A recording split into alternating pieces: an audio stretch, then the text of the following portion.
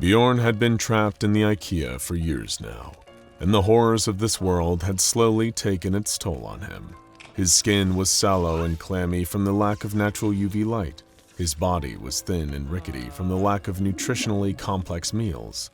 A person cannot survive healthily on canned meatballs alone.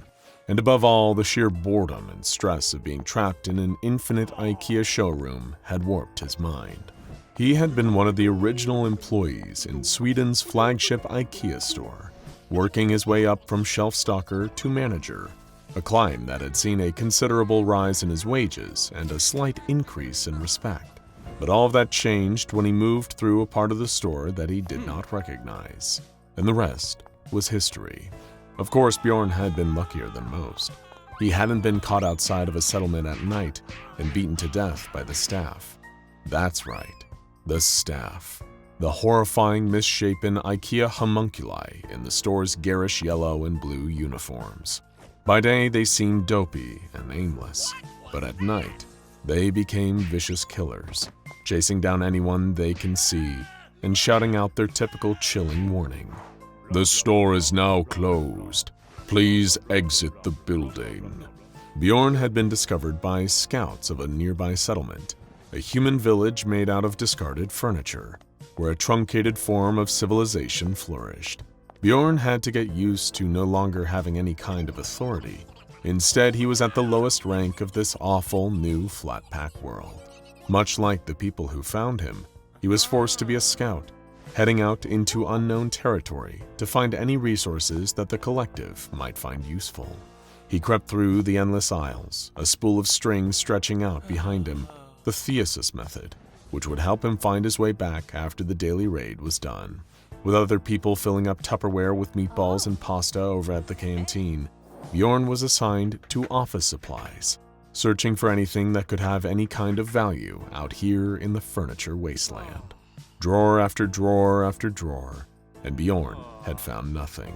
With the Ikea, known to the SCP Foundation as SCP-3008, being a kind of interdimensional nexus, occasionally interesting things would manifest in unexpected places, and those interesting things could occasionally be useful to the people trapped inside here. Once, they found an arc welder inside one of the display wardrobes, which had been vital in putting together fortifications. Another time, they found a handgun, which had saved several lives during an overwhelming attack from the staff. Bjorn was about to find something special too, just not in the way that he would have hoped. Inside one of the top left drawers of a flat-pack desk, he discovered what seemed to be an old Polaroid photo, depicting a horrifying face illuminated by a stark flash. It was long, pale, and gaunt, with wide eyes that betrayed possible blindness. Just seeing it caused a shiver to tiptoe its way down Bjorn's spine. But his witnessing of the photo caused far more severe reverberations outside. As you might expect, over in his containment cube in a classified Foundation site hundreds of miles away from SCP-3008, the Shy Guy began howling in horror and rage. It could always sense when it was being perceived, and it always chose to react in the most reasonable way imaginable for an anomalous entity with low self-esteem, finding and completely and utterly annihilating whatever had been unlucky enough to see it. And so it set off, running in the direction of the Ikea. At the same time, top-secret Foundation helicopters sped off into the distance to evacuate anywhere that might be unlucky enough to act as a transit point for SCP-096. Despite the hundreds of miles of distance, the monster reached the Ikea in less than 2 hours. The Foundation barricade and the personnel station there dissolved in anticipation of the monster's trajectory. As expected, when it arrived, it barreled straight through the glass doors of the entrance and hurtled, screaming, into the bowels of the store. In the 2 hours since Bjorn had discovered the photo, he continued his fetch quest, having no idea of the consequences that lay beyond the aisles. He suddenly heard the most terrible screaming as the monster ran in, a flailing blur of gray terror, its clawed hands outstretched to grasp him. Half a scream managed to escape Bjorn's throat before the monster was upon him, and moments later, there was nothing of Bjorn left. At least, all things considered, he wasn't trapped inside the infinite Ikea anymore. But now, SCP-096 was. It just stood there for a moment, confused by the new environment that it had found itself confined within. It wasn't used to being bordered on all sides by this eerily fake furniture, with no Foundation goons to poke and prod it, or try to slide a black bag over its terrible face. And naturally, in its confusion, the monster decided to just stand there and cry, its most depressingly common way to pass the time. And as night, as it was termed when the store lights went off in the roughly 12-hour cycle, approached, a gaggle of freakish, malformed staff members discovered the monster lurking inside their store. It was a complete aberration in the usual order of things. For a moment, things were at an odd kind of stalemate. Not having eyes, the faceless staff members couldn't really see SCP-096, meaning that their presence didn't trigger the monster's rage state. But because SCP-096 wasn't, strictly speaking, even remotely human, it didn't trigger the aggression of the staff either. The silent confusion wasn't broken until one of the staff members spoke, in a language that would have sounded like gibberish to anyone but each other or other non-human anomalies. "What are you just standing around for? We don't reward idleness here, sir," it said to a baffled SCP-096. "If you're here, you need to work." The staff members surrounded SCP-096, not attacking in a violent mob like they normally did, but instead forming a kind of fleshy wave that gently ushered the confused anomaly over to a nearby staff room. It was a place so dangerous that no human being trapped in the Ikea would ever even think to go there, but an entity as powerful as the Shy Guy had nothing to fear here. Unless, like all reasonable sapient entities, it feared working retail. The faceless Ikea flesh golems appropriated a yellow shirt and blue pants of appropriate sizes out of the lockers. Staff members didn't have standardized dimensions. Some had roughly human proportions. Others were freakishly tall or freakishly short. Others still had long limbs that dragged across the ground as they walked like chimpanzees. Others had short, stubby limbs, or no limbs at all, forcing them to crawl around on their torsos like inchworms. We bring all this up because thanks to the inherent unpredictable strangeness of the staff, they had uniforms in stock to fit all shapes and sizes. They managed to find pieces that looked downright tailor-made to the Shy Guy's monstrous physique. As soon as he was dressed up, they turned on a projector to show the confused beast an employee training video, depicting some of the standard duties of an Ikea entry-level staff member. Stocking the flat-pack shelves, maintaining the integrity of the display areas, refilling the canteens with meatballs and other fixings twice daily. Then there was cleaning the floors, violently attacking anyone who was sighted in the store past closing time, and disposing of any unsightly bodies afterwards. And SCP-096 already had pretty outstanding credentials at attacking people. It was also suffering from a case of low self-esteem and severe depression. So all it needed to do was get the hang of all those other tasks, and it would be a perfect retail worker here at the Infinite Ikea. First came stocking the shelves. The Shy Guy wasn't used to using its hands for anything other than ripping through barriers, helping it bound along at freakish speed, and grabbing its screaming prey. It took the staff supervisors a few attempts to teach 096 how to properly grip the large boxes. However, once the proper grabbing etiquette had been taught, the Shy Guy actually proved to be an absolute natural at the craft of shelf stocking. Thanks to its long arms and legs, when standing at full height, it was able to stack boxes containing extremely heavy deconstructed furniture on even the highest shelves. This was something that no other staff member had ever been able to do before. It immediately won SCP-096 the respect of its freaky, faceless peers in blue and yellow. Next came the task of maintaining the integrity of the display areas. This was a much more serious and complicated matter than its previous goal, a real trial by fire. However, once again, to the delight of the rest of the staff, SCP-096 seemed to once again rise to the challenge. After being shown the ropes by a slightly more senior faceless abomination, it was able to seamlessly wander through the store, putting down toilet seats that survivors had carelessly left up. It would prop up cabinets that had fallen during human raids, and generally neaten things up. It's possible that the Shy Guy found something quite relaxing and contemplative about the process, a nice distraction from the normally stressful nature of its life. This was yet another positive on its employee evaluation record, but there were more tests of the anomaly's work ethic to come. Next came refilling the food stations in the canteen. Due to hygiene regulations, the creature needed to wear gloves and a hairnet, despite being as bald as a stone. However, its more delicate, spindly fingers proved to be an asset here, compared to the lumpy, uncoordinated mitts of the rest of the staff. The Shy Guy, after a first few attempts, was able to dexterously ladle meatballs into the heated trays, where they would inevitably be later pilfered by human scouting parties. However, during the day, the staff believed these humans were valued customers who had as much a right to be here and enjoy the meatballs as anyone else. It was only after the store closed that they became filthy intruders who needed to be hunted down and destroyed at all costs. We'll get to that in a minute, don't you worry. Cleaning the floors was slightly more of a struggle for the Shy Guy, as cleanliness was a strange, abstract concept to a monster that spent the grand majority of its time either weeping or murdering. But when the staff had the bright idea of simply tying several brooms and mops to the creature's body as it loped around the store in a kind of aimless patrolling pattern, they found that it did the job well without even knowing what it was doing. At this rate, the Shy Guy was going to earn the coveted Employee of the Month award, which had previously only been held by a series of utterly indistinguishable faceless blob men. But it was in its next set of duties, the eradication of human overnight intruders, and the disposal of their bodies, where the Shy Guy would truly distinguish itself. After the unusual daytime disappearance of Bjorn, the nearest settlement, just one of the many scattered across the seemingly infinite expanse of the store, began dispatching research and documentation parties. There was a growing morbid urgency behind the missions.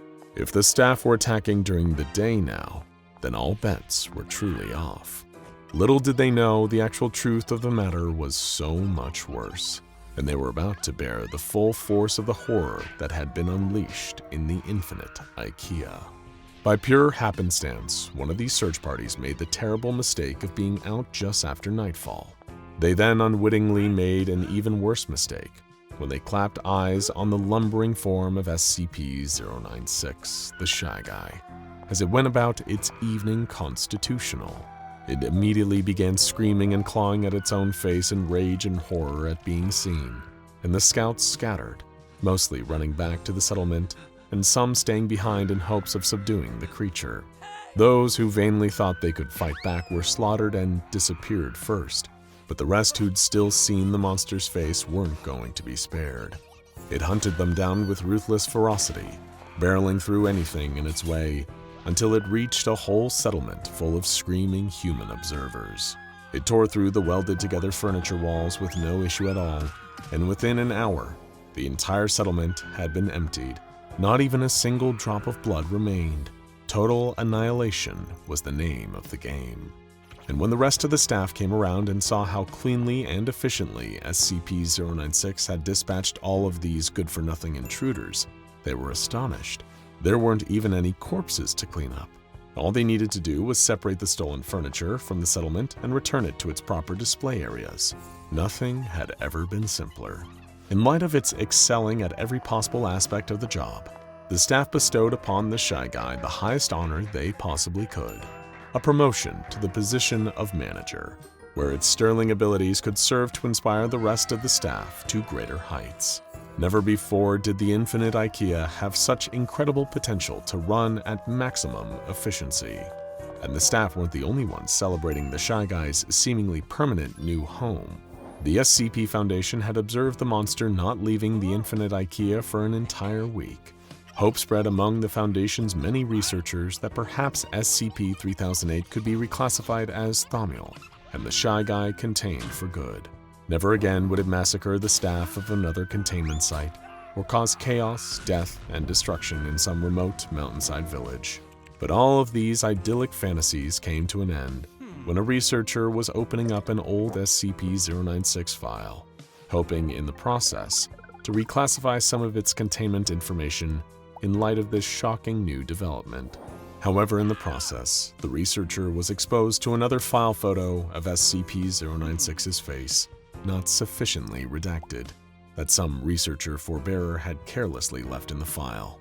Back in the infinite Ikea, SCP-096 suddenly went berserk, going through all the standard motions, screaming, sobbing, clawing at its own face. It was a terrible shame, really. It had truly been happy here in this place, with all these new creatures that truly appreciated it. But there's only ever so much that you can change in your nature. In a flash of gray, SCP-096, pulled along by psychic impressions, ran for the exit. "There he goes," one staff member said to another. "The best manager we ever had." Oh god, I'm trapped in the infinite Ikea. How long have I been in here? Can I get out? How can I get out? How can I survive the vicious staff of the infinite Ikea and work with the other survivors in this terrifying endless building? Okay, let's start from the beginning.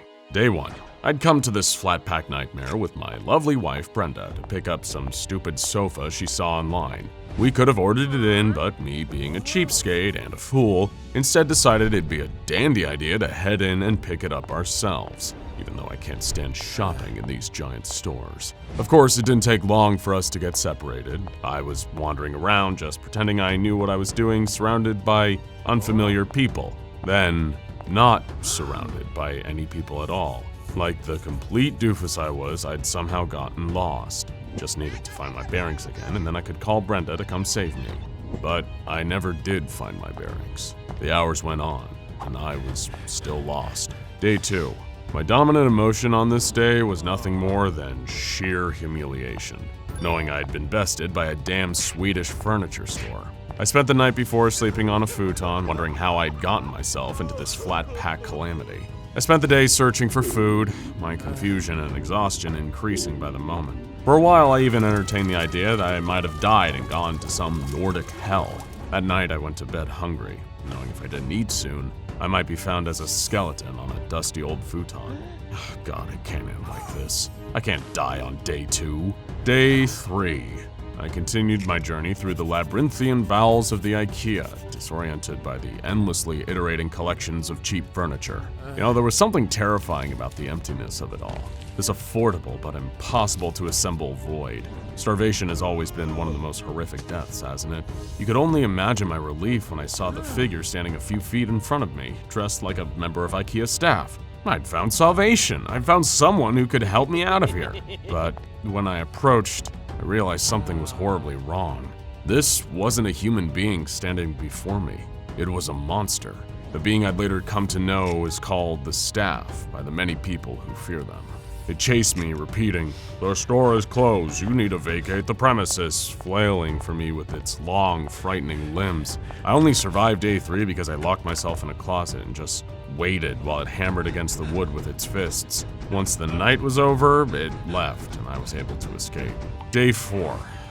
I was feeling some intense hunger pangs on this day, not to mention the fact that I now knew there were monsters out there just waiting to beat me to death if they caught me when the lights turned down. Needless to say, I wasn't in the best headspace and I didn't have enough charge on my phone to justify opening up my meditation app. Then I found Nirvana. I found the cafeteria stocked full of delicious, warm Swedish meatballs. You know, no food has ever tasted so sweet to me. And this delicious meal also gave way to one of the most exciting new developments, Gloria. Gloria was a veteran. She taught me everything I needed to know about this place. Even on the first day I met her, she felt like someone I'd known for years. It was her that took me back to her home in this place. A little fortress made of Ikea furniture filled with a whole community of other people trapped in there. It was like being allowed into the Garden of Eden. Day 5, and it feels good to be alive. I met up with all the different people around the camp. They tell me the most bizarre and fascinating stories. This sounds crazy, I know, but I get the sense not all of them came from the same place as me. Different Ikeas in different countries, or maybe, even as nutty as it sounds, from different worlds. One guy, Tony, who's been trapped in here for a year and some change, we got to talking about different vacations we'd taken on the outside. He told me he was from New York, and I told him I visited there once, and I'd love going to see the Statue of Liberty up close. That's when he told me that he'd never heard of the Statue of Liberty. You know, I didn't know what to make of that. Strange little details aside, I couldn't be happier to be there with other people. The next step would be finding a way out of here, and back to Brenda. Day 6. Gloria and several others led me out on our first excursion. Missions where the goal was to collect more food and supplies and map out the surrounding area. I nearly jumped out of my skin when I saw a staff member standing in our path at one point, and the others all just laughed at me. The staff member just stood there, placid and still. Gloria told me that it's okay. The staff are harmless during the day. It's only nighttime when they enter their pattern of aggression. So long as you don't get lost during the daytime, you're generally fine. The team often used string, like Thesis, to trail behind them and ensure they don't get lost. It was clear they'd been here long enough to work out systems for every possibility. Felt like I was in good hands with them. We collected meatballs and some rugs to fortify the walls and headed back. Day 7. This was the first night that we had to fend off a full-on attack. Those monsters, the staff, came at us in huge groups, pounding at the outside of our perimeter with their balled fists. It was terrifying.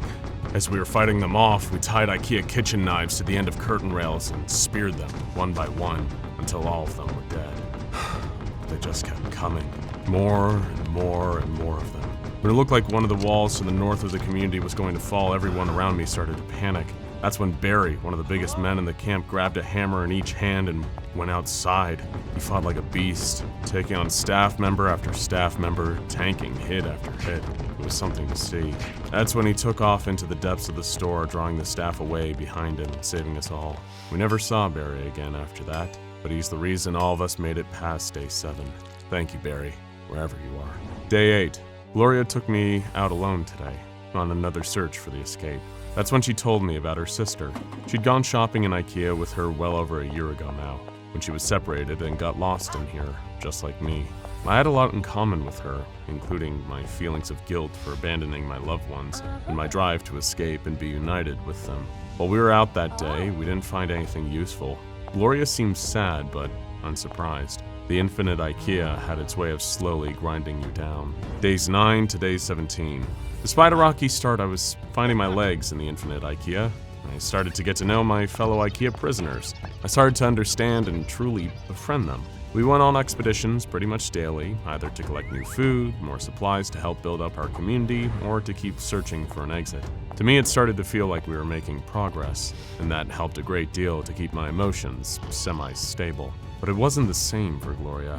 After all, she'd been here for so much longer than me, and she had her sister to consider on the outside. To her, these routines I was becoming part of now felt like a prison within a prison. She was trapped. Had her sister forgotten her out there? Had she been declared dead? Were people even still looking for her? And it was on day 18 that it all got a little too much for poor Gloria. She snuck out of the camp at night, when the staff were most active trying to find the exit.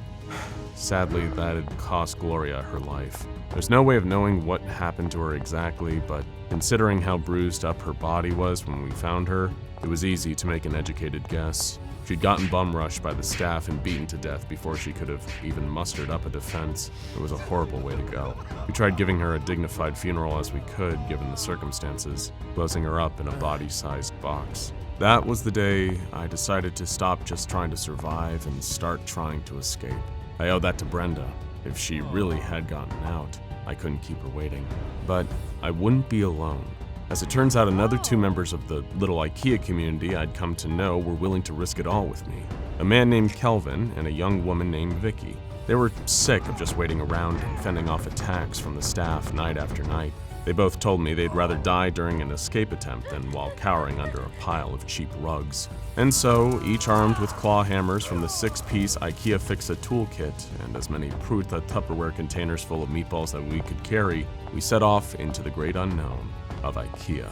We traveled for weeks, marking our tracks on the ground with the Mala mixed colors chalk selection so we never got caught going in circles. One day bled into the next. Nights were spent trying to hide in closets and bathtubs while the staff hunted relentlessly for people just like us. Every single time, we got lucky. That is, until day 41.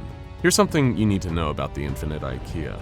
You're probably already aware, if you're watching this, that the 24-hour cycle of night and day is dictated by the store lights up above. But the space between day and night isn't a gradient here, it's a cliff. You can be minding your own business when suddenly, pitch darkness, and now the staff are on your ass. At That's exactly what happened on day 41.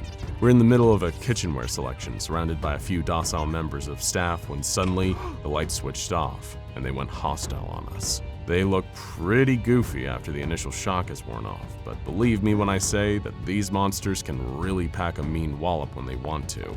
And we received a reminder of this unfortunate fact that night. The staff swarmed us, repeating that awful phrase, "The store is closed, you need to vacate the premises," while they struck and flailed at us. If it wasn't for our trusty claw hammers, we would have been dead that night. Thankfully, we were able to give better than we were getting. We managed to kill a decent number of staff members, and then make a run for a section with better hiding places. Myself, Vicky, and Kelvin all stowed away in a large wardrobe, until we saw light flickering through the crack in the door, like we were rejected extras for some painful community theater take on the Chronicles of Narnia. But while we survived that night, we didn't survive unscathed. My face was swollen from a nasty punch one of the staff members dealt me, and from the pain in my chest, I might have been dealing with a few broken ribs. Kelvin sprained his ankle during the escape, and Vicky had a cut on her forehead from when one of the staff members kneed her in the face during the fray. You never win these fights, you just survive them.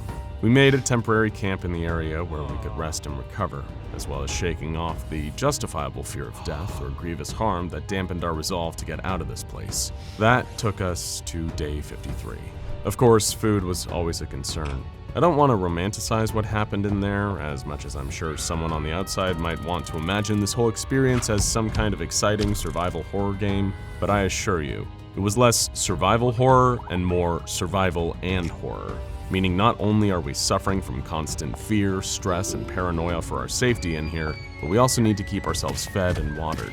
You're just as likely to die from starvation in here as you are to be beaten to death. We went in search of another Ikea kitchen where we could fill up on more water and meatballs, your lifeblood in a place like this. It took us several more days of searching and hiding, before we hit pay dirt. By the time we actually got our hands on the food and water, we were starving and practically coughing up dust. Those meatballs were the most delicious food I've ever tasted, and I could tell from their faces that Kelvin and Vicky felt exactly the same way. Though at the moment, I told myself when I get out of here, I'd never eat another meatball. It'd probably give me war flashbacks, or I guess store flashbacks. We filled up our Tupperware and shoved them back into our Ikea proving backpacks. Then we needed to keep moving, keep searching, and keep marking the ground behind us as we fanned out into the great flat pack yonder, avoiding confrontations wherever we could. The three of us still had no idea what insanity was waiting for us out there. We had no idea that there were even more dangerous things than the staff lurking in the shadows. Day 68. Of course I kept count, writing it down on the back of my Jetlick coloring book. Trust me, when every night could mean a horrible death, you keep track of the nights. Not a single one of them escapes you. At a certain point, I think we all adapted in our own way. It was back to caveman times again, learning to be like our primal ancestors, hiding away from the dark and the monsters that hid there. So it was extremely surprising for us to get the most brutal attack during the day. At first, I thought we were being attacked by the staff during daylight hours, like a bolt from the blue. That's when we noticed they weren't attacking with their hands. They were all holding kitchen knives, holding us up like bandits. That's when we realized what had actually happened here. We weren't being attacked by the staff. We were being attacked by other humans dressed like the staff, wearing their hollowed-out heads like grisly masks. They told us that we were coming with them, and if we resisted, they'd cut us to ribbons. And seeing as none of us were movie action heroes, we thought it'd be best to do exactly what they said. This is how we fell into the clutches of Generalissimo Vardagan. Day 69, but things were not nice. I get it, yeah, haha, funny, nice. I don't know if I'd mentioned this before, but the community I became part of in the Infinite Ikea after meeting Gloria was just one of many. Nobody knows exactly how many people are trapped in here. I'm hardly a martyr for spending 68 days in there. I know people who've been trapped in there for years, who've given all hope of escape and accepted their lot in life. They became the elders of a lot of these communities, helping others adjust. Though, Of course, Generalissimo Vardagan was not one of these people.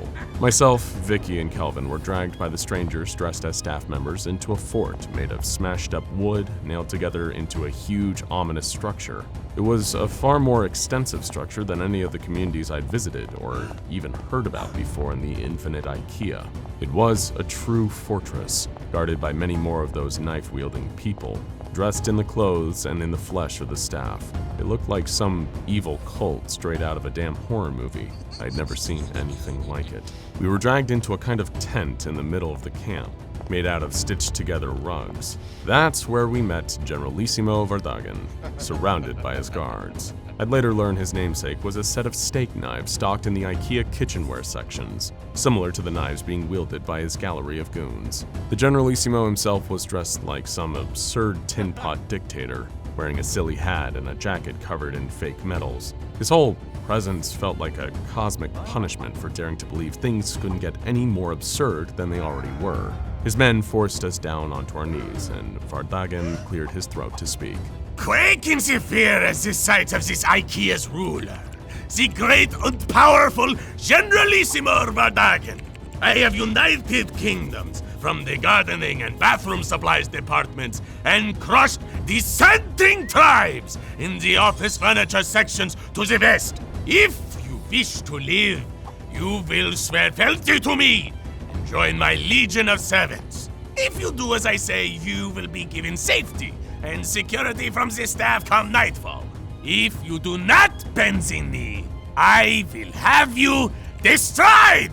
By the time his little spiel was done, the man was red in the face and sweating profusely. It was clear that, much like your average IKEA shelving unit after a couple weeks of use, the great Generalissimo Vardagan had a few screws loose. None of us liked the idea of becoming slaves to some flat-packed Genghis Khan, so we tried to persuade him to just let us go, telling him that we hoped to escape the store, and with our help, he could escape too. That's when we learned a sobering lesson. For some people, life inside the infinite Ikea was better than life outside. In the real world, the Generalissimo had been a twice-divorced ex-salaryman with nothing to his name but debts and regrets. But here, he was a demigod, a leader among the rest of us mere mortals. Why would he ever want to go back to the world that had given him nothing and taken everything? Day 70 to day 84. We were forced into weeks of hard labor after that, toiling under the Generalissimo and his gang of brigands. The soldiers worked us like dogs, making us carry food and furniture back to the Generalissimo's Scandinavian furniture fortress. One day bled into the next. The best I could say about any of this was at least we were safe behind the walls of the fortress at night, so we didn't need to worry about getting murdered by the staff in our sleep. However, tragedy struck again on day 85. Kelvin couldn't take the work anymore. One day, I think his mind just snapped. He refused to follow orders from the Generalissimo and his lieutenants, even when they threatened him with death. Sadly, that night they would prove that this wasn't just some empty threat. When night fell, they tied up Kelvin's arms and legs and left him outside the fortress. We were just forced to watch as the staff assembled and beat our friend to death while he lay there unable to defend himself. Even in all the time I'd spent in the infinite Ikea, that was the most harrowing thing I'd ever seen. But in one of the few acts of righteous cosmic justice that we'd seen since being trapped in here all those months ago, just a few days after Kelvin's brutal execution, day 90, the day of the revolution. While I'd love to tell you that I started this, there are no heroes in this story. I just happened to be the one telling you about it. Some internal conflict between the Generalissimo and his men boiled over into a kind of civil war that tore the fortress apart from within. Vicky and I escaped, but in different directions. I'd like to imagine she got out in the end. It helps me sleep at night. But one thing I will tell you, Generalissimo Vardagan found out what happened to tyrants, big and small, when his closest confidants give him the Julius Caesar treatment with the knives from which he took his name. I don't think there's anything wrong in taking a little joy in that. For days afterwards, I just walked. I felt so empty, but I refused to just lay down and let myself die. Even though so much of the hope had been beaten out of me, I couldn't betray Brenda by just giving up in here. It wouldn't be right. It just wouldn't be right. The days ticked on and nothing changed. I had no food, no weapons, and I was getting so tired. Then night fell, and the staff started chasing me. They seemed even more aggressive than before. I couldn't fight. All I could do was run. I ran and I ran and I ran, not even looking where I was going as the crowd of staff started catching up with me. Getting closer and closer, I ran until there was a doorway before me. I didn't even think. I just was trying to get away. That's when I noticed that the store's roof was no longer above me. For the first time in 100 days, I was once again tasting fresh air. That's right, folks. On day 100, I was out. I truly made it out. This victory, however, was short-lived. A group of about 6 staff members burst out of the front door behind me, charging towards me with ferocious speed. I couldn't move. All I could do was grit my teeth and wince, ready to accept my death at what had otherwise been the high point of my recent life. What a depressing irony that would be. But instead, gunshots rang out through the air. A hail of bullets cleaved through the staff members, dropping them to the ground mere feet away from me, stone dead. That's when I turned to see a group of men with assault rifles and tactical gear walking towards me. In any other situation, this might have been terrifying, but right then, it was the happiest moment of my life. These men took me away from the parking lot of what is now an abandoned Ikea. They told me they were from a group called the SCP Foundation, and that I'd been declared missing for some time now. I didn't care about any of that. I just asked them if Brenda had gotten out. If she hadn't escaped too, then this was all for nothing.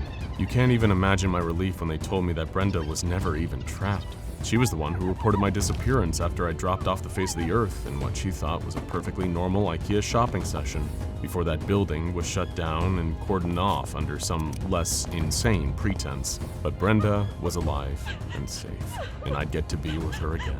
I have no shame in telling you I cried, but I'd like to specify that they were absolutely tears of joy. The men from the SCP Foundation told me that they'd give me a medicine that had helped me forget all this after I told them my story, and there's no part of me that has a problem with that. Some things are better left forgotten. But before the SCP Foundation wipes it all away from my mind and I get to go live with my beloved wife once more, this was how I survived 100 dreadful days in the infinite Ikea. Okay, this isn't good. I know you have no idea who I am, have no reason to care, but my lovely wife Brenda and I got ourselves into kind of a sticky situation here. We just wanted to go shopping, gosh darn it, and now we're trapped in here. I think there are monsters. Oh God, this is horrible. I'm so scared, not just for my life, but for hers. And worst of all, why does it feel so oddly familiar? Okay. Gotta keep a cool head. How did this all begin? It'd been about a year since the incident. We don't like to talk about it much. My psychiatrist tells me that after I was kidnapped by that mysterious international criminal organization and kept in their clutches for 100 days, it's likely I repressed most of the memories to avoid the trauma. He told me it's an extremely common reaction. So common, in fact, that even Brenda can't fully remember the exact circumstances of my kidnapping. Just her immense gratitude when the FBI brought me home. Eventually, we moved out of our old place. Too many dark spots. Into a new apartment in a different town in a different state. You know, things were good until one day we realized we didn't have a coffee table. Now, who can live without a coffee table these days? So we decided to make our way to the local Ikea to buy a Truhlstorp coffee table. Brenda wouldn't let me go alone. She never lets me out of her sight anymore since I was kidnapped. Neither of us had been to an Ikea in over a year, so naturally we found it easy to get lost in there. Those warehouses are confusing after all. But this time, it was different. We were lost for hours on end. We even started calling out for help, but we never got any reply. And after what must have been closing time, the overhead light shut off. Well, we were less than calm about it. As the day passed, the two of us stuck together. We watched enough Scooby-Doo cartoons in our youth to know that splitting up to cover more ground is the quickest way to get irreparably lost. That being said, it's not like sticking together did us any better. We kept wandering through the different departments, wondering if we passed that long-marked cabinet or that Kopang chest of drawers before. We walked until our legs ached, trying to stay strong for each other. It's impossible that we'd be trapped in here. Sure, I know that warehouses can be a little overcomplicated, but this is ridiculous. By the time the day ended, or at least by the time the store's lights turned off, we were able to find a Slatum queen-size bed to rest for the night. Maybe we'll be able to find our way out tomorrow. How long have we been in here? I checked the date on my phone. 72 hours. Though of course there's no internet or cell service in here. Naturally, Brenda and I get up when the lights turn on and start walking again. Surely anyone who walks for long enough has to find something, right? We both hold this hope in our hearts as we pass what feels like miles of cheap, flat-pack display furniture, wondering what on earth is going on. Sometimes we see figures moving in the distance. Part of me can't help but wonder if they're really there or if I'm just losing my mind in here. Difficult to say. It feels hyperbolic to even express this thought, but there's something oddly frightening about the things I see out of the corner of my eye. I start to get the sense that we're not alone in this strange place. And frighteningly, I don't know if not being alone in here is really such a good thing. At least we have each other in here. Oh god, oh god, oh god, things just got a lot worse. So, Brenda and I were walking down one of the many latticed aisles of the kitchenware department when the lights shut off. Thankfully, we'd picked up a pair of Friel rechargeable flashlights, so moving in the dark was no longer a deal breaker for us. Goody goody. Or at least that's what I thought, until we encountered something horrific in there. Look, Brenda said, pointing into the distance. It's a member of staff. I couldn't tell you why, but the second Brenda said that, a chill went down my spine. It was like the lingering after effects of some memory I couldn't recall.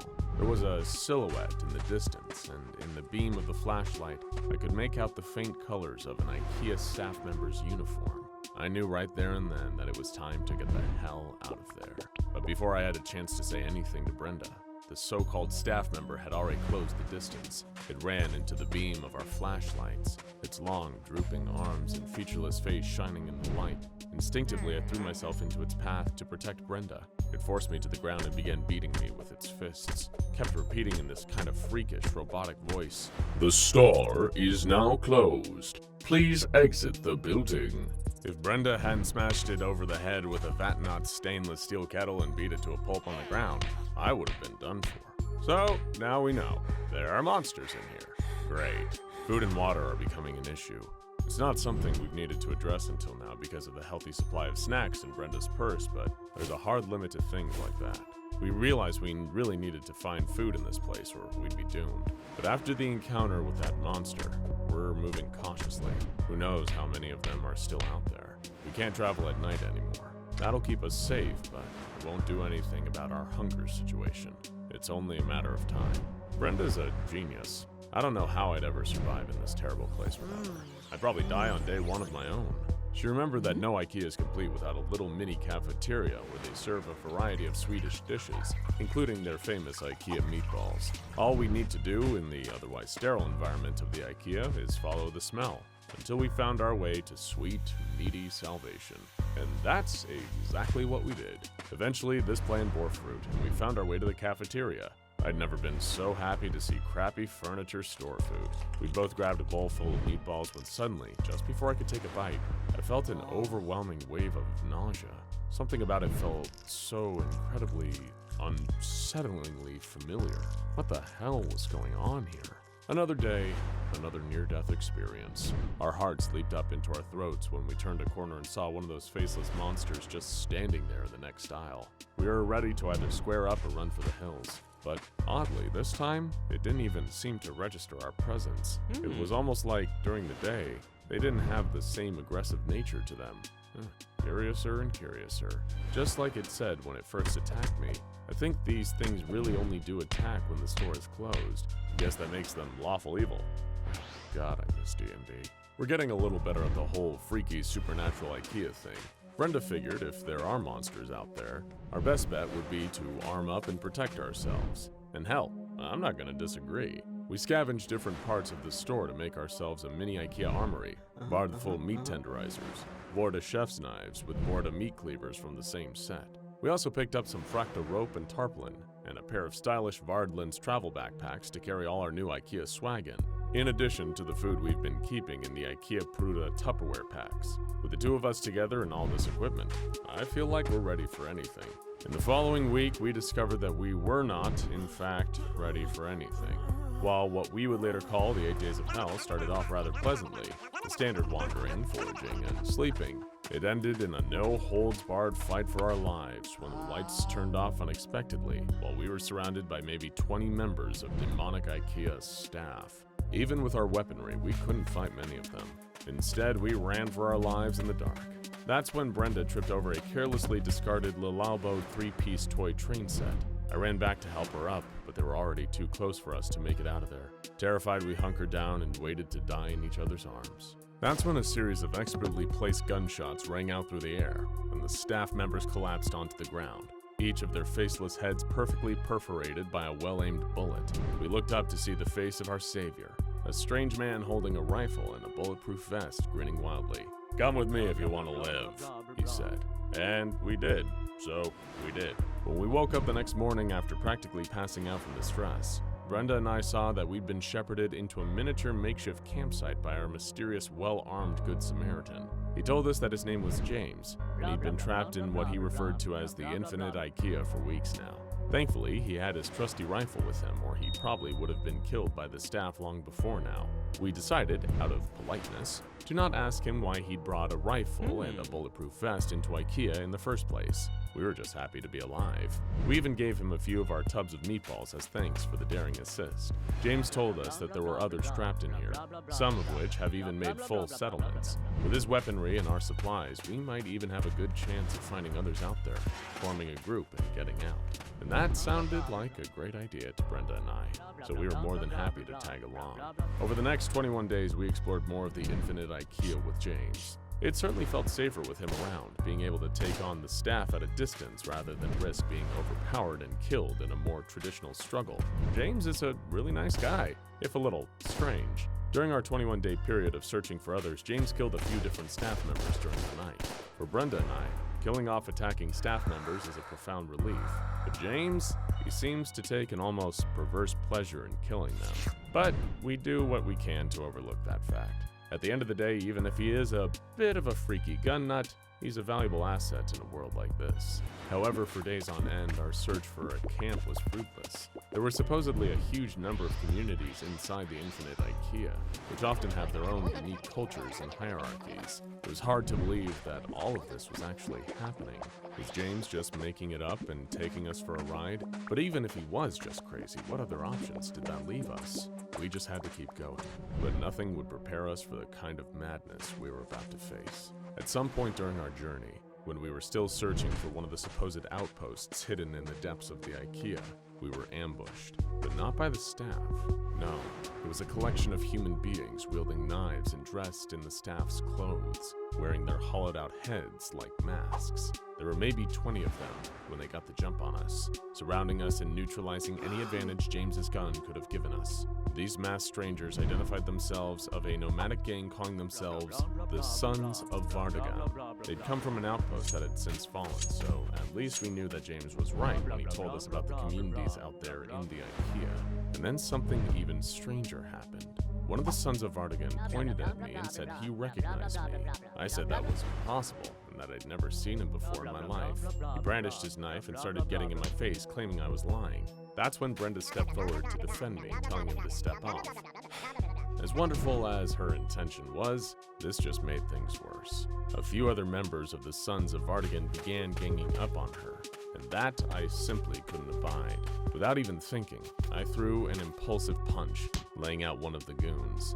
That turned all heads my way and gave James an opportunity to take his chance. He turned his rifle towards some of them and opened fire, killing several of them and scattering the rest. Maybe we were better at this whole survival thing than we thought. Over the next couple of weeks, we continued our search, our confidence bolstered by our win against the Sons of Vardagan. We made occasional stops, searching out cafeterias to refuel our meatball supply. You need protein in the Infinite Ikea. At some point during the journey, James asked Brenda and me a strange question. Have you ever heard of the SCP Foundation? While neither of us could answer that question, there was a strange, faint memory of that name. Was it some kind of charity? Maybe a government thing? I don't know. But something about it, just like so many other elements of this impossible situation, is eerily familiar to me. I just don't understand. I just don't get it, and it frightens me. 68 days into our confinement, we found something horrifying. One of the camps that James had alluded to earlier, or at least what was left of it. The walls were broken down, and the courtyard area of this makeshift community was littered with corpses. Brenda and I were horrified by the sight of what seemed like some kind of massacre. James just strode forward into the camp, observing the aftermath of some unknown carnage. Looks like we got here too late, he said. Shame. A real shame. James advised us to collect any resources worth taking from the ransacked camp and moving on. No point crying over people we never even knew. But looking at the bodies, part of me felt as though I had known these people once, perhaps in another life. I got closer to one of these deja vu-inducing bodies and noticed something strange. The body had gunshot wounds. Over the next 4 days, a nightmare erupted.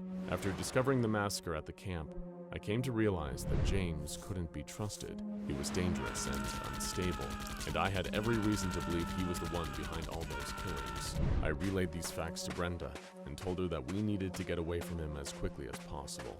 But when we attempted to escape, he caught us and held us at gunpoint. He seemed intent on killing both of us. He was bigger, stronger, and better armed than the two of us, so all I could do was distract him and hope for an opportunity to turn the tables. I asked him who he really was and why he was here.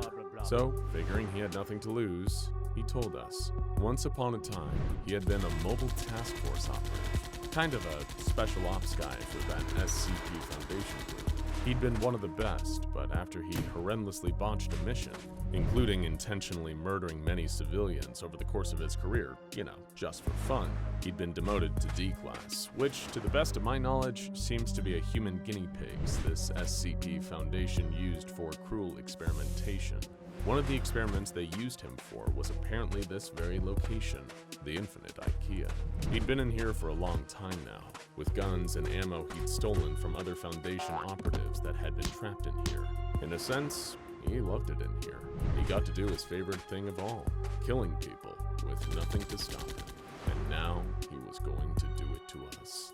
I hugged Brenda tight. I was sure this would be our last moments. James leveled the barrel of his rifle at us and prepared to fire, when two figures emerged from the darkness behind him, wielding knives and hammers. It was a woman and a large man. They lunged at James and struck him again and again and again, until he collapsed to the ground, bleeding, dying, gone. These two people then looked up at me with a sense of recognition and amazement, and at that moment, I realized that I recognized them too. They were Vicky and Barry. I knew them. I'd been here before. Over the next several days, it all came back to me. The 100 days I'd spent in the Infinite Ikea before. Well, going on 200 days now. The friends I'd made and lost. The strength I'd gained. I'd never been kidnapped. That had just been a cover story formulated by the same SCP Foundation that produced that gun-toting maniac James. Brenda was amazed to hear all this, and I was both amazed and delighted to see that Vicky and Barry had survived. We believed that Barry had died after leading the staff away from the encampment, but as it turns out, some people are just too badass to kill. My memories were hitting me like a high-pressure fire hose now, washing away the cobwebs and giving me a kind of clarity that I hadn't known in an entire year. And in that glorious moment, I remembered I'd gotten out of here before. I could get us all out of here again. The route was somewhere inside me. I just needed to follow it. Day 200. I remembered somewhere deep down that I needed to keep moving. I led Brenda, Vicky, and Barry behind me. They trusted me, and their trust would be rewarded. Step after step, hour after hour, until eventually we arrived. Light filtered through the glass double doors. A smile spread across my face. Our breath quickened. Barry began to tear up. After all this time, we'd finally found our way out. We officially survived 200 days in Ikea. As we stepped closer, the automatic doors opened, as though it was congratulating us. We held hands and stepped out into the light together. When an anomaly is first detected by an SCP Foundation field agent, it's up to the Foundation's mobile task forces to tag and bag the impossible entities before they can do any more harm. Sometimes these retrievals are uneventful, other times, not so much. Especially when they're dealing with brutal forces of nature like SCP-096. Also known as the Shy Guy, a creature that, from the very first interaction with the Foundation, had a reputation for being dangerous and needed to be feared. A series of vague sightings and mysterious disappearances up in the frosty mountains of the Yukon first sparked the Foundation's interest. When they were certain that they had an anomaly on their hands, two retrieval teams, Zulu 9A and Zulu 9B, were dispatched to secure and contain the entity. Zulu 9A took the lead in a heavy-duty chopper, equipped with 50 caliber GAU-19 heavy machine guns, and carrying an AT-4 anti-tank launcher. They were prepared for anything, or so they thought. as they established a visual on SCP-096 while 2 clicks away from the target. They couldn't get a clear line of sight on the creature, but it appeared to be stationary, docile, and was making no attempt to flee. Piece of cake, right? Little did they know that SCP-096 was just looking away from them. If it was facing towards them, it'd be a whole different horror story, as Zulu 9A were about to find out. The team landed their helicopter next to the creature and were shocked to see that it was completely naked, in spite of the sub-zero temperatures all around them. The creature was unnaturally thin, as though it had been starved for weeks, with bone-white skin and unnaturally long limbs. The team guessed that the creature's arms must have been at least 1.5 meters long, but its docile nature and insubstantial body mass gave the impression that it wouldn't prove too difficult to contain. That is, until they saw its face. Zulu 9A's captain was the lone survivor of the incident, as he was lucky enough to be looking away when the creature turned towards his team. The rest of the squad ended up staring eye to eye with SCP-096, and from that moment on, wasn't docile anymore. The creature began to whimper, then cry, then sob uncontrollably in a way that sounded eerily human. This sudden change in temperament startled the rest of Zulu 9A, and they opened fire on the creature. Under the hail of gunfire, SCP-096 entered a murderous frenzy and began tearing into the hapless squad of soldiers. While its flesh and organs did seem to take damage as a result of the barrage of 50 caliber rounds from the helicopter-mounted machine guns, its skeletal structure remained intact, and it continued its onslaught, tearing the team limb from limb, even after they'd blown practically all the flesh from the creature. The AT-4 anti-tank launcher proved equally ineffective at stopping SCP-096 while it was in attack mode. And it was only after slaughtering the entire team that it returned to its docile state. Nobody knows exactly what the creature did to Zulu 9A after the gunfire started, but no trace of the team was left behind. Zulu 9B touched down soon after, and with a grave warning from the captain not to look at the creature's face, they were finally able to subdue it. A bag was placed over SCP-096's face, which seemed to soothe it enough to move it to a nearby Foundation facility. Little did they know, they just obtained one of the deadliest SCPs of all time. And while it may have been under lock and key for now, it seemed inevitable that it would get out and cause more violence and chaos. Research and containment procedures for the SCP-096 were put under the command of Dr. Dan, a senior researcher at the site. It was his job to find out exactly what this being was capable of. The more he tested, the more he realized that they were dealing with something truly terrifying. Disposable D-Class personnel were used to figure out exactly what it was that caused the creature to enter its attack mode. Just as it had during the initial retrieval mission, SCP-096 went berserk when any of the attending personnel saw its face. In this stage, it would enter a period of considerable and unstoppable distress for 1 to 2 minutes, covering its face and wailing loudly. When the period of distress ended, the creature would mercilessly slaughter every D-Class that had seen its face, and just like with Zulu 9A, no trace of their bodies would be left behind. Dr. Den was horrified and intrigued by this phenomenon. The creature killed anyone that saw its face directly, but could the same be said for indirect depictions of the creature's face, such as images and videos? Dr. Dan was desperate to find out. More D-Class personnel were brought in to test this, to frightening results. Dr. Dan found that the creature did indeed still enter attack mode when people saw pictures and videos of SCP-096's face. The creature seemed to have an innate sense of when people were viewing these representations, even when it should have had no conceivable way of knowing. It didn't matter how far away or how many barriers were in place between the viewer and the creature, the attack mode would still activate. And once it did, it seemed as though nothing could stop the creature from hunting down the one who saw its face. With all of this new data, special containment procedures were devised to keep the creature safely under lock and key. Its cell was a 5 meter by 5 meter by 5 meter airtight steel cube, fitted with advanced pressure sensors and laser detectors to ensure that SCP-096 remained in its cell without risking anyone having visual contact with the creature's face. All cameras and video equipment were strictly forbidden, and weekly checks for any cracks or holes in the containment cell were mandatory. Of course, none of this would stop the creature if anyone somehow saw its face. In order to solve that little problem, Dr. Dan would need to continue his research. To find a method of subverting the creature's deadly glance, they needed to know exactly what they were dealing with. But how could they? when even a glance at a photo or video of the being meant certain death. A potential solution was proposed, creating an artistic representation of the creature's face, something that hadn't yet been attempted. But how would they achieve such a feat? Simple. They'd procure a D-class prisoner with some artistic talent, and they found one who had been a tattoo artist before becoming a Foundation guinea pig. Dr. Dan formulated an ingenious plan for keeping this D-class alive for long enough to accurately draw an image of SCP-096's face. He would be placed in a bathysphere diving bell several kilometers underwater and tens of kilometers away from the containment cell where the SCP was being held. The D-class was made to look at a photograph of the creature's face and then replicate that image in a pencil sketch. Dr. Dan first confirmed that the creature's attack mode is only activated by the creature's face by having the D-class look at a series of photos of the SCP's body parts, one by one, finally finishing with its face. The D-class began drawing and even remarked on how creepy the SCP's facial features were, despite not knowing the deadly context. Meanwhile, back in its containment cell, SCP-096 sensed someone viewing its face and entered its inconsolable crying state followed by its attack mode. It broke out of containment easily and began making a beeline for the D-class, traversing the miles between it and its prey. The D-class didn't know it, as he locked the finished drawing into a separate, autonomous submersible, but he was already dead. As the drawing made its way up to a researcher on the surface, SCP-096 dived into the water and started swimming down towards the artist. Minutes later, the bathysphere was breached, and the D-class was torn to shreds.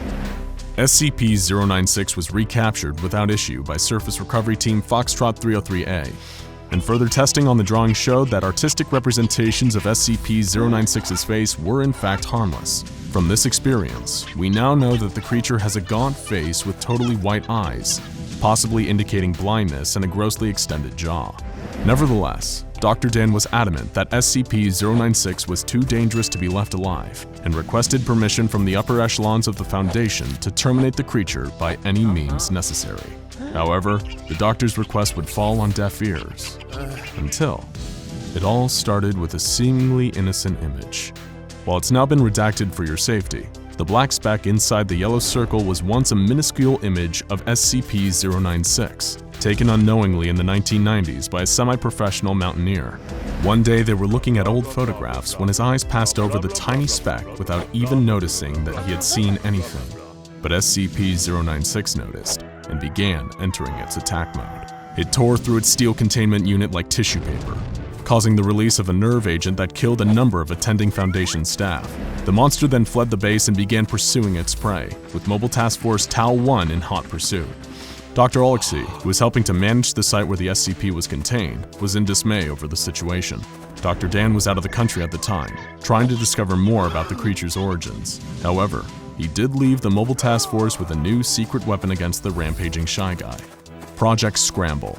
Scramble were state-of-the-art goggles featuring a new technology created by Dr. Dan, which, using artistic renditions of 096's facial features, could detect and scramble the features of SCP-096 into an unrecognizable form, preventing the normally deadly effect of gazing upon its face. In theory, this would allow MTF Tau-1 to engage safely with 096 once its prey had been eliminated and bring it back into containment. But disaster struck on two fronts. First, the prey in question was located in a population center, creating the potential for a huge loss of life. And the second bigger problem was that the scramble technology didn't work, as stray pixels of the creature's face would reach the eyes of the task force before the internal microprocessor had time to scramble them. The mission turned into a death sentence, as SCP-096 slaughtered almost the entire task force, as well as a number of civilians in town, including an infant and its entire family. It was a monumental disaster, made even worse by a final revelation.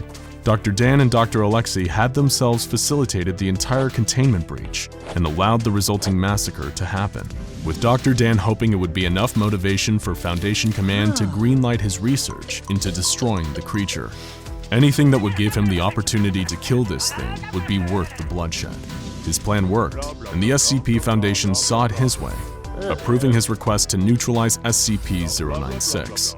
However, success comes at a cost for Dr. Dan.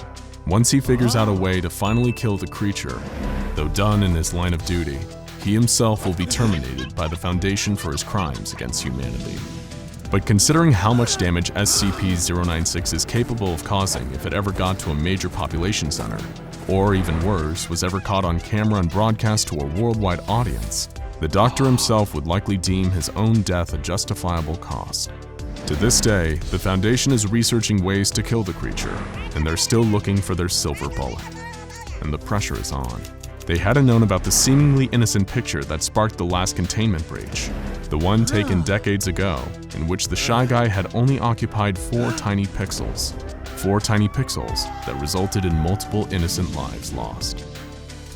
So be careful where you look, because who knows how many other photos of the creature are lurking out there.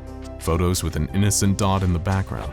Your eyes glance over it, not even noticing the little blip, until you hear a distant wailing that seems to be getting closer and closer and closer, and then it's already too late. As you walk down the halls of the SCP Foundation Site-19, peeking in the various windows at the anomalies contained there, you might catch a glimpse of a dark figure bent over a table, tinkering away like an artisan in his workshop. A vintage black apothecary bag sits next to him, open, and if you stop and watch for a while, you'll see him pull all manner of tools out of it. Impossibly large tools, things that shouldn't fit in such a small bag. A bone saw, an IV stand, jars of fluorescent liquids, and needles the length of your forearm. You shouldn't be surprised. This is a place for impossible things, after all. Still, it's a curious sight, the shadowy man working so diligently, so quietly, focused singularly on his craft, whatever that might be. Only one thing could distract him from his efforts: you. He feels your gaze on him, and he looks up, dark eyes glittering from behind a beaked ceramic mask. He reminds you of an illustration you once saw in a book about the Black Death, the gear the plague doctors wore while treating patients on their deathbeds. "Hello." He greets you in a friendly, heavily accented voice. His eyes crinkle beneath the mask, and if you could see his mouth, you know he'd be smiling. "How are you today, dear fellow? Are you feeling quite well?" He takes a step toward the window, stretching out one gloved hand, and you suddenly realize that you can't see where the mask ends and his skin begins. It's not a mask, but a part of his face. This is no ordinary man. "Do you require help? I can examine you," he offers, palm pressed flat against the glass. A chill runs up your spine, and you realize that you should definitely not take him up on his offer. No matter how friendly he seems, how good his intentions may be, you wouldn't want to let the plague doctor treat you. He sat in his containment cell, fidgeting with his favorite scalpel. He dragged it over the surface of his work table, back and forth, listening to the sound it made. They had tried to confiscate his table, his tools. The guards had quickly learned that he had more of them in his bag. They tried to take away his bag from him, but, well, that didn't go over too well for anyone involved. So he was allowed to keep it, to fashion himself a makeshift laboratory in his lonely little cell. There was a time where they had given him test subjects, fresh corpses from the morgue for him to dissect and research. There was a time when the doctors here would come to speak with him, talking of cryptobiology and the pestilence he had dedicated himself to fighting. Those days were long gone. He had hidden away pieces of the corpses, tissue samples in jars of formaldehyde he could pull out when the monotony became too much. But the days of fresh materials, of enlightened discourse with other men and women of science, were over. How he missed those days. The chance to work with others as he once had. What had he done wrong? All he did was treat the sick. Sure, they didn't always understand their illness, didn't want to receive their medicine, but that wasn't a choice for the patient to make. That should have been up to the physician. Perhaps they didn't trust his expertise, didn't see how his work served the greater good. Like those who watched Jonas Salk invent the polio vaccine, or Louis Pasteur rid milk of bacteria. They were confused by the advanced scientific practices and feared that which they did not understand. He could forgive them for their ignorance. He was magnanimous that way. If only they would let him out of this infernal room, he could prove his work's worth to them. He could cure them all, begin a new era of wellness and peace worldwide. He didn't exactly sleep, but when he rested on his little cot in the corner of the room, he dreamed of that future. of a world healed by his touch. A knock at the door stirred him from his reverie. Someone was at the door of his containment cell. He glanced at the little window and saw a guard there with a tray of food. He greeted the man with an enthusiastic wave. Sustenance. He didn't require the food for survival, of course, but it helped his mind work more efficiently. It reminded him of a time before these fluorescent lights and these same four walls, of crusty bread with fresh butter by the banks of the Seine. The little slot opened in the door and the tray was shoved through. There was bread, just as he hoped, a small dish of butter, a pot of jam, and a cup of tea still steaming. He picked up the cup at first, taking a deep breath. Ah, an herbal blend with fresh lavender. Lovely. He couldn't see the guard through the window anymore, but he called out to him just the same. Thank you for the libations. He still had his manners after all, even in confinement. He wished he could have gotten a better look at the man, seen the pallor of his complexion, a tremor in his hand. He thought he had spotted sweat beading on his forehead. Could he be ill? The case required further examination to be certain. He sighed, clutching the cup of tea tighter in frustration. Why wouldn't they just let him work? Why must they scream at the sight of his efforts, flee from his instruments? It didn't seem fair. Still, the pursuit of science rarely was a glamorous one. He had learned as much over the centuries. One day, though, history would look back on him kindly. Of this, he could be certain. He was just settling in and beginning to spread butter across the admittedly stale bread when a horrible sound shook him to attention. He had heard the noise before, though he had never seen its source. It was an ear-splitting scream, a wail of pure agony, like the sound of a wounded wild animal. He had heard many screams during his life, from patients and those who stood in the way of his work, but until he had been brought into custody of the Foundation, he had never heard a scream quite like this one. It was pure rage, devastation, and suffering mixed together, wet with tears, and loud enough to rip through human vocal folds. Whatever was crying out, it was no mere man. More screams answered it, and these were very much human. These sounds were more familiar to him, shrieks of pain, of fear, of desperate but futile attempts to escape, than the meaty thud of bodies falling to the floor, of torn-off limbs hitting walls and windows, a loud crash, and the sound of something large moving quite quickly through the halls. Scientific curiosity got the better of the doctor, and he found himself moving back to his little window, face pressed to the glass so hard his beak nearly cracked it. He couldn't see much of anything, just guards running down the hall, weapons drawn. He saw one of them fire, heard the gunshot ring out. But what was he firing at? Then he saw it, a pale blur darting past the door. Whatever it was, it didn't so much as flinch when the bullet ricocheted off its skin. A long, thin arm crashed against the door, knocking the doctor backwards into his work table. He steadied himself and climbed back to his feet, taking in the damage done to the door. It was crumpled in on itself, nearly ripped off the hinges, and whatever had plowed into it was already gone. From the sounds of chaos in the distance, it had disappeared around the corner, with the guards following it. He inspected the ruins of the door to his containment cell. It was useless now, hanging loose and open. Well, that was an invitation he was hardly about to decline. He grabbed his trusty bag, tossed his scalpel back inside, and set off to see what all the commotion was. It was easy enough to follow the trail of blood, stark and vivid red against the white tile floor, and the sound of gunfire, human screams, and that loud, long, painful wail he had heard before. He walked at a leisurely pace, taking his time, until the sound suddenly stopped. He rounded the corner and found a mound of bodies, guards and scientists, beaten and bloodied, almost beyond recognition. It was quiet here, save for one sound, the sound of weeping. There in the corner, huddled over with its face to the wall, was a pale, thin figure, its shoulders heaving with the force of its sobs. This poor soul was clearly in great distress. It was a peculiar sight, hairless and white, distended arms wrapped around itself as it cried. Excuse me, The doctor cried out to the pitiful creature. are you all right?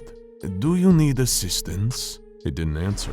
It just continued to cry. Had something so despondent been responsible for this destruction? The dozens of corpses, the smashed-in walls, the crumbled doors and shattered windows. It seemed impossible. Sure, it was large and looked strong, but he had never seen a monster cry before. This couldn't be a dangerous creature, not when it was so sad. He would help it, but first, he would attend to some of these bodies. He sat his bag on the ground and pulled out several vials of liquid, a set of syringes, and a variety of other surgical tools he might need. Now, after such a long hiatus, he could resume his work in a meaningful way. He couldn't be certain how long he worked reviving these poor souls and reconstructing their bodies as the pale creature wept in the corner.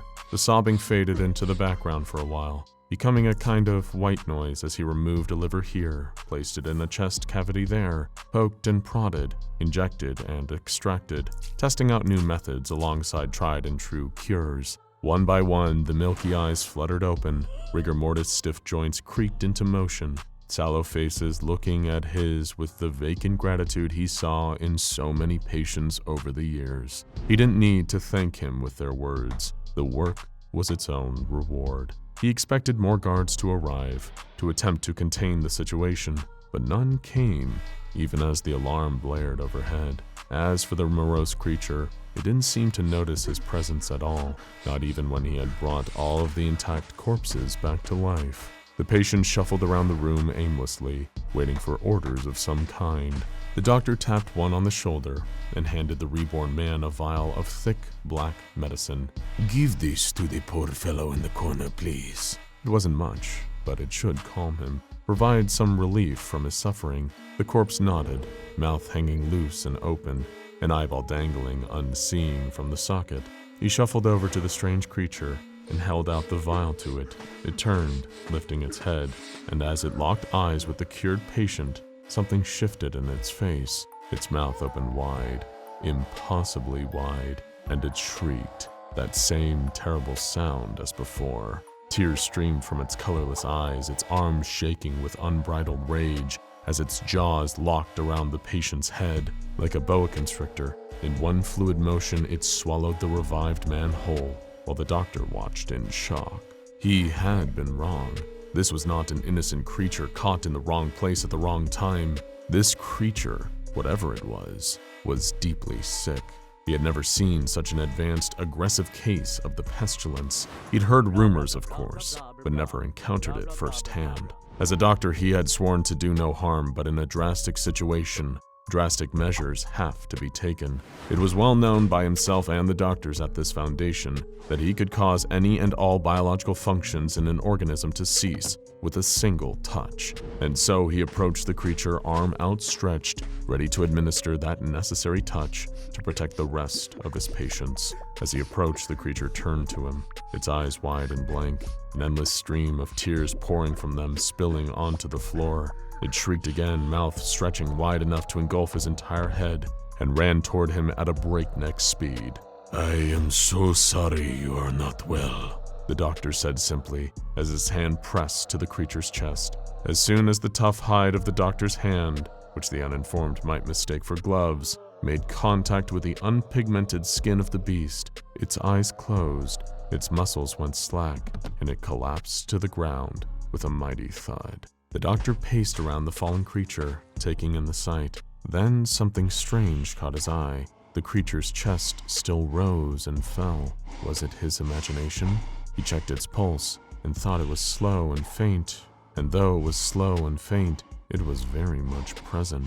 The creature was still alive. It had merely been rendered unconscious by his touch, rather than completely deceased. Curious. Very curious indeed, he muttered. Perhaps there were comorbidities present, other infections aside from the pestilence, which rendered the creature unnaturally strong, resilient to the usual courses of treatment. What would cause these abilities? This intense aggression? It seemed to be brought on whenever someone looked at the entity's face. If only he studied psychology more, the science of the mind and its inner workings. Since he had no experience with therapy, nor was he certain this creature could communicate using language at all, there was only one way to find out more about how this creature's brain worked. He would have to take it apart and see for himself. It was slow work.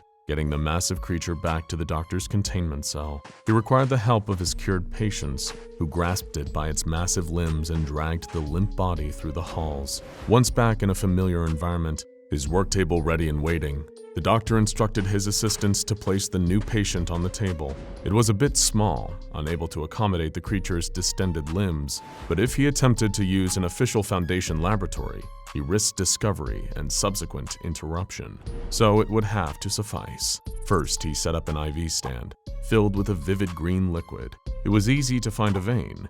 The creature's skin was nearly translucent. Now that he could be certain the creature would not wake during surgery, he could make the first incision. Scalpel.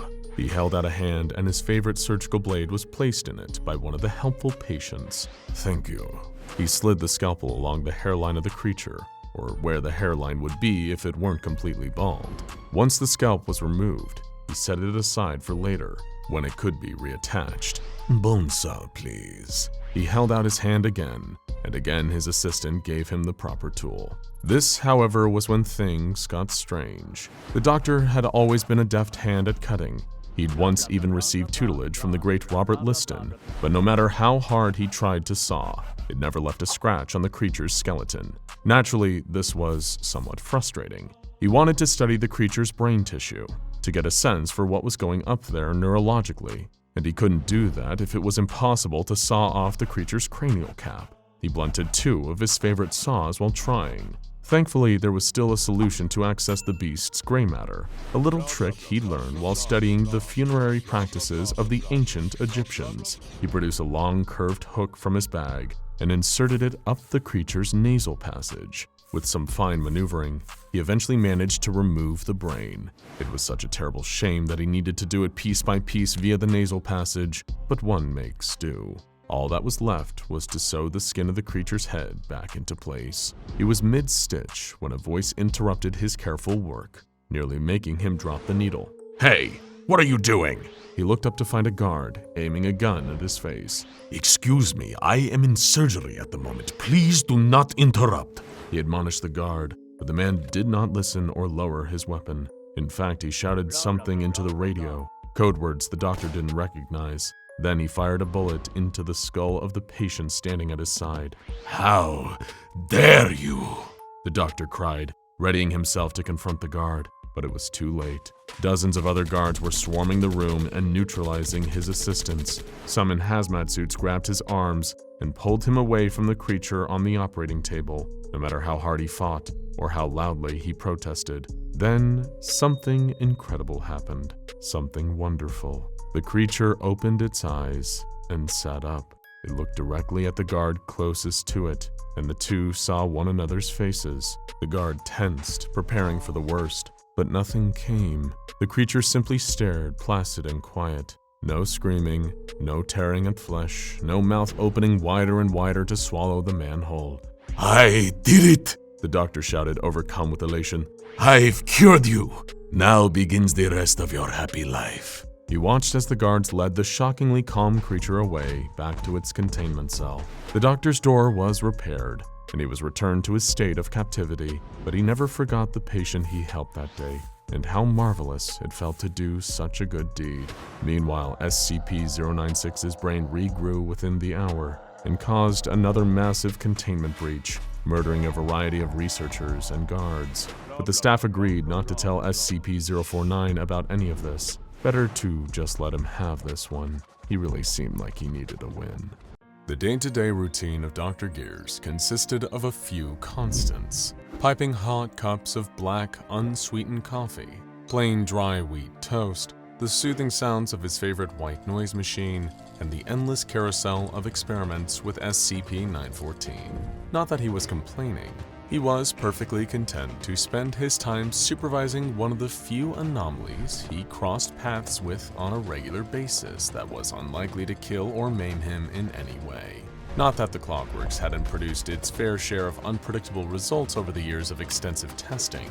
It had definitely offered up more than a few surprises. And anyone who knew Dr. Gears knew that he was not especially fond of surprises. Dr. Bright had attempted to throw a surprise birthday party for the man once, but when he turned on the lights and fired the confetti cannon, all Dr. Gears did in response was give a deep sigh and say, Really, Jack?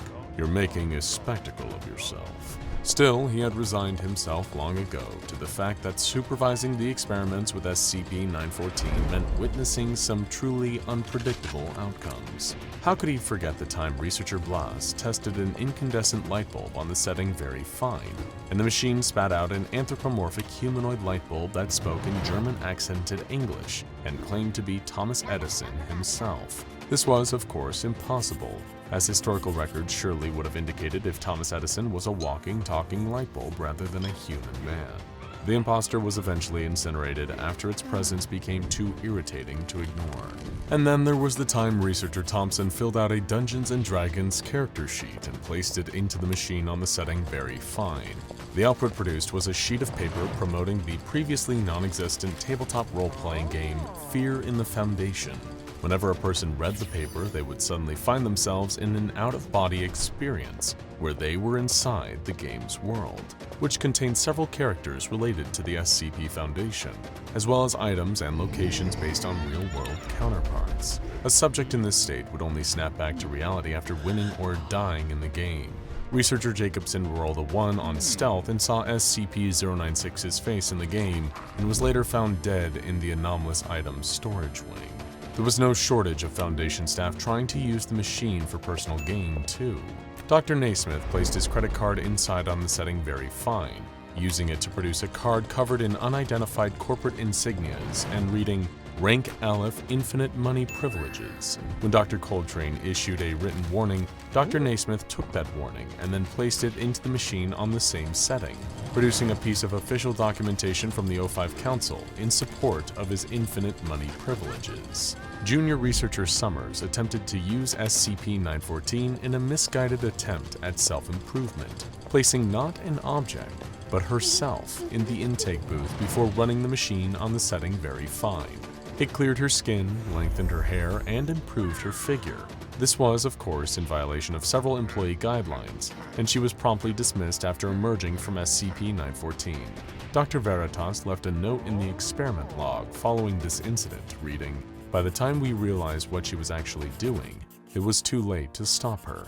Needless to say, she's since been terminated, and I hope I don't need to tell you all not to do that again. And with that, the guideline was clear. No one was permitted to use SCP-914 for personal gain, or to change anything about themselves. Potential complications were too risky, not to mention the conflicts of interest that would be introduced into what should be an impartial research process. As scientific objectivity's biggest fan, Dr. Gears couldn't agree more. So as he settled in for the day's round of tests, he intended to keep a watchful eye on things and ensure that no funny business would take place. He didn't have much reason for concern, as his colleague Dr. Bonita prepped her research materials. She was working with 2 items, a small replica of Michelangelo's sculpture of David, and a sealed envelope containing something that was to be handled with extreme caution, a photograph of SCP-096's face. She planned to place the items inside on the Very Fine setting, in an attempt to see what result might be produced from combining an ideal of traditional beauty standards with the image of a creature that felt such profound shame and distress as its own appearance that it would destroy anyone who looked at its face. Like any good scientist, Dr. Bonita wanted to remove any unnecessary variables from her experiment. So as she placed her items inside the intake booth, she slowly, delicately unsealed the envelope. She wanted to put the picture inside by itself, without the extra element of the envelope potentially complicating things. Unfortunately, like Marie Curie's slowly, unintentionally poisoning herself with her own research materials, she didn't truly understand the danger of what she held in her hands. Just as she was setting the photograph down, her eyes flickered to the image. Before she could stop herself, before she could even look away or squeeze her eyes shut, she caught a glimpse of the one thing she should never look at, SCP-096's face. She gasped and slammed the photograph down, but she knew it was too late. The sound of an inhuman shriek coming from across the facility signaled that she was right. It was coming for her, and nothing in the world could stop it. In a containment cell on the other side of the facility, Foundation staff were horrified as they heard the telltale scream of an enraged SCP-096. The pale, thin creature, once huddled in the corner silently, had stretched to its full height of 2.38 meters and was screaming, sobbing, wailing, and gibberish, and beginning to tear its way out of its chamber. Guards tried their best to subdue the entity, firing their weapons at it, but the bullets did nothing to damage the creature's pale flesh or stop its movements. It ripped through the steel cube that contained it and knocked the guards out of its way with one swipe of its unnaturally long arms, sending them careening into a nearby wall. Fortunately for them, SCP-096 only knocked them unconscious. It didn't stop to harm them further, as it had a more important goal in mind: find the person who had seen its face and destroy them. As the alarm blared, signifying a high threat level containment breach, SCP-096 loped down the hall toward Dr. Bonita in SCP-914's room. Dr. Gears had not spotted Dr. Bonita's grave mistake and had no idea what had triggered the alarm he was hearing. He stepped away from the observation window, turning his attention to the crisis that was clearly happening somewhere else in the facility. Meanwhile, Dr. Bonita was panicking. She saw her life flash before her eyes, the certainty of impending doom that was coming for her, and coming fast, all because of one brief error in judgment. What could she do? There was nowhere to hide, no way she could run away fast enough, unless if she managed to lure 096 into the intake booth and start the machine while the creature was inside, maybe it would transform into something less intent on tearing her limb from limb. It was a risky move, and one that could jeopardize her position at the Foundation, but she couldn't very well keep her job if she was dead, so it seemed like it just might be worth a shot. A primal roar of agony and fury interrupted her thoughts, and she knew that SCP-096 was moments away from breaking down the door and getting its hands on her. She would have to move fast. With a screeching grind of metal on metal, SCP-096 wrenched the door off its hinges and barreled into the room in its search for the person who had seen its face. It ran toward the silhouette of Dr. Bonita standing just at the entrance to the intake booth. She tucked and rolled out of the way just as the monster entered the booth. The door automatically slid shut behind it, and as SCP-096 rattled the door and tried to free itself, she turned the knob to very fine with every ounce of strength and speed she had. There was a ding of a small bell, and the machine whirred to life as the objects inside were refined. Dr. Bonita had no idea what would be waiting for her in the output booth, but she could only hope that her last-ditch effort had managed to save her life. In the fog of panic, she briefly felt an itch of scientific curiosity, too. What would become of a being like SCP-096 in a machine as strange and wonderful as SCP-914? What would the addition of the statue do to it? As the door to the outtake booth slid open, steam poured out. It appeared her questions would soon be answered. Cautiously, in spite of herself, Dr. Bonita called out, "Hello?" No one answered, but she heard the sound of footsteps, slow and careful, as a figure emerged from the mist. She covered her mouth in shock, her eyes wide. "Dear God," she whispered in awe. Standing in front of her with pale, smooth skin and the same imposing stature was the most beautiful man she had ever seen. Wide, dark eyes shone under thick, sculpted eyebrows. Under the eyes, an aquiline nose, full, pouty lips, a strong, sharp jawline. His head was topped with a tangle of lustrous dark curls. It was the kind of hair she had only seen flowing in the wind on the covers of the romance novels she wanted desperately to buy, but was too embarrassed to be seen purchasing. His physique was, well, statuesque, like the build of the very Michelangelo sculpture she had placed into the machine just moments ago. There was no other way to say it. He was handsome, despite still being a little lanky and 9 feet tall. He peered at her curiously, towering over her in a way that had been terrifying in his former shape, but now made her heart skip a beat in an entirely different way. "Hi," was all she could think to say. Was she blushing? She shook her head, snapping herself out of it. She was a scientist, damn it, not some giddy schoolgirl passing notes in class. This was an incredible achievement, something she would need to study thoroughly, and she very much wanted to study him thoroughly. Nope, no time for that. She needed to write up a report, to inform her superiors, to try her best not to lose her job over this. She had to remain professional. "Hi," The man that had once been, or perhaps still was, SCP-096 spoke. "Oh, you can talk." Dr. Bonita laughed in surprise. The man's brow furrowed. His newfound ability to speak was a surprise to him too, it seemed. "Yes, I can. What happened to me?" he asked, stumbling over his words slightly, getting used to the feeling of them. "You ran into the machine." She gestured to SCP-914. "I'm not exactly sure, to be honest, but you're very different now." He nodded. "I feel different. I feel calm." He sighed, the relief playing on his face before a shadow of sadness fell over him. "I don't think I have to hurt anymore. I'm sorry for what I did before." Dr. Bonita did not know what to say. How do you respond when something you've been studying from afar, been horrified and fascinated by in equal measure, looks at you with a new, beautiful face and apologizes for all the harm it caused? This whole experience was so surreal that she might think she was dreaming if she didn't work at a place that was one long waking dream, or nightmare, depending on the day. Dr. Bonita, there's been a containment breach. Are you all right?" Dr. Gears had returned to the room, taking in the sight of the destruction left in 096's wake. "I'm fine," she called to him, and he followed her voice into the room, then stopped at the sight of the transformed anomaly.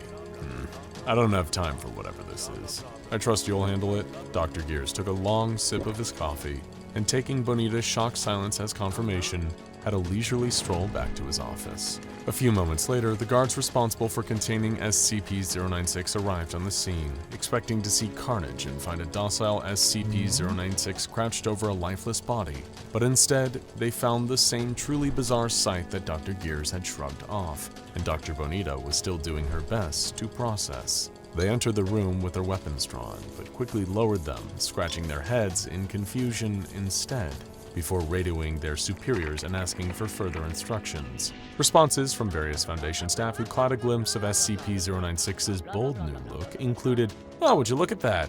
Who's that guy? He's what?" And in the words of Dr. Jack Bright, "Oh no, he's hot." Dr. Bright also proposed making the new SCP-096 a TikTok account and YouTube channel, seeking modeling representation for him, or selling a novelty calendar filled with pictures of 096 in various costumes. These would be, in his words, quote, "excellent ways to increase revenue for the Foundation." So really, you're the weird ones now for thinking my ideas are weird. Dr. Bright was asked to leave SCP-096 alone and stop trying to take his headshot. In the days that followed the incident with SCP-914, the SCP Foundation was at a loss about what to do with this new, seemingly harmless version of SCP-096. Dozens of D-Class were brought in to look at his face and see if the entity would still enter one of his rage states after a few days of getting used to his new form, but he never did. No screaming, no swallowing people whole, nothing more than a polite, if somewhat shy greeting and a courteous, "How are you doing today?" The D-Classes were relieved, but confused about being pulled from their cells just to stare at some random handsome man. Dr. Clef suggested dissecting SCP-096 to see what his new body looked like on the inside. This request was denied. Several interviews were conducted to evaluate SCP-096's mental and emotional state. Now that the anomaly was capable of coherent speech, it was much simpler to evaluate the potential threat level he might pose. Every researcher who spoke with him came to the same conclusion. Gone was the danger of the old SCP-096. He had not just become beautiful in a classical, superficial sense, but he had become beautiful on the inside as well. Interviewers reported a warm, friendly demeanor, a talent for engaging in conversation once he was made to feel comfortable, and a sincere interest in the thoughts, opinions, and feelings of those he spoke with. There was only one thing left to do: to make sure that SCP-096 had really changed from something deadly to something almost resembling an ordinary person. A photograph of SCP-096's face, of its original face, was removed from a secure vault by a D-Class. Then, the D-Class was sent into a room with SCP-096 and instructed to place the photograph on the table. SCP-096 looked down at what had once been his face, and his eyes filled with tears. A soft, broken sob left his lips, and he wrapped his arms around himself, hunching over as if in physical pain. Outside the room, guards prepared to handle things if 096 began to attack. Instead, he wiped his tears, took a deep, shuddering breath, and looked at the D-Class with a somber expression. He picked up the photograph on the table and tore it in half as he finally summoned the strength to speak. Please, get rid of these. That is not who I am anymore. At Dr. Bonita's strong insistence, backed up by the conclusions of the research staff who interviewed SCP-096, a reevaluation of the entity's containment measure was ordered. It seemed cruel and unnecessary waste of resources to keep 096 trapped in a steel cube in its current form. He would be moved to a standard humanoid containment cell and treated as well as other safe-class anomalies provided with books, films, food, and drink upon request, and, of course, other comforts. Of course, the O5 Council insisted on evaluating the entity before any of these changes could be approved. Dressed in a specially tailored suit provided by Dr. Bonita, SCP-096 appeared before the Council to present his case. I know that I might not have the best record at the Foundation. I've done a lot of damage over the years, though, let's be honest, you all aren't exactly innocent either. Sorry, that was an attempt at a joke. I'm still very new to talking. All I can say is please consider giving me another chance to make a real life here, to make this place my home. Thank you for your time.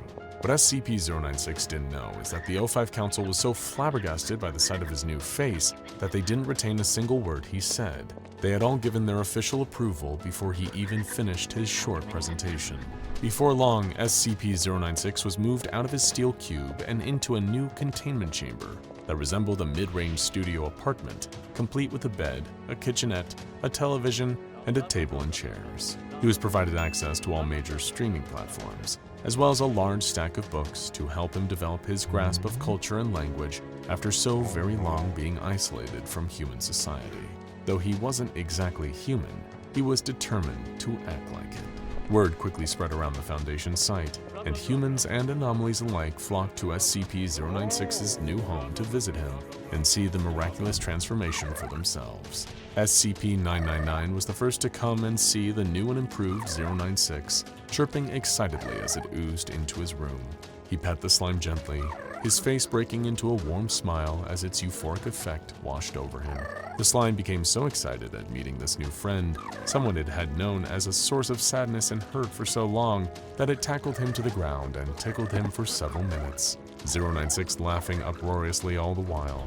SCP-343 stopped by to give 096 his blessing and wish him well in this new chapter of life. A few days later, SCP-507 popped back into the site and wanted to see the changes for himself. He was thoroughly impressed, though privately confessed to missing 096's more monstrous form, which reminded him of some of his favorite cryptids. There was one anomaly that was not thrilled with the appearance of SCP-096, however. SCP-056 was furious upon hearing about the new beautiful man that everyone just couldn't shut up about. It demanded a chance to speak to SCP-096 and to tell him that this place isn't big enough for the both of us. I'm the fairest one of all, you sniveling little worm. But the request was denied. SCP-056 sulked about it for several weeks. Meanwhile, Dr. Bonita was still intent on getting to know SCP-096 better. During previous testing with SCP-978, the Desire camera, a photo taken of SCP-096 revealed that his greatest desire was to disappear. Curious about the results would be now, Dr. Bonita received permission to take another picture of SCP-096. She snapped the photo while 096 was sitting in a chair in his new containment chamber, looking directly at the camera. When the photo developed, the result was simple. Everything in the picture was exactly the same with one exception. Dr. Bonita was pictured sitting next to 096, her hand clasped in his. Both were smiling soft, contented smiles. When she showed him the photograph, he smiled at her and shook his head. It really is an amazing camera. She flushed. Doctor, before you go, could I ask your name? Dr. Bonita smiled and nodded. It's Isabel. What should I call you? SCP-096 paused thoughtfully for a moment. He was giving himself a name for the very first time, allowing himself an identity other than a strange, hollow, pale thing that existed to cry and suffer and hurt. Finally, he answered her. Call me David. Dr. Dan anxiously paced in his cell. It was the only way he'd been able to occupy himself for the past 6 months, save for poring through files and, when he was lucky, being able to oversee another failed termination attempt. He only stopped pacing when, for a brief and horrible moment, he realized that monster was probably doing the exact same thing in its big metal cube at this very moment. That horrible creature that he'd thrown away his life for a futile shot at killing. Perhaps the whole thing had been a fool's errand. After all, he was formerly a researcher under the employ of the SCP Foundation. Secure, contain, protect. They had truly sadistic beasts like SCP-106, the Nightmarish Old Man, and SCP-352 Baba Yaga in containment cells, and there was no plans to terminate either of them. They weren't the Global Occult Coalition for 343's sake. Why did Dr. Dan even want to terminate SCP-096 in the first place? He tried to explain it to them again and again, but his pleas had fallen on deaf ears. In his mind, the impetus for destroying the Shy Guy was terrifyingly clear. It was a monster that killed anyone or anything that looked at its face, even a photograph of it, even a tiny collection of pixels. When its rage state was induced, it seemed that nothing would stop it. It would have an intuitive psychic link to its victim, charge at them at breakneck speed, and only find its zen again once all of them were dead. And if a picture of SCP-096 was leaked onto the internet, it would cause a chain reaction that triggered an XK-class end-of-the-world scenario. There were plenty of creatures and entities that the Foundation knew about that could theoretically bring about the apocalypse, but to him, 096 was the most realistic. It preyed upon the inherent curiosity and thirst for knowledge seated in every human heart. The same drive to simply know that led to the creation of the SCP Foundation would be humanity's doom in the face of an SCP-096 outbreak. And if such a thing happened, the Foundation would need to break the masquerade of secrecy to have any hope of saving humanity. In his many feverish nightmares, Dr. Dan had seen it all so clearly. The first photographs of SCP-096's face would be leaked online. Perhaps a few hundred people across the globe would look, in disparate enough locations that it would be almost impossible for the Foundation to detect and save all of them, as SCP-096 went on its bloody rampage. Of course, as the image proliferated, as images on the internet often do, the purview of 096's violence would only grow. People across the nation would start to take notice, and soon after that, across the world. Mysterious creature causing mass casualties would be the headline on every news desk, because why would anybody want to talk about anything else? Perhaps some foolish reporters would take video footage of the creature. Everyone has a phone these days with high-definition cameras. Pictures would be taken and posted. More and more of it would flood the internet. Too many simultaneous moles for even the SCP Foundation to whack. The news would spread. Panic and hysteria would spread. People wouldn't even know what's triggering all this horror if the Foundation didn't go public and tell them that it was the pictures that was killing everyone.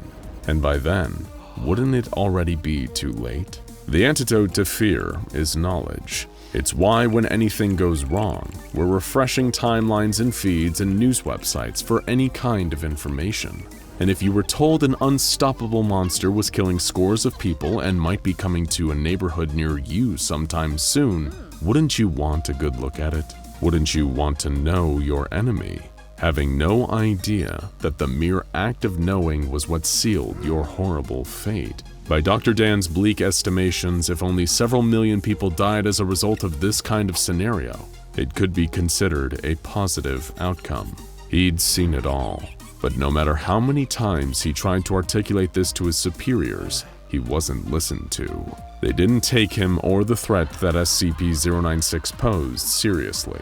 Every time he warned of the apocalyptic potential of SCP-096, he was simply told to get back to working on those goggles. It was why he needed to give those naysayers a demonstration. It was why a certain photograph needed to show up in the home of a certain mountaineer. It's why all those people had to die. There was no other way. The deaths of the civilians and the researchers and the Mobile Task Force members were, of course, regrettable, but it was the only way to prevent the deaths of so many more. They gave him what he wanted, permission to put this gangly time bomb in the ground, even if the beast's death was inextricably tied to his own execution at the hands of the very employers who authorized him. The world was full of funny little ironies like that. Another one is that even though Dr. Dan now had the authorization and funding to terminate SCP-096, he was discovering that he lacked another important factor: the capability. They'd tried incinerating it, exposing it to massive amounts of radiation, exposing it to an insane degree of kinetic trauma, the equivalent of being hit by an out-of-control bullet train. They tested every kind of experimental, off-the-books weaponry that they had access to through various research projects. Proton blasts, lasers, high-intensity energy beams. Nothing. Even when they fried off every scrap of flesh on the monster's body, its unbreakable skeleton still remained, and in what seemed like no time at all, it'd be back in action. Its very existence seemed to mock him. A guard opened his cell door, staring disdainfully at the disgraced researcher. That same guard had slammed his head against a wall a month earlier. One of his friends had apparently been killed in the legendary 096 containment breach that set this whole sordid thing in motion. "Up and at 'em, scumbag!" he said in a gruff, surly voice, training a handgun on the doctor he knew wouldn't fight back. "They need you in test chamber 6.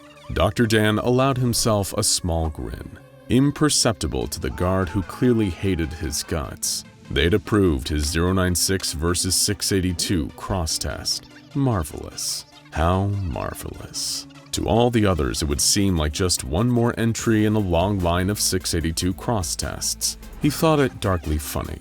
In his eyes, the Foundation had no hope of ever killing SCP-682.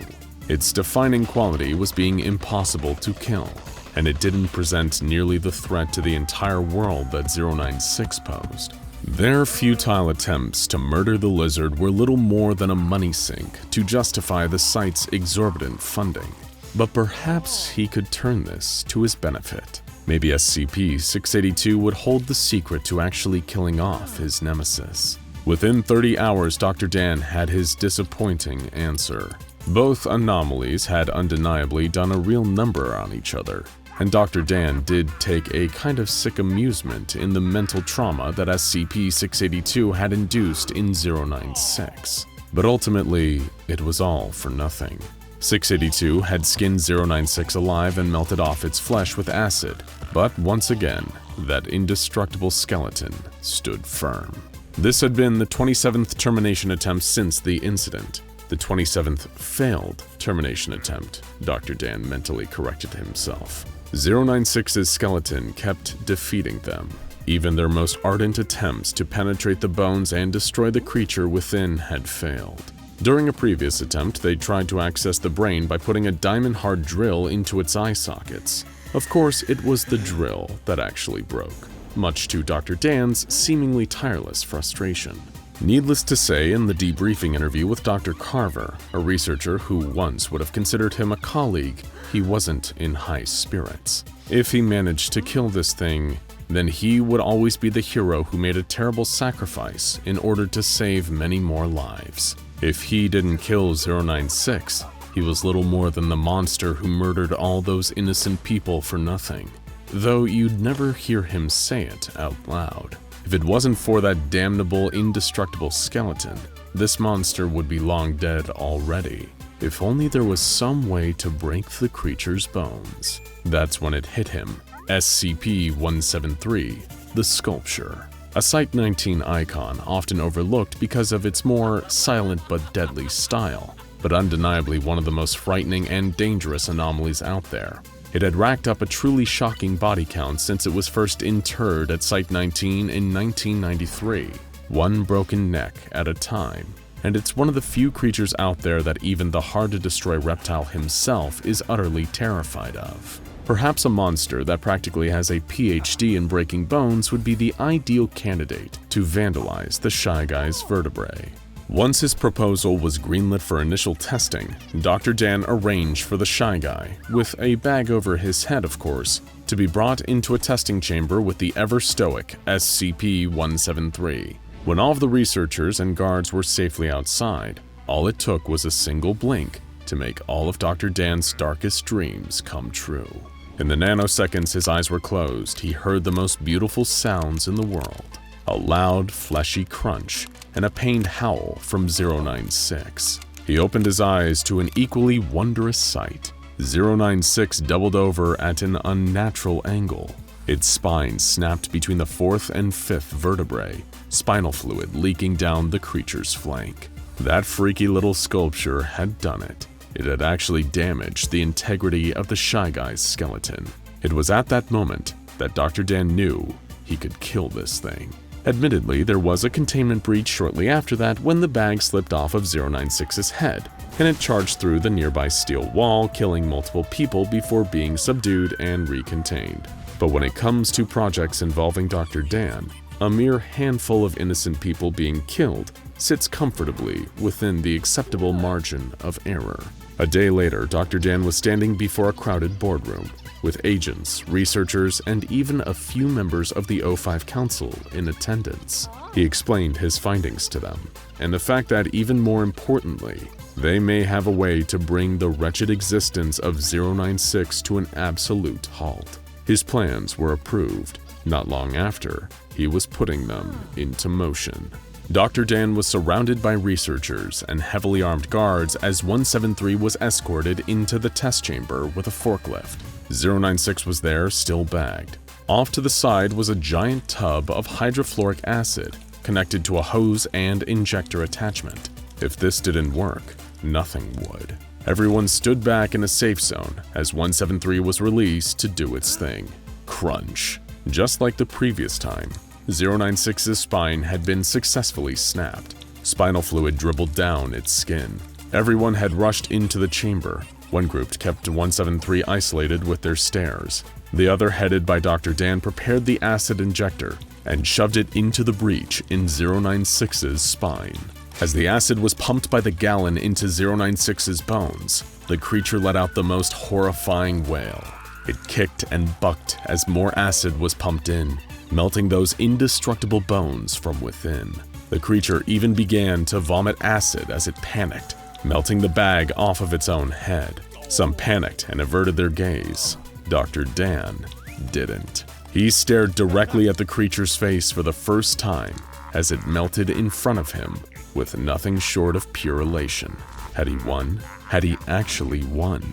The creature let out a gurgling shriek and the guards opened fire. Their bullets splattered into the monster's melting flesh and bones as it hollered and shrieked. They didn't let up, firing up and down its body, spraying it with white-hot lead. It began to melt and bubble away, expanding into a great, gruesome puddle on the floor beneath them.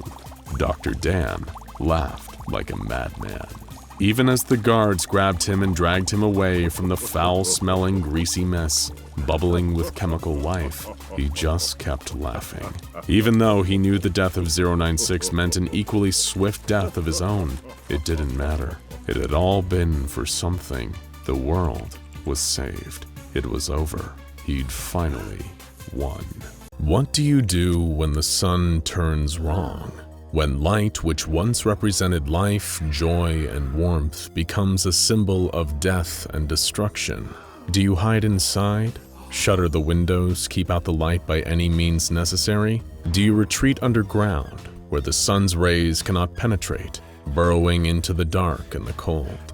Do you simply give yourself to it, accepting that there is no escaping something so vast, so far-reaching as sunlight itself, and allow yourself to be lost in the end of all things? We've covered this possibility before. SCP-001, When Day Breaks, or SD Locke's proposal. It's difficult to know what any given person might do in such harrowing circumstances. After all, we have always learned to love the light and fear the darkness. It turns our very understanding of reality upside down to have that paradigm shifted, the dark becoming safety and the light becoming death. The source of all life on Earth, of all warmth, transforming in an instant from the sun as we know it to an Apollyon-class SCP that melts all living organisms that cross into its gaze. But what about a being that has always feared the light? Something that prioritizes solitude and never ever wants to be seen?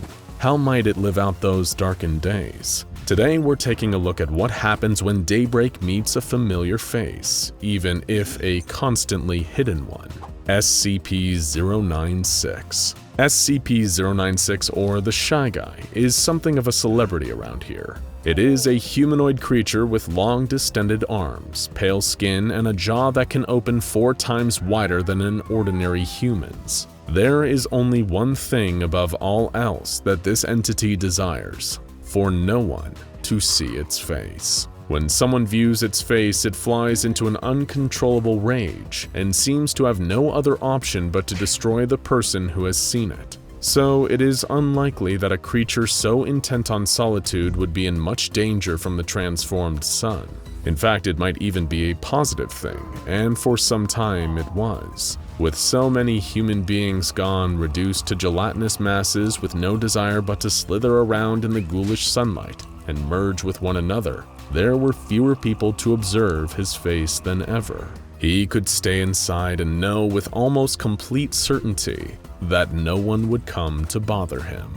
No one was coming to look at him, and there were no more visitors, researchers poking and prodding that might sneak a look at his face. And so he stayed there, in the room that had served as his containment unit before the world turned upside down. The masses of flesh that once were humans did not concern him, as they never looked at his face. All he did was stay in his room and never go outside. The outside frightened him terribly, though he was not concerned with the deadly sunlight or the possibility of it melting him as it had so many others. He was much more afraid that someone, some unlikely survivor clinging to their original life, might look at him, that they might see his face. That was simply too distressing to risk. He would much rather stay alone in his old cell, weeping softly in the shadows. One day, though we couldn't say how many days after the end of things it had been, he was weeping alone in his former cell. The days blurred together, spent the same way, and time had lost much of its meaning. Through the echoing sound of his sobs and the sloshing sounds of the creatures outside, a woman's voice cut through. It was faint, but he could make out what she was saying. She was calling out for help, asking if anyone had any food or fresh water. The sound was getting louder, closer, accompanied by the disconcerting thump of her footsteps. She was coming down the hall, as much as it could be called a hall anymore. She was coming towards his room to disrupt his miserable peace. He heard her steps cross the threshold of his room, and her voice broke into a terrified scream. No doubt at the unexpected sight of a pale, naked creature weeping in the corner of what she expected to be an empty room. Startled by the first loud sound he'd heard in a long time, in a world that had mostly been silent since the initial outpouring of agonized screams had faded into the soft slap of flesh and slime on the ground, he turned around. He shouldn't. Ordinarily he wouldn't, but he couldn't stop himself. There he saw a woman. Wide eyes filled with tears, face streaked with dirt, a small child next to her holding her hand and clinging to her leg. Just as he saw the woman, she saw him. She saw his face. Anger boiled over inside of him, and he let out a scream, wild, primal, and filled with inhuman rage. She could not be looking at him, seeing his face. He couldn't let her. The woman ran with the child in tow, panicked by the wild roar and the sight of him standing upright before her. The anger faded as she left his sight, making her way down the hall and to the stairs. But then he remembered. She had seen his face. He could not let her leave. It was time to do something he never thought he'd have to do again. Hunt. His heightened senses picked up the sound of muffled footsteps coming up through the floor below him. She was downstairs, just beneath the floor where he was standing. His instincts kicked in, and his body moved almost of its own accord. He lifted his long, long arms above his head and drove his hands down into the floor. It was weakened by the ravages of the elements and time, and crumbled under his unnatural strength. He dug his claws into the plaster, tearing it apart and cracking it into pieces. He pushed his claws in deeper and deeper until he could feel them breaking through the other side. He pulled the floor apart until the hole was wide enough to fit through, then dropped down to the room below. He spotted the woman's back, fleeing through the door just as he landed. She was getting away. He tore after her, ripping through concrete and steel, destroying everything in his path in a mad dash for the object of his rage. He had to catch her. She could not be allowed to leave. She looked over her shoulder at him, her face a mask of pure terror. She knew, just as he knew, that there was no escape in sight. In his single-minded obsession and her desperation to escape from him, neither of them noticed that she had run so far and so carelessly that she was now outside the building. She had crossed from the shadows into the harsh light of the sun. The woman's eyes widened in grim understanding of her fate. He could only watch helplessly as her body began to succumb to the vicious rays. Almost instantly, she began to melt. As it was closest to the sun, her head was the first to go.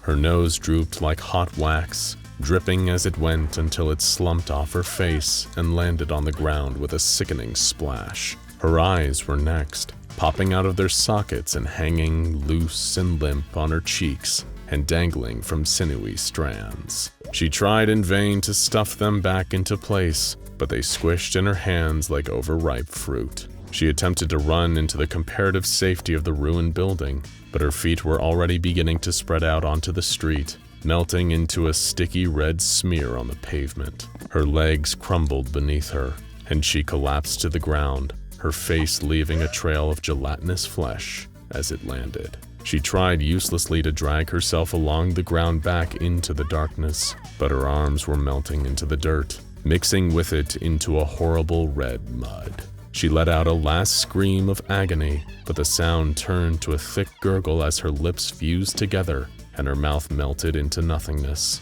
He watched it all, sobbing and roaring in frustration. She was gone, and he would never get the satisfaction of ending her. The infernal sun had stolen her from him. Now, she was nothing but a wet shadow, like the rest of the humans had become long ago. He heard the sound of a soft sob behind him, a tiny human voice. He turned, looking for the source. There was the little girl. He had almost forgotten about her. She was calling out for her mother and crying, and she was looking right at him, right at his face. He waited for the anger to overtake him, but instead, there was nothing. Why wasn't he angry? She was looking at his face, so why? Then he realized. Her eyes were on him, but she did not see him. She was blind. She approached the creature, her arms outstretched following the sound of his crying. She touched his hand with her own tiny fingers, so small and fragile, and asked, "Mommy?" Then he felt something he had never felt before. Tenderness, care, a desire to protect this tiny, innocent being. It was the first time he had ever felt warm, ever felt anything but sadness, anger, or fear. Overcome with this softness, he wrapped his arms around the child and hugged her close. She hugged him back tightly, and the room went quiet as they both stopped crying. From that day on, they became a family of sorts. They lived together and he took care of her. She didn't know what he looked like and had no idea he might be something to fear. To her, he was safety. He was home. For the first time in his long, awful life, he felt like a human instead of a monster. He would scavenge food for her, bring her fresh water, lay down stolen blankets and pillows so she would have a soft place to rest. He even found her a ratty, worn teddy bear amongst the rubble and gave it to her as a gift. She clutched it to her chest and thanked him, and for once his tears were those of joy. In this cursed world, they had found something like happiness in one another.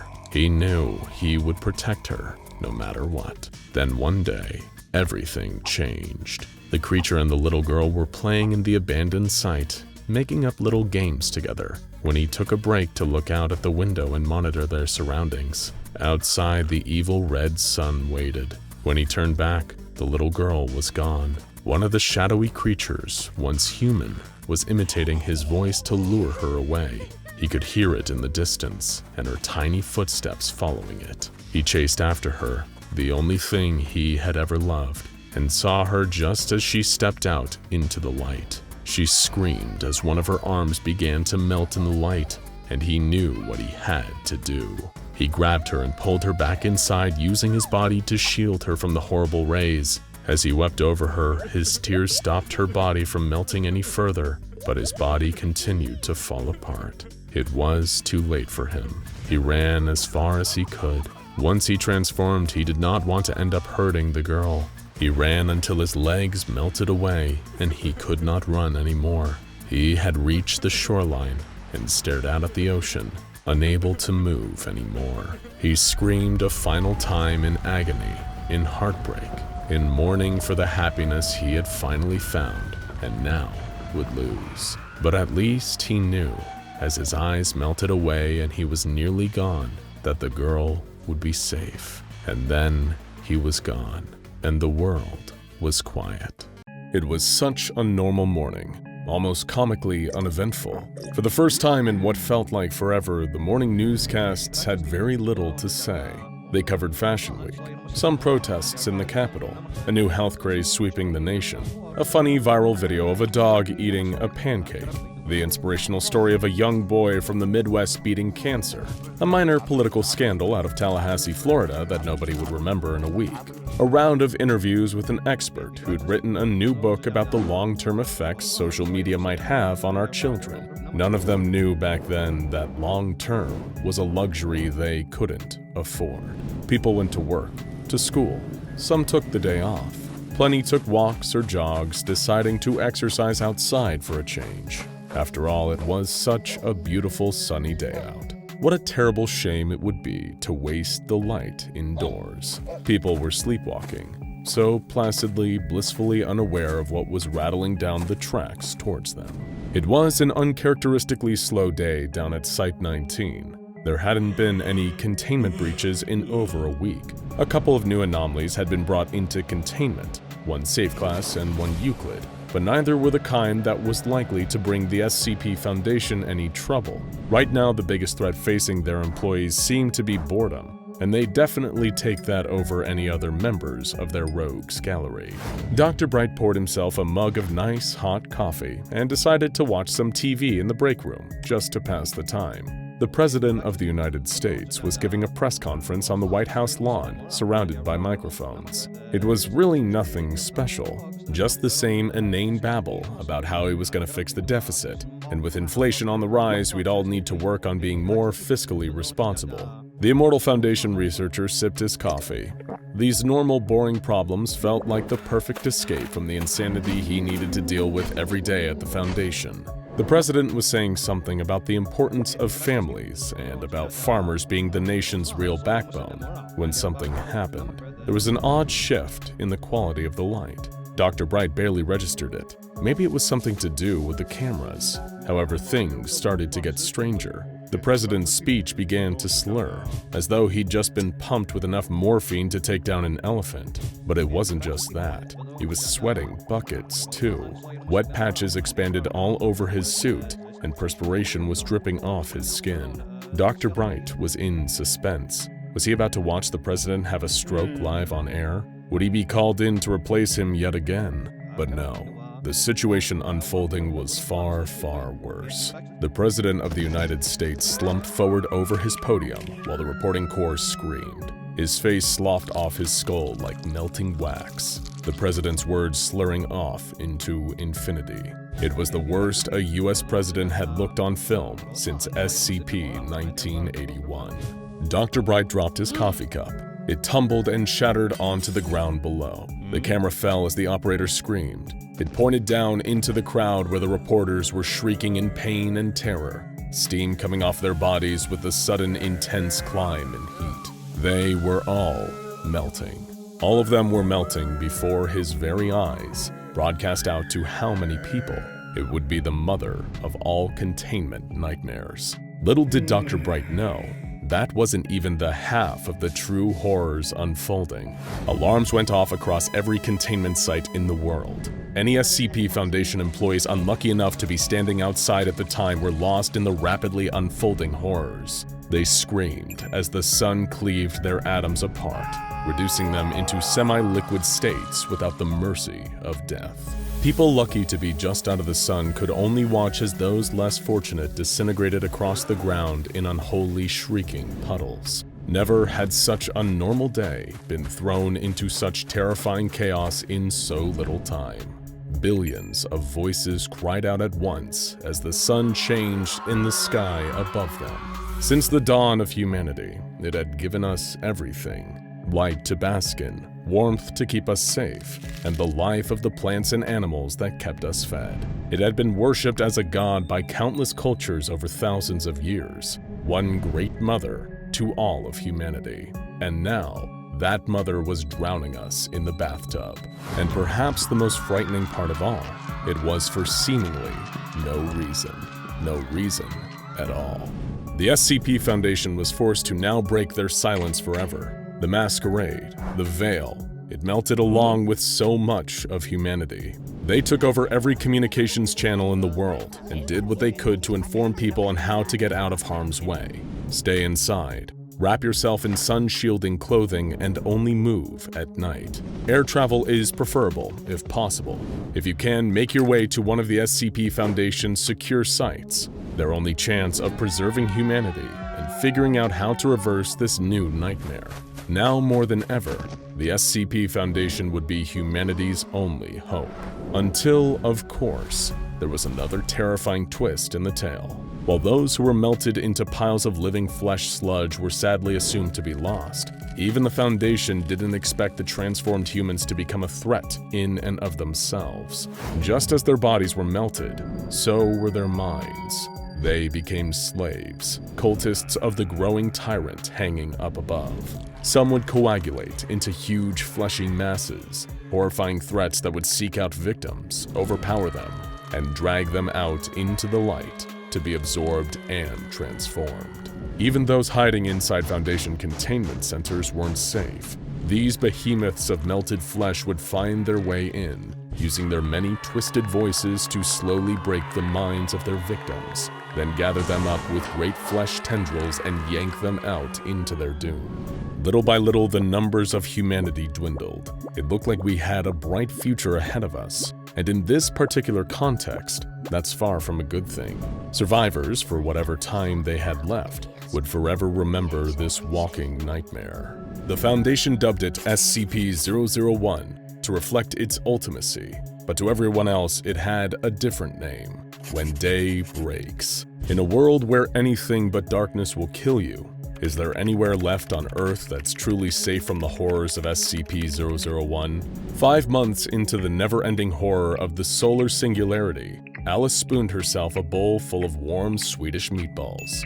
Delicious. She was part of an investigative detail from a nearby community deep within the bowels of the only truly safe place for human beings on planet Earth, SCP-3008, also known as the Infinite Ikea. No sun had ever shone in there, only the lights, which fizz and flicker far above.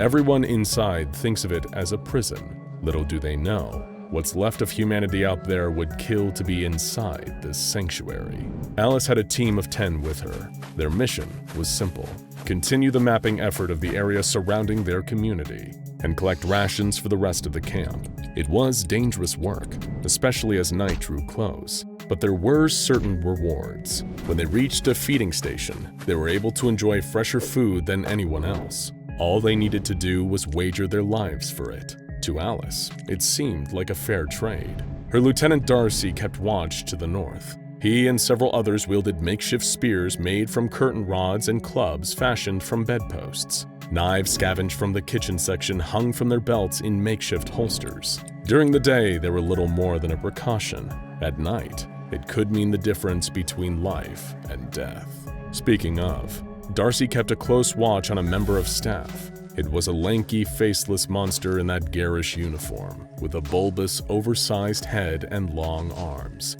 hanging slack like pulled taffy, dragging its knuckles along the ground as it stumbled along. Darcy thought it darkly funny how stupid they could look in the daytime, like crash test dummies rejected from the assembly line. Bear stood close by. He never gave any of them his real name, so they took to calling him Bear, because he was big, hairy, and would probably tear you to shreds if you got on his bad side.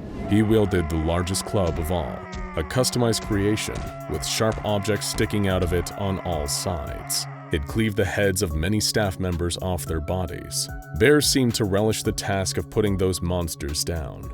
For him, it was easy and fun. That's why he was an essential asset on these missions, a berserker. Most of the grunts shoveled as much food as they could carry in Ikea-branded Tupperware and coolers. The more they gathered, the longer it would take for them to be forced out beyond the safe walls of the haven they built inside this Swedish flatpack hell. They all made do with what they had in here. It was all they could really do. 2 members of the team were unaccounted for, Cyril and Joseph, what passed for reconnaissance experts down here. They seemed to have an innate sense of direction, as though they were somehow in tune with the Ikea itself. They would be sent out on scouting missions, searching for resources, food, other survivors, and most prized of all, potential escape routes. It was a dream, a fantasy, that someday one of them would find the exit and lead the rest of them to salvation through it. Alice had been trapped in the infinite Ikea for 6 years, going on 7 now. She had long since given up on dreams of escape. All they could do was accept their situation, get used to it, and just try to survive under these circumstances. But those circumstances were about to change. Everyone looked up when they heard panicked breathing. It was Cyril, just Cyril. The party clutched their weapons just that little bit tighter, unsure of what had happened. Their rules were clear. Scouting duos must never ever separate under any circumstances. Getting lost in the store and being isolated when the lights went out would be a death sentence. So if Cyril was returning alone, frightened, tears streaking down his face, then something truly awful had happened. He told Alice and the rest of the group that something had attacked him and Joseph. When Alice told him that was impossible, that the staff wouldn't show active aggression until lights out until someone attacked them first, Cyril shook his head and let out a heaving sob. He told them that the creature that attacked them wasn't a member of staff. It was something else entirely. Something he'd never seen inside the Ikea before. A true monster. Whatever this creature was, it moved around a corner incredibly fast. It spoke in a way that was almost human, but something was off about it. Something that sent a chill down Cyril's spine just thinking about it. He recalled that the creature was large and blob-like, flesh-colored, with long grasping tendrils that whipped and flailed unnaturally. These tendrils had wrapped around and grasped Joseph. He hadn't been quick enough. The 2 of them were too shocked by the sight of it to react in time, and then it was already too late. It grabbed Joseph and yanked him off into an adjoining aisle. Cyril still remembered his haunting screams, getting quieter and quieter as he moved further out of sight. On some level, everyone hoped that Cyril was lying. It was preferable to believe that he himself had snapped and murdered Joseph for some unknown reason, as opposed to some new, stronger, and even more dangerous creature that was now inside the Ikea. Was this some kind of upgrade? As they acclimated to the environment, adapted, gotten better at surviving here, had the Ikea in turn created deadlier countermeasures to destroy them all, just when you thought you had a handle on things. But if Cyril was telling the truth, and there was some kind of creature lurking in the store, or potentially more than just one, then they could be in danger just standing here. They gathered up the group, along with any supplies worth taking, and set off back to their community.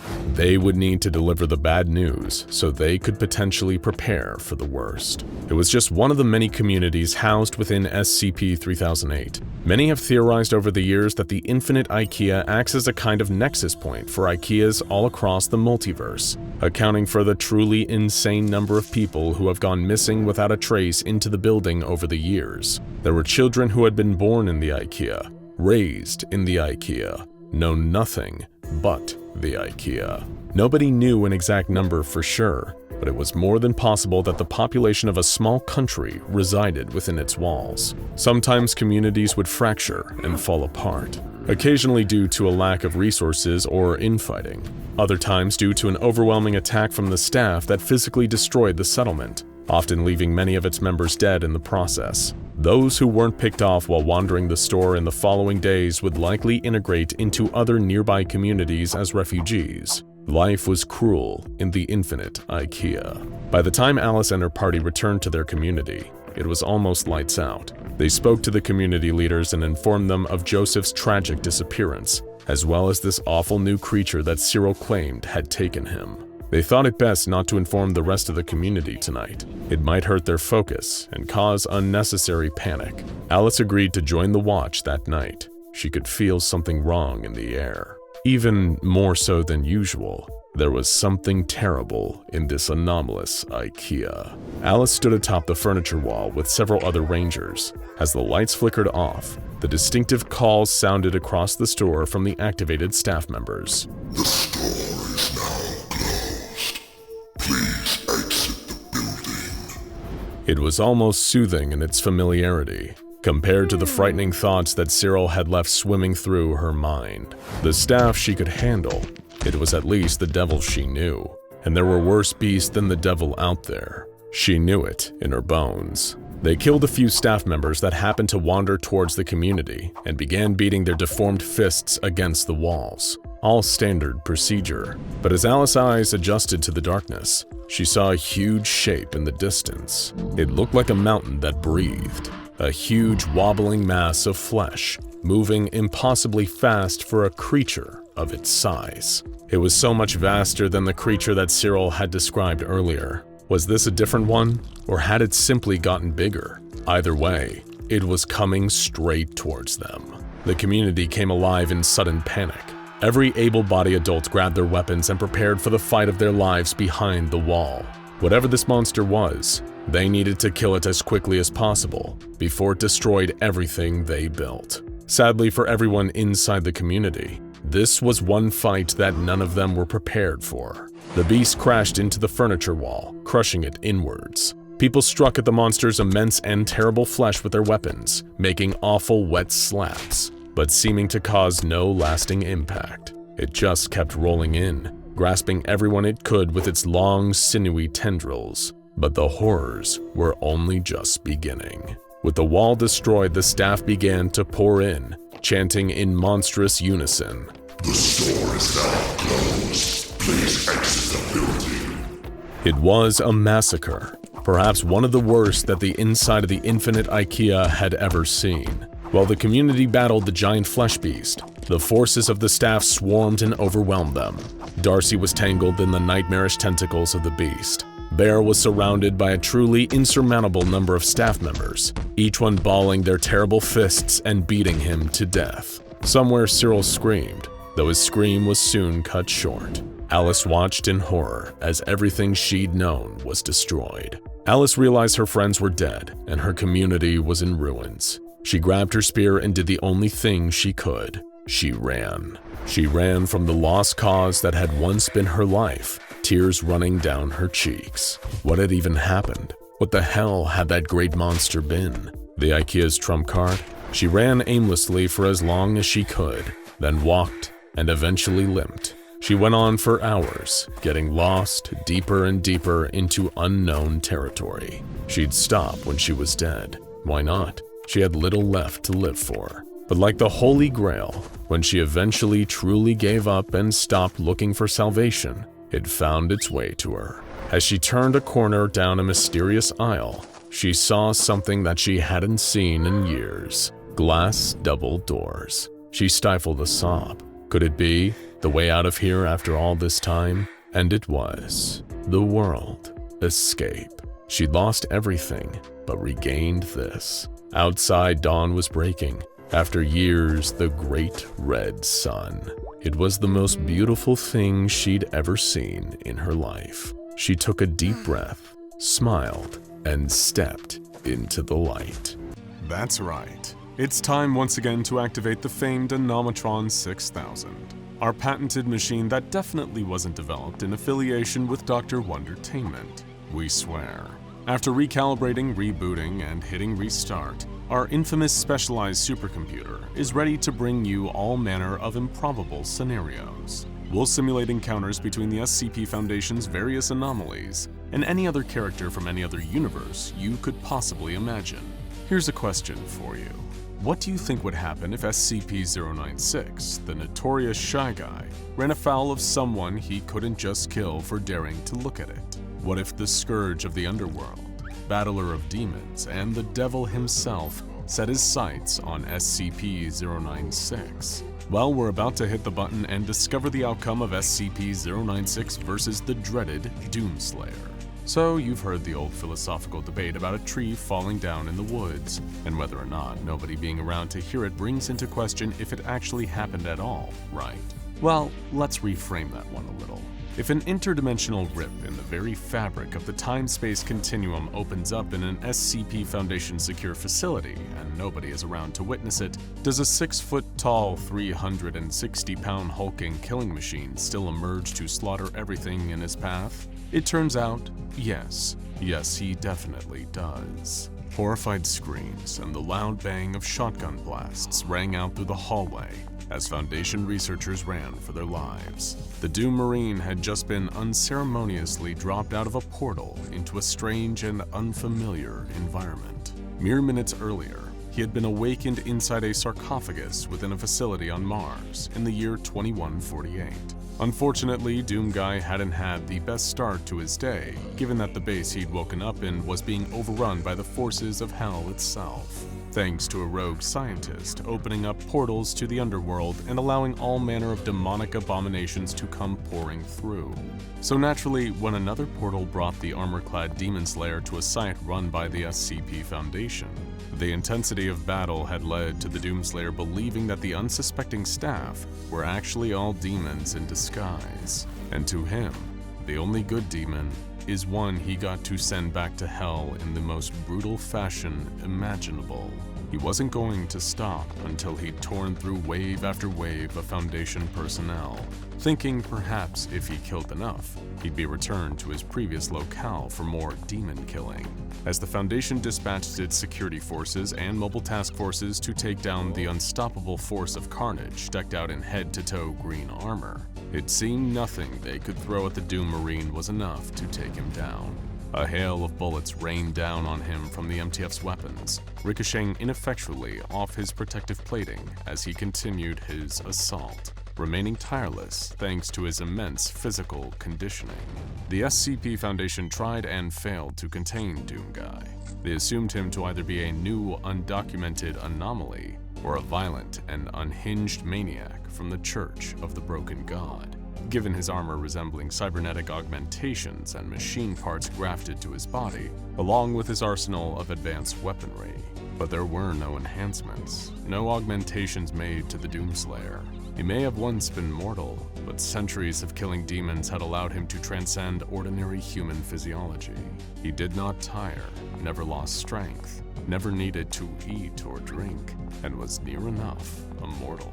Yet among all the chaos that was unfurling, a solitary researcher had just managed to slip out of the Doomslayer's reach. He ran as fast and far as he was physically able. The mobile task force troops were getting eviscerated, and the Slayer could easily tear through the whole Foundation. Then, fleeing for his life, the researcher had an idea, either a stroke of genius or total idiocy, and a risky move either way. He would send an anomaly on the Doomslayer. He turned to the nearest containment cell, a windowless room with a heavy locked door. Hurriedly inputting his security clearance code, the researcher heaved the door open and covered his eyes with his arm. It wouldn't have been his first choice of SCP to send into battle. SCP-096's cell was the closest. Lumbering out of its containment chamber on its misshapen, elongated legs, SCP-096 scanned the area. Alarms were blaring. It was loud and frightening to the timid, albeit terrifying creature. It reached up to cover its ears in bewilderment. Not that the researcher who had freed it could see what it was doing. For one, his eyes were still covered, and for another, he was already dead, thanks to the Doomslayer barging shoulder first through a nearby wall and raining debris onto the nearby researcher. Beneath the visor of his helmet, the Marine breathed heavily, panting but not tiring. As he looked at the pale, skinny creature in the corridor before him, it was clutching the sides of its head. Its huge jaw hung open. As far as the Slayer knew, he was making progress. His attack was working. He'd killed enough of these demonic imposters that they were starting to reveal their true forms. Although in all his years of bloodshed and being a scourge to the denizens of hell, he hadn't quite ever seen a demon that looked like the Shy Guy. Not that it mattered to Doom Guy. Before long, it'd be dead like all the rest. The towering, stick-thin creature turned to face the armor-adorned warrior and shrieked, immediately overcome with anguish, having a full-blown breakdown as it often did whenever someone looked at it. As the demon killer stomped down the corridor towards it, the Doom Blade, a long, sleek, razor-sharp edge extended from the Slayer's gauntlet where it was mounted on his wrist. He reached down and yanked the ripcord on his chainsaw too. He was long overdue for a glory kill. But before he could strike at SCP-096, the Shy Guy moved with impossible speed, faster than even the Doom Marine himself. It zipped behind the encroaching Marine, moving quicker than he could perceive. 1 second SCP-096 was crying and wailing in front of him, then not even a full second later, the creature was towering over Doom Guy from behind. SCP-096 gripped the Doom Blade and snapped it with ease, like breaking a twig before reaching its other long arm down and pulling the chainsaw from Doom Guy's hand. The motorized blade was still running as it clattered to the ground, cutting a hole through the floor and falling down into the lower level of the facility.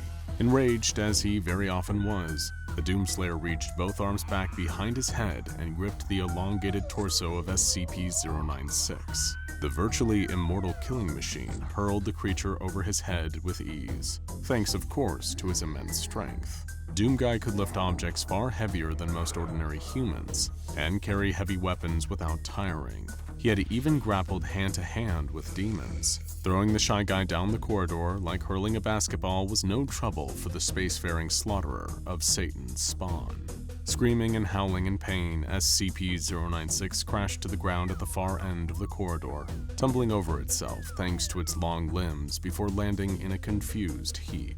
As the Shy Guy reoriented itself, struggling back onto its feet and standing up at its full height, it was instantly knocked back down as the force of something struck it. Bearing down on SCP-096, the Doom Machine charged, his signature double-barreled sawed-off shotgun drawn. It was hardly leaving a scratch on SCP-096's pale skin, despite the moderate amount of damage the weapon was capable of. 2 shots would ring out, reeling the creature but not harming it. Then, by the time SCP-096 managed to recover from the blast, the Slayer had finished reloading in time to open fire yet again, even as the Doomslayer raced nearer, closing the distance between him and what he thought to be another demon for him to kill. The shotgun seemed to have little effect against the Shy Guy at close range. Stowing the weapon, Doom Guy put all of his focus and energy into his charge, heavy boots stomping against the ground as he raced towards the Shy Guy, still stunned by the latest shotgun blast. Before the creature could steady itself, this time it was struck by another force, a heavy object barreling towards it. The Doomslayer shoulder barged SCP-096, sending the pair of them crashing through the nearest wall. They burst into a neighboring room, with the Doomslayer keeping a single-armed grip around the Shy Guy, while repeatedly delivering vicious punches to its gut with his other hand, not once relenting. SCP-096 screeched in pain, clawing at the Slayer, but unable to tear through his impenetrable armor. As they crashed through yet another wall, SCP-096 did something it rarely ever did. In fact, maybe something it had never ever done before. It ran away from someone that had looked at it. While the creature was deeply insecure and so self-conscious that it would kill anyone who saw so much as a photograph of it didn't often feel afraid. But the Doomslayer, this muscle-bound killing machine that had brutally butchered actual demons, was so imposing, so threatening, and so effective at dispensing painful punishment that he scared the fight out of SCP-096. Sobbing with terror, the creature zipped away using its anomalous speed, trying desperately to put as much distance between it and the Doom Marine as it possibly could. But therein lay the problem. No sooner had SCP-096 gotten away from the scourge of hell than the creature immediately felt the familiar pull. Whether it was an inescapable compulsion to kill everyone who looked at it, or the fact of the Shy Guy's biology, it could only distance itself from the Slayer for a few seconds before it reappeared next to him. From the Doom Guy's perspective, it seemed like the creature was intentionally disappearing and reappearing, using its teleportation-like speed to evade a volley of his attacks. SCP-096 came at him again, stuck in a loop of trying to attack the Doomslayer for looking at it, to immediately regretting that course of action and fleeing in fear of its hulking, heavy weapon-toting target. Doom Guy drew every weapon he had in his arsenal, launching a barrage of high-explosive ordnance from his rocket launcher to try and kill SCP-096. The resulting damage practically reduced an entire wing of the Foundation site to rubble, but still couldn't kill the Slayer's opponent. Meanwhile, in the moments that the Shy Guy temporarily forgot his own fear for the Doom Guy, it managed to rush towards him, swiping the Marine's various technologically advanced armaments out of his hands, before instantly remembering why he was so scared of the green armored force of destruction and dashing away. Doom Guy's supply of weapons had all but depleted. Neither he nor SCP-096 were getting tired out by their constant back and forth. They were locked in a stalemate, until the Shy Guy tried to get back to its cell. Zipping away once again, it cowered in the corner, reaching for an old worn-out paper bag that had slipped over its head. It sat down, trembling, rocking back and forth in a fetal position. The Shy Guy was terrified. An overwhelming, debilitating fear gripped it. Fear that became pure dread as the sound of heavy boots began to stomp closer and closer. Kicking the steel door off its hinges, the Doomslayer walked into SCP-096's cell, carrying something huge in his hands. It was one of the most devastating weapons Doom Guy had at his disposal, capable of unleashing untold destruction, the BFG 9000. Without remorse, not caring that the creature seemed to have retreated and was cowering away from him, the Slayer raised the powerful weapon and fired an enormous ball of green energy.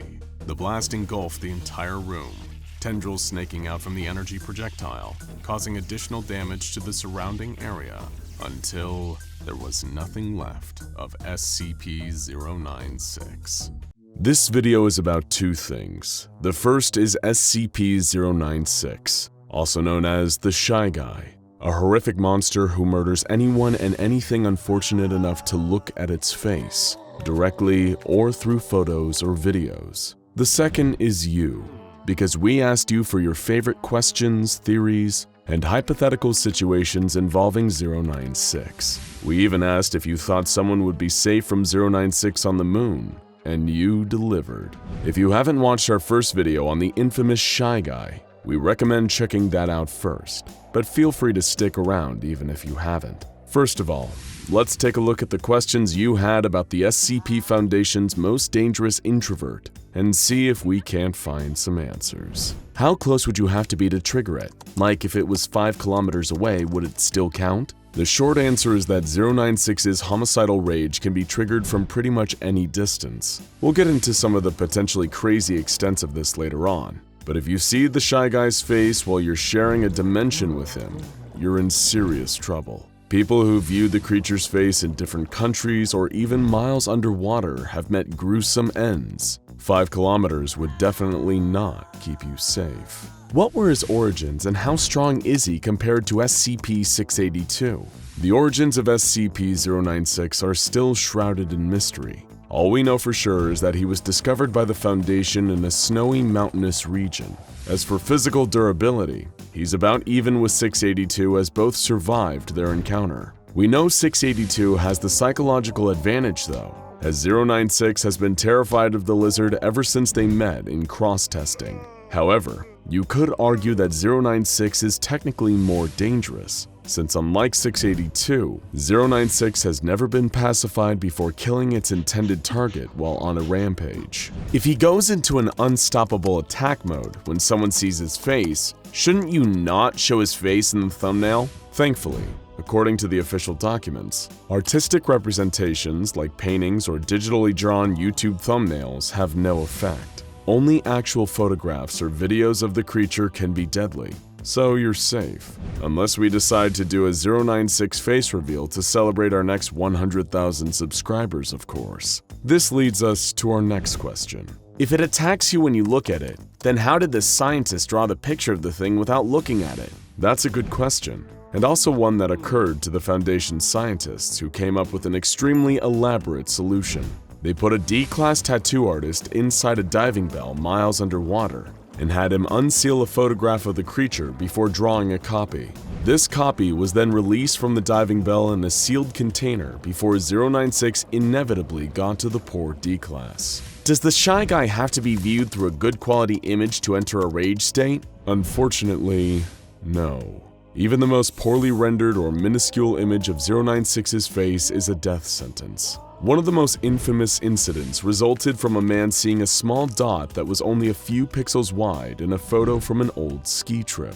The dot was 096, taken from a mile away. No true image of 096 is safe, regardless of size. In some canons, despite 096 being referred to as indestructible, the Foundation managed to terminate it after many attempts and even more bureaucracy. How did they do it? Well, a lot of 096's body has been blown away by conventional arms fire. Its hyper-tough skeleton is what has given it such an indestructible reputation. In one tale, though, Foundation researchers actually used this to their advantage and employed the use of the neck-snapping killer sculpture SCP-173. After using 173 to damage 096's bones, powerful acid was injected into the skeleton, destroying it from within. Though of course this isn't the official ending of the 096 story, because the SCP Foundation doesn't have a single unifying canon. That's enough questions. Now it's time for you to school us. Let's look at some of your favorite theories about the Shy Guy, starting with: I sometimes like to imagine that 096 is nice, but he can't control when someone sees him, and after he kills the person, he starts to cry because he didn't want to kill them. There is actually some evidence to suggest that SCP-096 might not want to kill. A great example of this is its cross-test with SCP-978, a camera which reveals the deepest desires of whoever or whatever is in its photos. The photo it took of 096 showed that it had completely disappeared from the photo, showing its deepest desire was to just be invisible and unseen. Maybe it wants to disappear because it doesn't want to hurt anybody. Regarding the moon question, I think SCP-096 would probably stay in that hostile state until you came back, at which point it would promptly rip you to shreds and do whatever it does to your mutilated corpse. Based on what we know about prior 096 incidents, this feels incredibly likely. It's also possible that it might enter its docile state before becoming aggressive again when you return to its murder range. You really don't want to find out either way. He can just jump to the moon easy. He does squats in containment all the time. While its scrawny physique doesn't make it seem like 096 understands the concept of exercise, there aren't any cameras in 096's cell, so technically we can't prove it isn't doing squats to pass the time in there. I really doubt a blind person would be safe from his effect, since 096 has the IQ of a newborn baby. I think he will count it as looking at him. This is an interesting theory. However, seeing as 096 is able to sense when people see its face from entire continents away, the way it knows if you can see its face might be a little more psychic in nature. Therefore, it's probable that it wouldn't mistakenly kill someone who hasn't actually seen its face, such as a person who is blind. To deal with him, in my opinion, simply freeze him, either in space or in the mountains. His body shuts down, and when looked at it will not react correctly. It is simply asleep. While we don't know how SCP-096 would react to a zero-G environment, for a creature that's always nude, it seems extremely tolerant to the cold. When it was first found, it was lurking in icy mountains, and a Foundation agent commented on the fact it wasn't even shivering, despite the incredibly low temperatures. But who knows if there's a temperature out there that's too low even for the Shy Guy. If someone looks at it in China and it's in the US, then you get on its back, you'll get a free piggyback ride to China. It's a free trip to China and all it costs is a human life. That's my theory. Technically, it'd be at the cost of 2 human lives, unless you wore a diving suit with plenty of oxygen. 096 has proven to be an extremely proficient swimmer, but you'd have to maintain your grip across the entire Pacific Ocean while it journeys to China. In other words, it's technically possible, but we here at SCP Explained would rather pay for the round-trip flight. To each their own, though. But that's enough theories for now.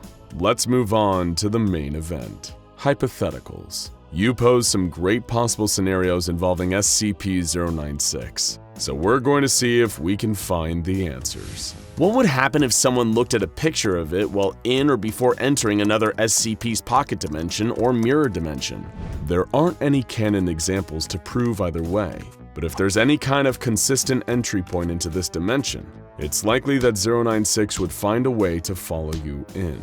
If not, it's very possible that it may just wait for you to eventually return before bringing the metaphorical hammer down on you.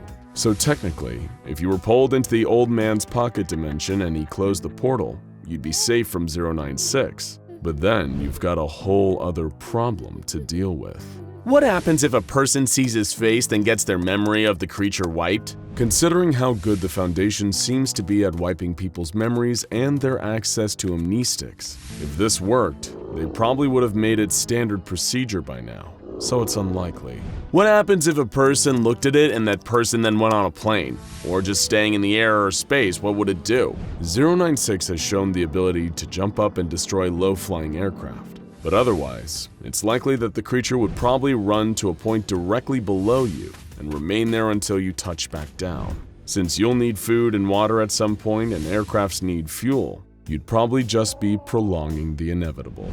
What if the young girl was around it so it tried to attack her but died trying? This is another interesting possibility. SCP-053 is a girl capable of causing homicidal urges, but causes fatal heart attacks in those who attack her. While we can't know for sure how a meeting between 096 and 053 would go, we can use her encounter with 682 as a potential template. Aggressive SCPs like the hard-to-kill reptile, perhaps having an innate knowledge of the danger that comes from attacking 053, tend to become strangely docile around her. It's possible that 096 would do the same. Would we be able to control SCP-096 with the help of SCP-035? The Possessive Mask, aka SCP-035, is undeniably a lot more intelligent than 096, and has even been shown to respond to reason on occasion. It's also been able to control almost every other entity it's been placed on. The problem is, if the mask was placed on 096 and it was somehow effective, the result may be even more dangerous than 096, an intelligent monster with an indestructible and highly dangerous body. There's no telling whether 035 would slowly break down 096 into sludge the way it does to humans, in which case we would be left with an immortal 096-035 combo. So maybe it's best that we never find out. If someone were to be in the infinite Ikea and looked at a picture of its face, could it finally be contained? And if someone else looked at a picture of it outside of the infinite Ikea, could it escape and kill them? If so, how long would it take it? This is a great question, and while the infinite Ikea is a terrifying maze, SCP-096 has an advantage here that we don't. Not only can it rip through anything in the way with its super strength, it has an innate sense of where its victim is. Therefore, regardless of whether you're inside or out, SCP-096 will still come straight to you to exact your horrible fate. But at least you can enjoy the meatballs while you wait, right? And finally, what would happen if 096 were led into a room full of mirrors and allowed or made to look at its own face? Would it smash the mirrors or try to rip itself to pieces? This is still a hotly debated issue to this day, which, thanks to the no-canon nature of the SCP Foundation, does not have a definitive answer. Some theorize that this would at least be an effective deterrent against SCP-096, while others suggest that it wouldn't be effective, because many believe that 096 is actually blind, and thus cannot see its own face. It can only sense when other people see it. Again, we don't quite know for sure, but it's likely to remain one of the most contentious issues around the Shy Guy for a long time to come. And there you have it, folks. Our very first questions and theories video. We loved hearing what you had to say, so keep an eye on our community post for the next one. Are there other SCPs you'd like to see us cover in explained or theory videos? Let us know in the comments. And subscribe to SCP Explained and turn on notifications for new SCP videos every single week. A very strange anomaly sits in a humanoid containment cell in the minimum security wing of Site-17. He walks, talks, and looks like a man, but everything else is convoluted in a question mark. This is SCP-343, who, like his namesake, God, is likely to cause arguments whenever he's brought up. Is he the creator of all that exists, the basis for the Abrahamic faiths, or is he a pretender, a reality warper with immense power and predilection towards delusion, a courtesian of the house of Maladraug, Matthew, Methuselah, Yahweh? Who knows? Really, it depends on who you ask. and which stories you choose to believe. And few people enjoy a good story more than SCP-343 himself. If one day you take the time to visit him in his room and ask him to reveal a page in the long book of his personal history, he might be kind enough to tell you a story. A story like this, of an encounter with something monstrous that few others could hope to survive meeting face to face. Rewind a few thousand years. Nobody knows how many exactly. God, as he chooses to dub himself, walked across the cracked ground on worn sandals. It'd been some time since he'd seen an animal around here, and even longer since he'd seen a human being. Not that this bothered him. He'd never been bothered by his own company on a long walk like this. Of course, he could have sped up time or teleported, but where was the fun in that? He was a tourist in the world of sensation, of experience, of flesh, bone, dirt, blood, and sand. After all, where's the fun in creating a whole universe if you can't drop in now and then to visit and do as the Romans do? Not that the Romans would be around for another few thousand years. Even Atlas must occasionally shift the weight of the globe from his shoulders for a jaunt around the cosmic neighborhood, and whatever passes for fresh air in the vacuum. God whistled a tune to himself. It was a craggy, mountainous region he'd found himself in. The distant peaks had frosted caps, a breathtaking place where many truly had their breaths taken away. How humans will so happily risk their lives to do something extraordinary. It never ceased to amaze him. His stomach rumbled. Oh, how he enjoyed that sensation. One of the funny little quirks of this human form that he weaved for himself. It was no reason to be concerned, if memory served, from his last trip through the area a few decades before. There was a friendly village not far from here. They had always accepted him as a genial stranger, having no knowledge of his true power. God had always believed that a person's goodness is defined by how they treat those from whom they had nothing to gain. So it caused him great concern as he approached the village and saw great plumes of smoke rising into the sky. He was so shocked by this that he could decide to break his rule about walking as a man, in case there was still some way he could help. With a snap of his fingers, he disappeared and reappeared in the center of the village's town square. Total devastation. Huts and houses had been torn asunder. Broken weapons lay on the ground. Some places were on fire, others smeared with streaks of blood, like some terrible battle had occurred here. But something was wrong. No bodies, not one, from defender or assailant. How could a thriving village be so thoroughly destroyed and not leave a single corpse? It was an act so bizarre and depraved that it left even God puzzling. That was another downside of his human form. Here on Earth, he didn't have access to true omniscience. How could a mere human mind, bound by the constraints of linear time, ever truly comprehend the total of existence? Even attempting to do that here would melt the brain of his human body in its skull and leave it dribbling out of his nose and ears. Instead, he chose to walk around the ruins of the village and investigate firsthand.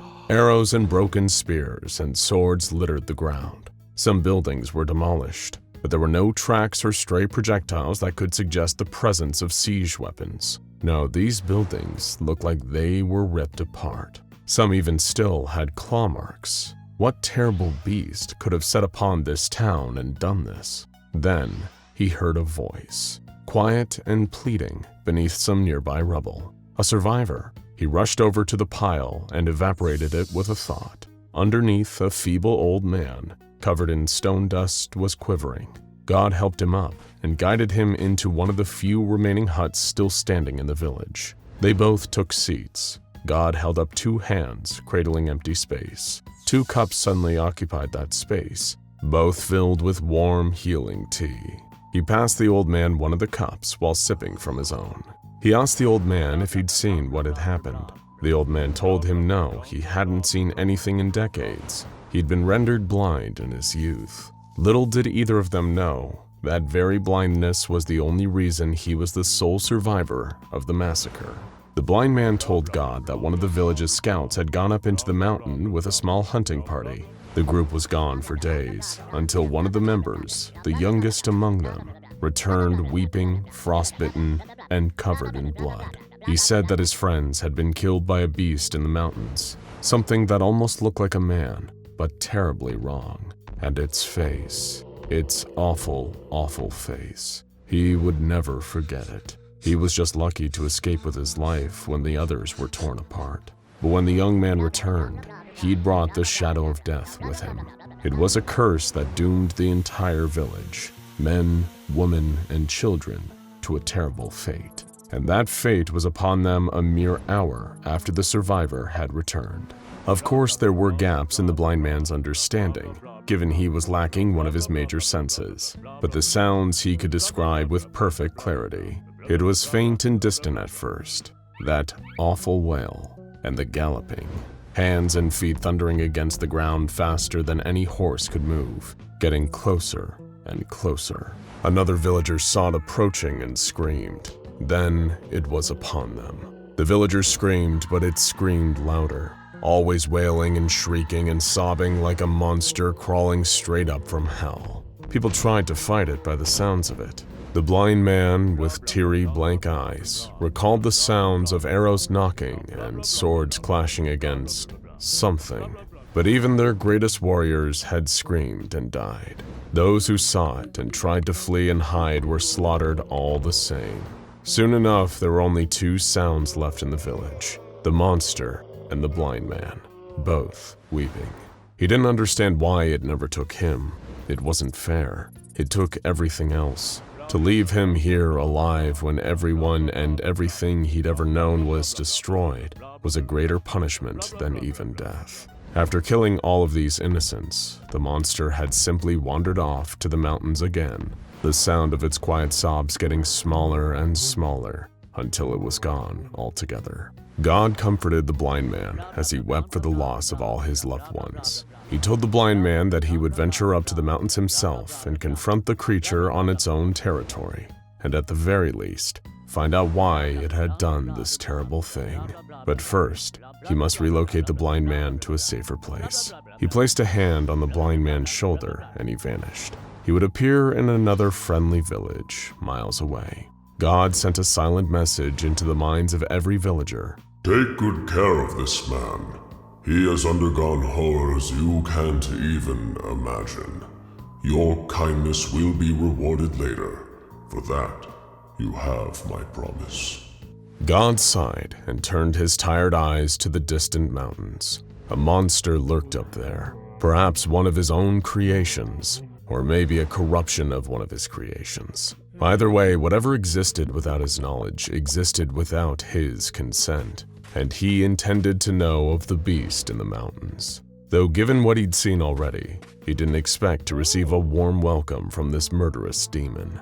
Miles away up in the mountains, the creature licked the blood from its cracked lips. It looked like it might have once been a human being or something that aspired to humanity or mocked it with its very existence. It was a huge, gangling beast, skin alabaster, eyes empty and soulless, dribbling rivulets of burning tears down a hideous, gaunt face. It crawled into the frozen mouth of a cave with great icicle fangs, wheezing and weeping. All it ever wanted was to be alone. Why did they have to keep interfering? Didn't they know what happened? All the terrible things they made it do.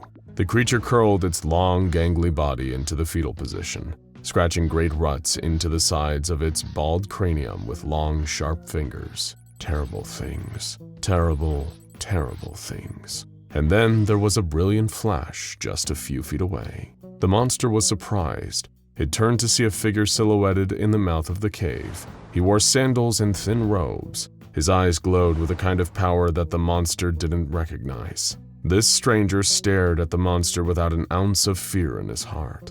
He stared right into its eyes, unwavering. No, no, no, no, no, no! It could feel it again, the rage bubbling up deep down. A cauldron of seething anger. It hated the feeling like being lowered into a vat of molten metal. Unspeakable fire and pain coursing through every vessel. It began to weep and scream while the stranger in the cave mouth just watched, not moving a muscle. Do you know who I am? The stranger asked with a deep voice that betrayed almost infinite power, knowledge, and wisdom. But it wouldn't change the outcome here. The monster bounded at him at speeds that wouldn't be seen again until jet planes and bullet trains are invented millennia into the future. Its jaws were hanging impossibly wide, fangs borne, its arms extended, and deadly claws ready to strike. But before those terrible hands could close around the stranger, he vanished. The monster stumbled and rolled across the snow, confused. What trickery was being used here? I'll take that as a no, said the voice from behind him. You ought to show your father some respect. More respect than you gave to those poor people down in the village, at least. Seething, the creature turned and saw the stranger standing back in the darkness of the cave, staring at him. But the beast didn't have the capacity for awe or holy terror, only violence. Boundless, limitless, unstoppable violence. It darted towards the stranger again, trying to strike him.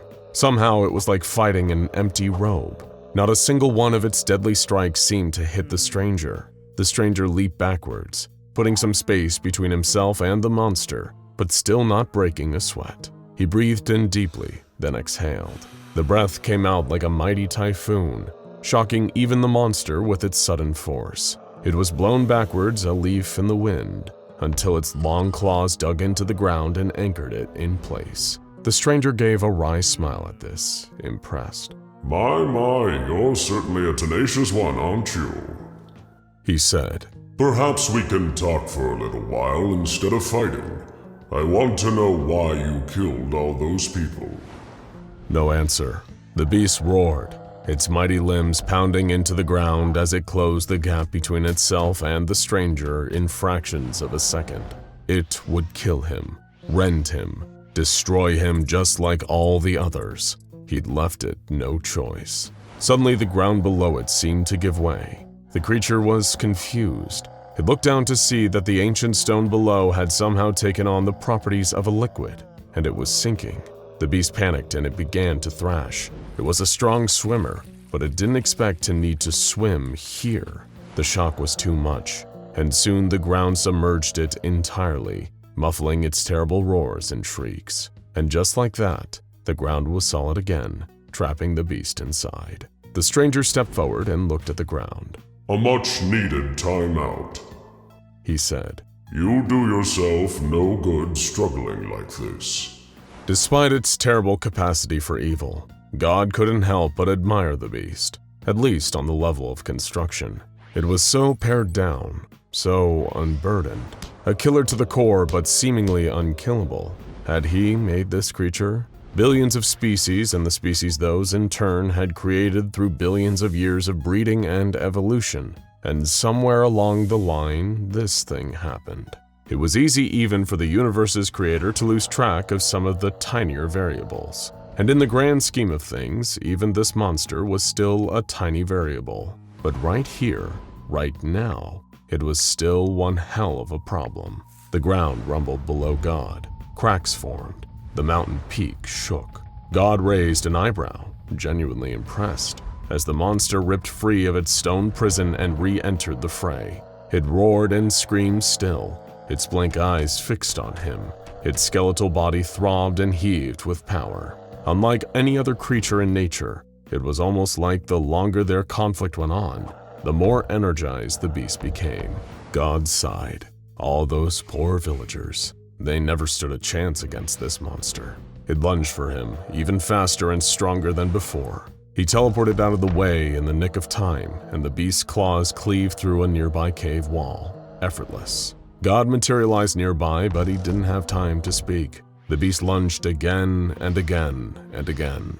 Every time he reappeared, the beast went for him with impossible speed. Deciding to widen the playing field, God teleported to the top of the mountain. The creature, somehow sensing his presence, vaulted upwards and tunneled through the roof of the cave, bursting out of the ground in front of God, who was floating just slightly off the ground. It would be wise of you to stop, God carefully intoned. All this time, I've been going easy on you. You don't want to find out what the wrath of God looks like. Storm clouds were gathering above. Mighty thunder roared across the sky. The beast was undeterred. It roared and galloped towards God, and God in turn called down a response. A volley of lightning the likes of which the world has never seen before or since struck down on the charging monster. The sudden white flash could sting the eyes from miles away. The monster shrieked from the blast, feeling its flesh lift off its bones and atomize in the sheer heat of the electricity around it. It could smell itself cooking. The lightning blast only lasted for a few seconds, but for the beast, it felt like eternity. When the onslaught stopped, the air was still heavy with electrical potential. God stared down at the black scorch mark on the side of the mountain where the creature had been standing. All the snow within a mile had been evaporated by the blast. It was a raw display of the power of nature that would make even Zeus tremble in his sandals. And yet, there was still movement.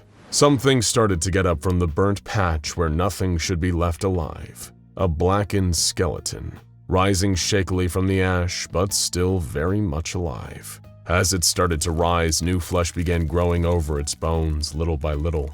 Even God was astonished by the sight of it. He'd never seen a creature cling so ardently to life in spite of having truly unsurmountable power amassed against it. It was up against God, and still, it fought. The monster tottered on its freakishly long limbs, still disoriented, unusually staggered for a creature driven by such single-minded violent purpose. When enough of its face grew back to do so, it began to weep and sob again, tears streaking down its terrible face.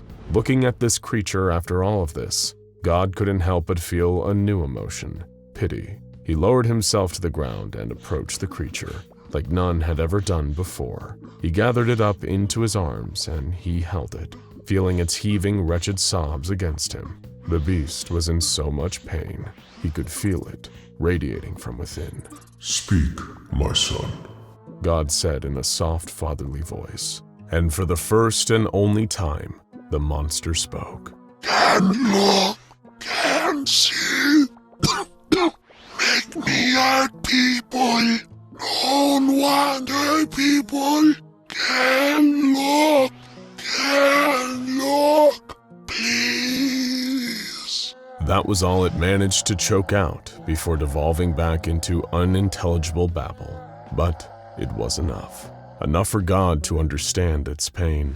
He did not know if it would be right to change the monster's nature. Is it ever right to truly change anyone's nature? But it was within his almost limitless power to grant it one reprieve from pain. He settled the beast in the snow below him. It was quiet and still. And God said unto the beast, Rest now, child. Rest for thousands of years if you must. I hope only that when you eventually awaken, you feel differently. And so another story from the catalog of SCP-343. Of course, it leaves us with certain questions, chief among them being, is it true? Did 343 and 096 have this chance encounter long ago? Or is this just another tall tale from an anomaly who fancies himself a deity? We have our truth, and you have yours. Let us know what you believe down below in the comments. Imagine knowing that there's a monster right under your nose. Imagine knowing that this monster is capable of killing any human being on Earth, and all because they simply saw a photograph of its face. When this monster is on the warpath, literally nothing can stop it. No weapon that human beings have invented is capable of even slowing it down. Imagine knowing, in the age of mass media, of clicks and shares, of 24-hour news, smartphones, and limitless social media connecting billions across the globe, that one stray picture of this monster leaked in the wrong place could cause the end of the world as we know it. And this fateful, terrifying day could come at any time. Congratulations, you now know how it feels to be Dr. Dan, the hot-headed lead SCP Foundation researcher on the SCP-096 case. The anomaly itself requires no real introduction.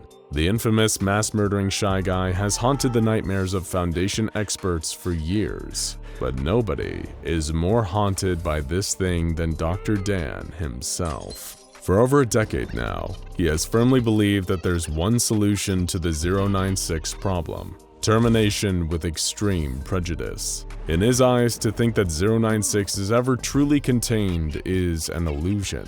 They could never be sure of how many pictures of it are out there, floating around just waiting to be seen, like a time bomb waiting to go off. The resources spent containing it and cleaning up after its rampages, he would often argue, would be better spent instead figuring out how to finally kill it. But seeing as we're talking about the SCP Foundation here, not the Global Occult Coalition, the O5 Council didn't see it quite the same way.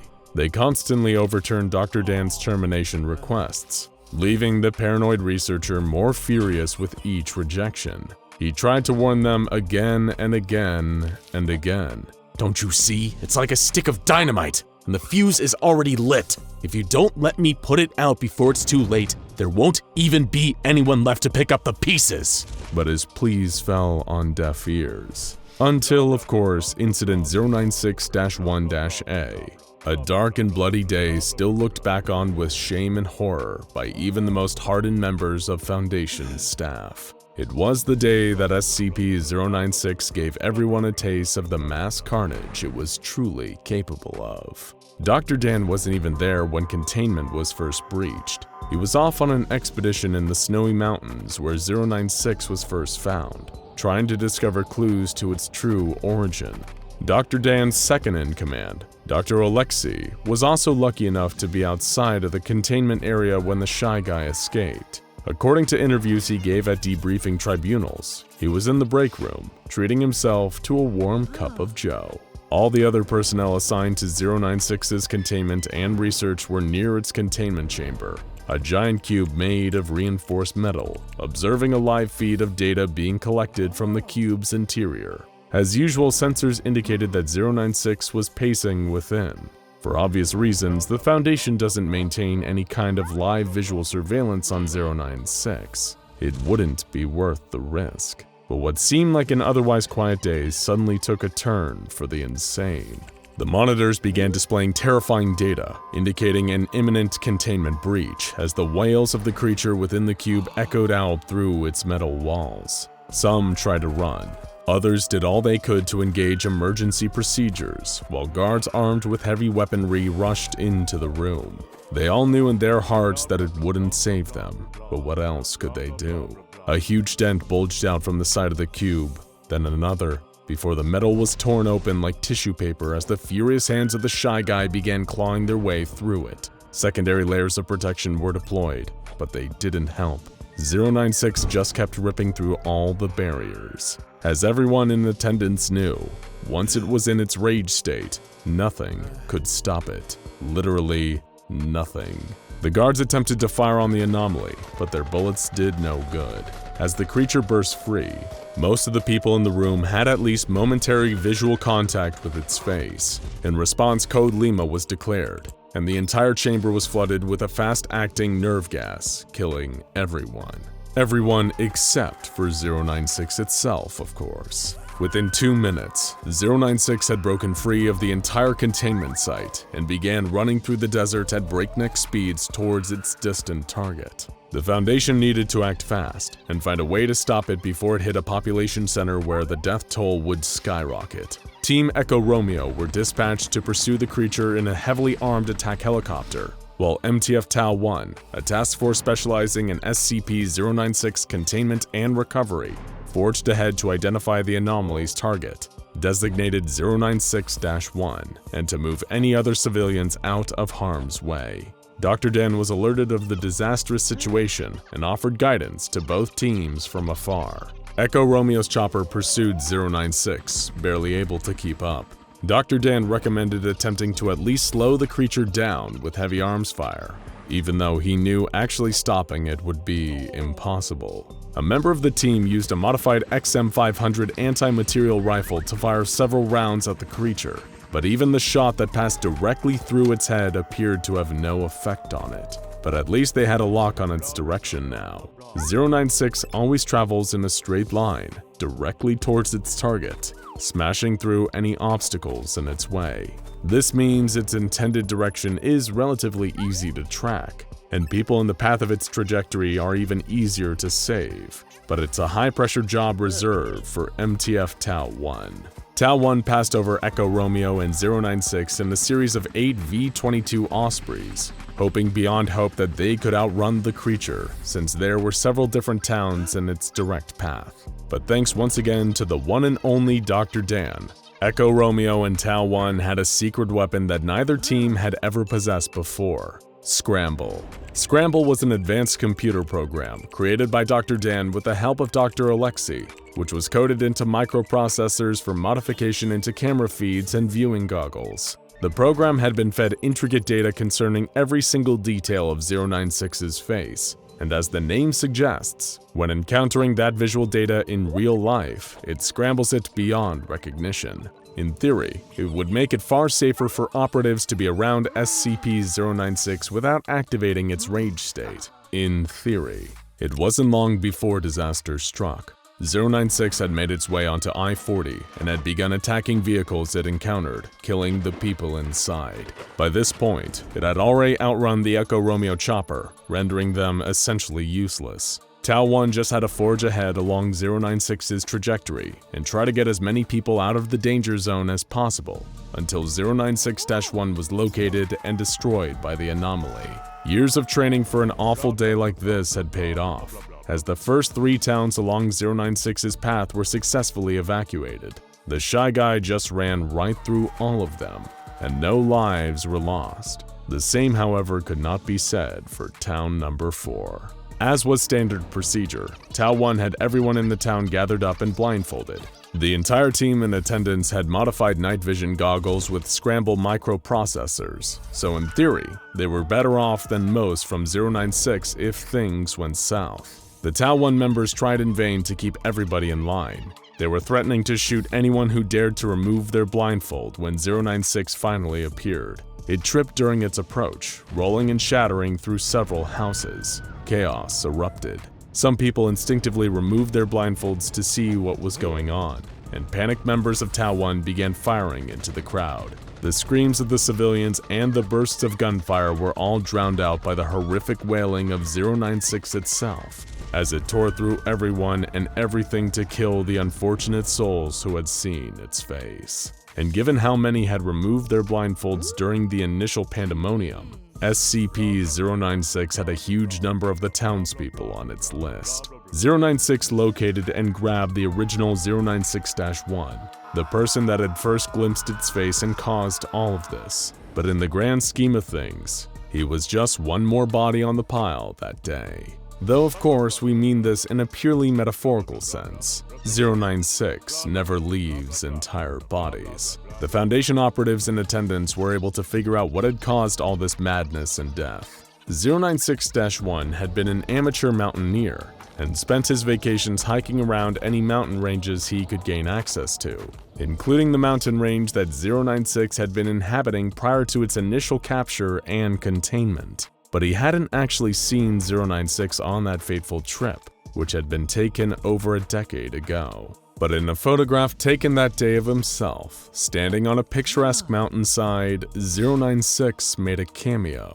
It took up all of 4 pixels, a tiny off-white dot against the snow on the back right side of the photograph. This photograph, with all the deadly potency of an atom bomb, had been sitting there for years, waiting. When the mountaineer was looking through old photos that morning and his eyes passed over those few blurry pixels, he didn't have any idea that he had just laid his eyes on one of the most dangerous anomalies the world has ever seen. But you don't have to know. Only 096 does. As Tau 1, led by their commander Major Jack Wilford, tried to retake control of the situation, things got even worse. It turned out Dr. Dan's Scramble technology, the one thing that was supposed to have given them an edge in this situation, didn't actually work. As soon as goggle-wearing members of the team laid eyes on 096, it entered its rage state and started massacring them. It tore many of the Mobile Task Force members to shreds, including a number of the operatives required for piloting the 8 Ospreys. It was a disaster of truly epic proportions, and the catastrophic failure of Dr. Dan's Scramble technology was a key factor. The root of the technology's failure was easy enough to figure out. Dr. Dan's scramble microprocessors worked fast, but not fast enough. Fractions of a second glimpses of 096's face managed to get through, and that was more than enough to set 096 off. Echo Romeo and MTF Epsilon arrived shortly afterwards to clean up the mess. It'd been a disaster of such magnitude that even a CNN reporter arrived on the scene and started filming before being promptly shut down by Epsilon. It was a member of Echo Romeo that finally slipped the bag over a docile 096's head, preparing it for containment once again, the creature now content that it had eliminated all of the unfortunate souls who had seen its face. He'd found 096 sitting next to a minivan that had its roof ripped off, the young family inside being the last to have seen its face. And things were so awful in the aftermath of the containment breach that the O5 Council changed their tune, finally granting Dr. Dan permission to terminate 096 by any means necessary. It's terrifying to think that all this can unfold because of a couple of poorly timed accidents. But it's probably even more terrifying to consider that it wasn't an accident at all. It seemed awfully convenient that both Dr. Dan and Dr. Alexei were far from danger when all hell broke loose. It was also convenient that, despite the failure of his technology being a major reason why the breach was as deadly as it was, Dr. Dan had still come out of the situation with everything he wanted. The Foundation also found this strange, and the more they looked into it, the more they found details that didn't add up. Alibis began to fall apart. Coincidences didn't seem so coincidental, and eventually a weak link in the chain was identified: Dr. Alexei. Under pressure from the Foundation, Alexei spilled everything. Dr. Dan had essentially orchestrated the entire containment breach, and on top of that, he did everything he could to make it as deadly as possible, all with the purpose of getting the O5 Council to see things his way, and finally give him the permission he needed to devote all of the SCP-096 resources to its termination. But it came at a terrible price to Dr. Dan personally.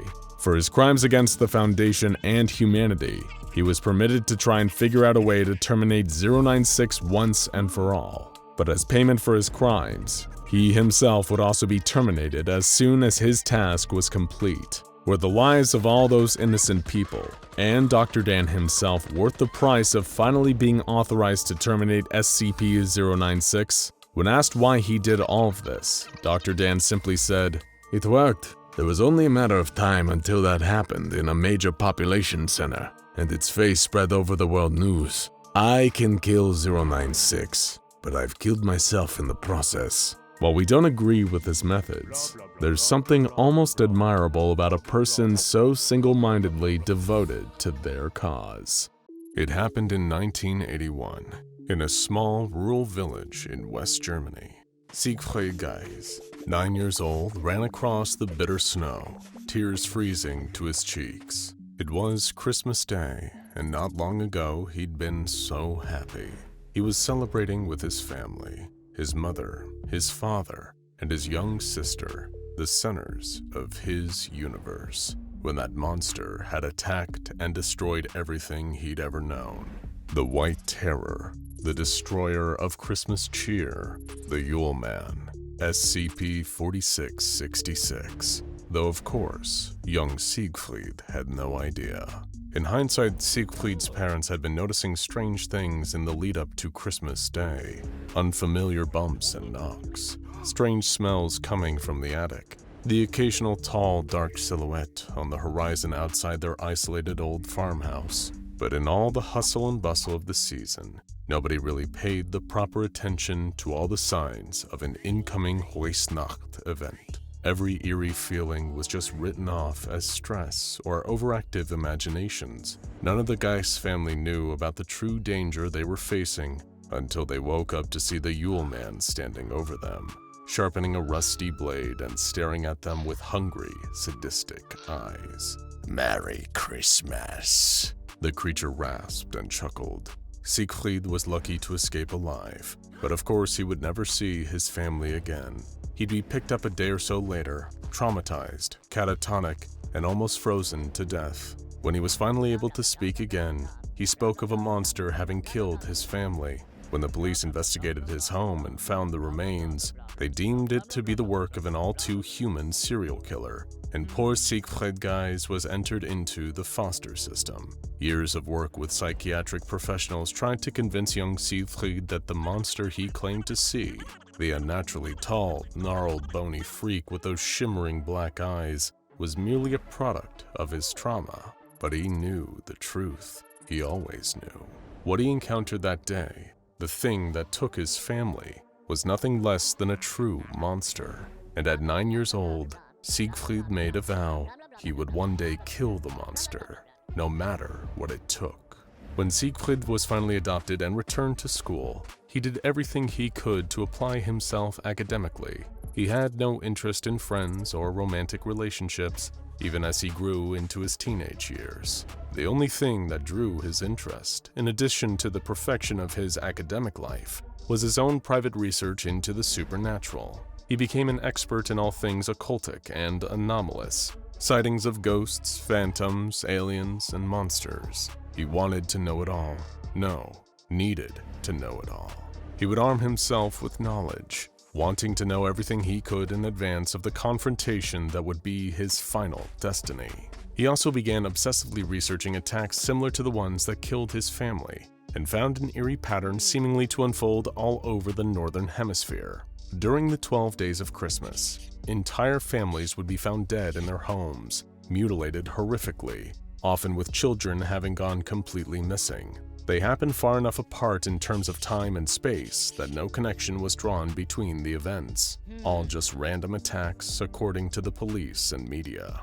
Weren't the connections obvious? He didn't understand it. It was almost like there was some kind of sweeping cover-up obscuring the true culprit behind all these killings. The same beast that destroyed his life. As Siegfried, now known to most as Dr. Geis, ascended through his time at university, he became one of Germany's foremost scholars on the occult, with several published papers and books that drew fascination of fellow experts and laymen alike. But most importantly of all, Siegfried's work got the attention of the SCP Foundation. They reached out to the ambitious rising star of the paranormal world and offered him a research position. Dr. Geis was elated and said that he would happily take the role if they answered one question for him. Did they know anything about a horrific humanoid monster that attacked families across the Northern Hemisphere around Christmas time? This was the moment when Dr. Siegfried Geis, after decades of searching, finally came to know about SCP-4666. He had access to all of the SCP Foundation's information on the monster, putting him several steps closer to what had always been his ultimate goal: killing that godforsaken thing. But this would be easier said than done. After all, if the Yule Man was easy to track, the Foundation would have captured and contained him long before now. His attacks could occur anywhere across the Northern Hemisphere, making catching him the world's largest game of whack-a-mole. But this was a game that Dr. Geis had more than enough patience to play. Over the following years, Dr. Geis worked as hard as humanly possible, not just at the case of SCP-4666, but at every piece of work the Foundation had to offer him. Much like his ruined childhood, Geis made no effort to interact, no effort to form social connections. He just worked and worked and worked and worked, with single-minded passion, soon developing a reputation as one of the most hard-working and dependable figures in the SCP Foundation's European division. It was this kind of work ethic that soon saw him promoted to senior researcher, and then a site director. He had more control over information, resources, and manpower than ever before. It was almost time.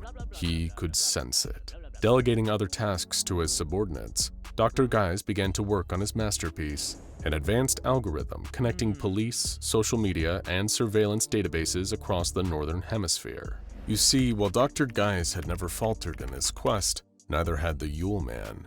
Every year, more families disappeared or were horrifically murdered, and every death weighed on Geis. He saw them as a personal failing of his inability to fulfill his destiny. But the Yule Man was a creature of habit, and it would be that very adherence to habit that Geis used to destroy it. Using the algorithm he created, they would perfectly track and triangulate the home most likely to be the subject of a dreaded Huisnacht event, with greater accuracy and precision than ever before. The year was 2022. Dr. Geist was convinced that this time, he would be the one to claim victory and vengeance. There was one thing he didn't tell his Foundation compatriots, though. As he put the pieces in place for the final showdown, he had no intention of containing the Yule Man. This time, he would destroy it. Using his newfound influence as a well-respected site director, he requested the transfer of a few high-profile anomalies, as well as the services of a crack mobile task force death squad. It was time. The Yule Man watched the house from a distance. He'd been observing for days, watching the nice, happy family within. What pleasure it would bring him to destroy them, and take what's left to his workshop for further fun. Tonight would be the night that he claimed them. They were all blissfully unaware, and lived in an isolated rural area where nobody but him would hear all the wonderful screaming. The second the lights went out inside the house, he would strike, and bring about some Christmas fear. When the last window went dark, the Yule Man drew a long, rusty blade out of his bag of tricks and approached the house. He crept in through one of the windows. Locks had never been a problem for him. This whole process had played out hundreds of times. He barely even needed to think about it now. He crept in past the presents around the Christmas tree, found the stairs and began to climb. He'd find them in their beds, one by one, and take his time, savoring the pain, savoring the fear. He went into the youngest one's bedroom first, his lips pulled back into a manic grin. There was the little boy, tucked in under his quilt, like a present waiting to be unwrapped. He grabbed the sheet with his long, gnarled fingers and pulled it back, only to see a plastic dummy underneath, with a stun grenade fixed to its chest. Before the Yule Man could even react, the stun grenade exploded into his face, blinding him with a sudden white light and ringing in his ancient ears. The next thing he heard was a rugged military voice yelling, Squad Alpha, move in! Seconds later, the upstairs landing was filled with mobile task force operatives with assault rifles. They aimed and opened fire into the Yule Man, peppering him with painful bullets. He wasn't used to his victims fighting back like this. Truthfully, it even caught him off guard. But sadly for those brave task force operatives, it would not be enough to kill him. The Yule Man gripped his rusty knife and lunged at Squad Alpha. Moments later, they were all dead, and the furious Yule Man was trudging back down the stairs. There had been no satisfaction in this slaughter. How had they caught him like this? Perhaps he'd go eat some of his servants in his workshop to make himself feel better. As he walked back across the living room, past the Christmas tree, past all the presents, the television flickered into life. Staring at him from the screen was the grinning face of Dr. Siegfried Geis, now 50 years old. And the most insane part was that the Yule Man somehow recognized him, the one who got away 41 years prior. "Hello, old friend. You're looking a little glum," Siegfried said on the screen. "I take it that you did not enjoy the surprise party I just threw for you. Don't worry, the night isn't over yet. After all, you haven't even opened your presents." With that, the presents under the tree, which were actually packed with C4 plastic explosives, detonated, leveling the entire house with the Yule Man still inside. The explosion could be heard for miles as a great pillar of smoke rose up into the air. Several hundred meters away, Dr. Siegfried Geis waited and watched, flanked by Foundation agents and more mobile task force soldiers, taking in the majesty of the explosion. Dr. Geis remained steely-eyed and watched the blaze. Somehow he knew that even that would not be enough to end the monster permanently. He nodded to the lieutenant he'd brought with him.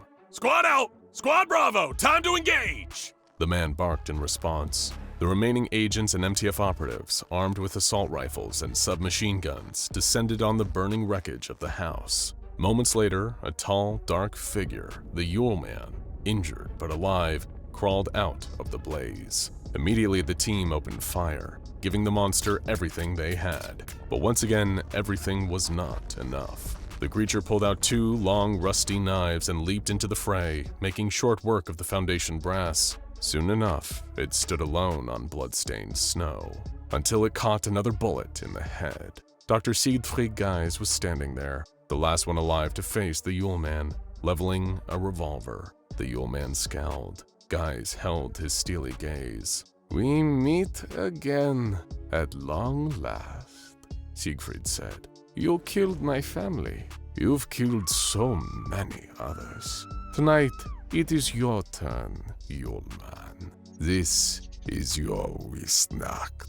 Guys opened fire as the Yule Man charged towards him, taking each shot in stride. Even as the Yule Man closed the distance, Guys didn't flinch. His resolve was steely.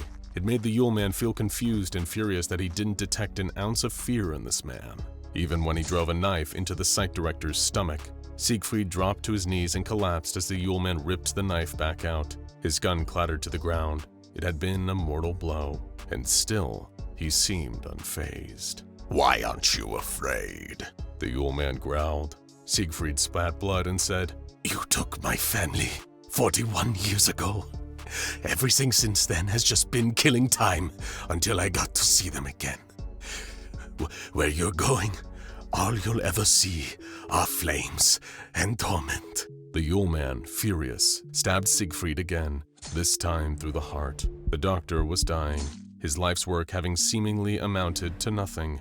But with the last of his strength, he reached into his coat and pulled out something, a little gift he'd requested from one Dr. Alto Clef before putting his plan into action.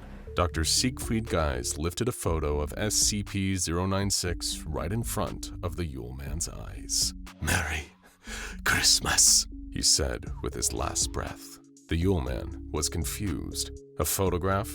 Was that it? Was that really this foolish little boy's trump card after all this time? What a waste. Then, without a moment's warning, SCP-096 barreled into the Yule Man, sending them both rolling across the snow. One of Siegfried's preparations was to have SCP-096's containment cube temporarily relocated to only a mile away from the ambush site to avoid collateral damage. If everything else failed, then SCP-096 would be their Hail Mary pass, their finishing move.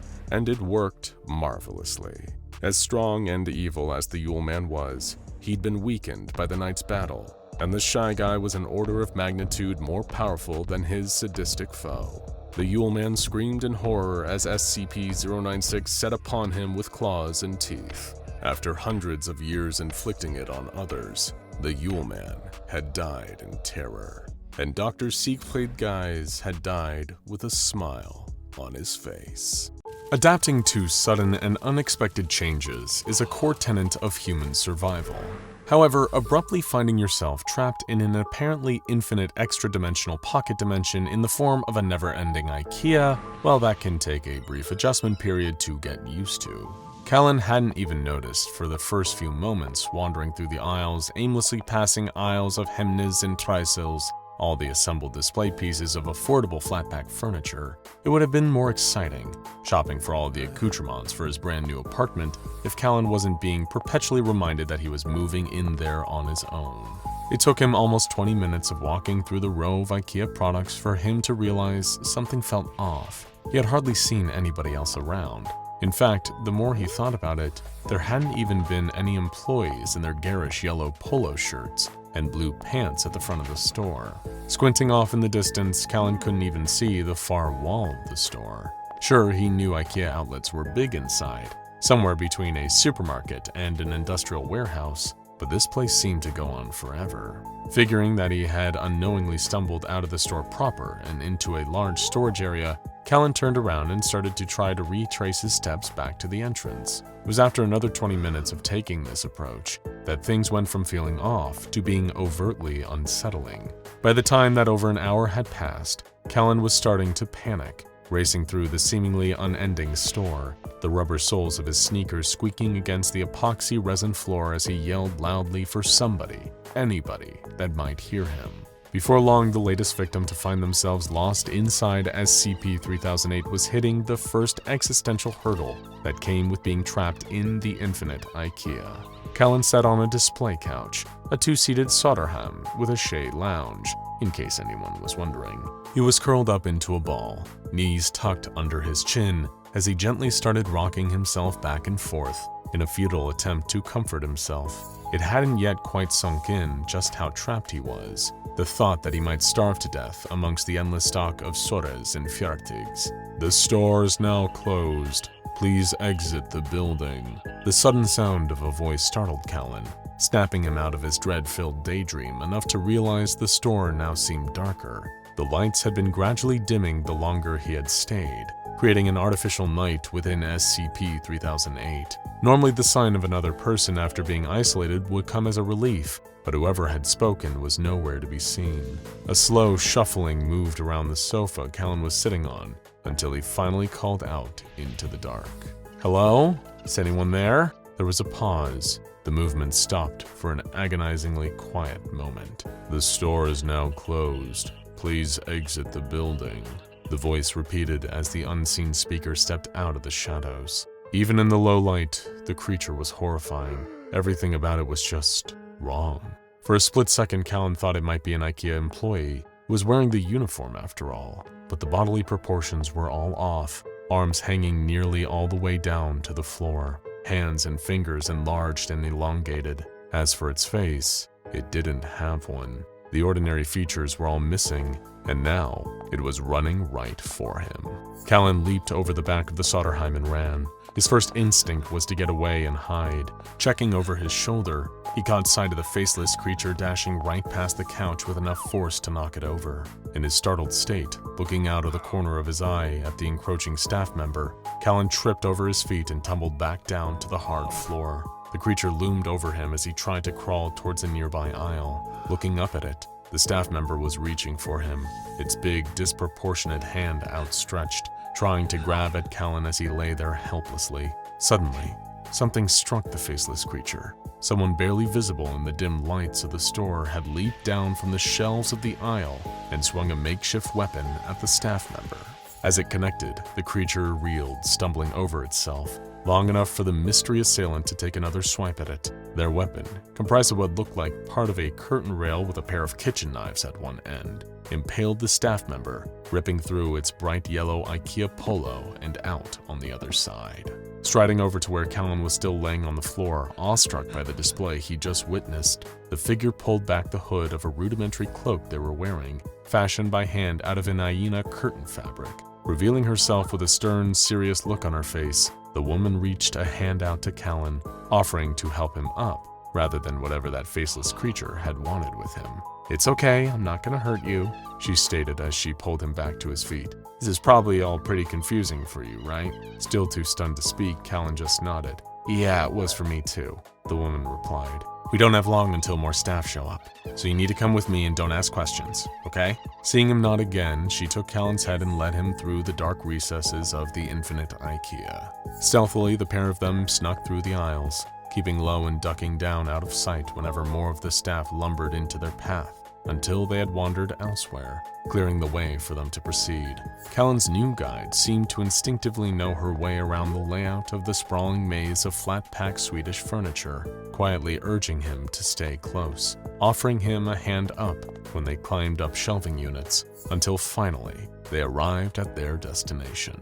A warm glow emanated from somewhere beyond a tall makeshift barrier. Sofas and cabinets were stacked on top of each other, forming an intricate wall around an area of SCP-3008. And right in the middle of this rudimentary barricade was a large two-door Pax-Fardal wardrobe, its back missing, doors inwards, facing towards the inner side of the blockade. The guide stepped into the incomplete wardrobe and gave a specifically timed knock, 3 beats, with the third following the first 2 after a short pause. From the other side, it sounded like something was being hurriedly removed from the wardrobe's handles before the doors opened up to allow her and Callan entry.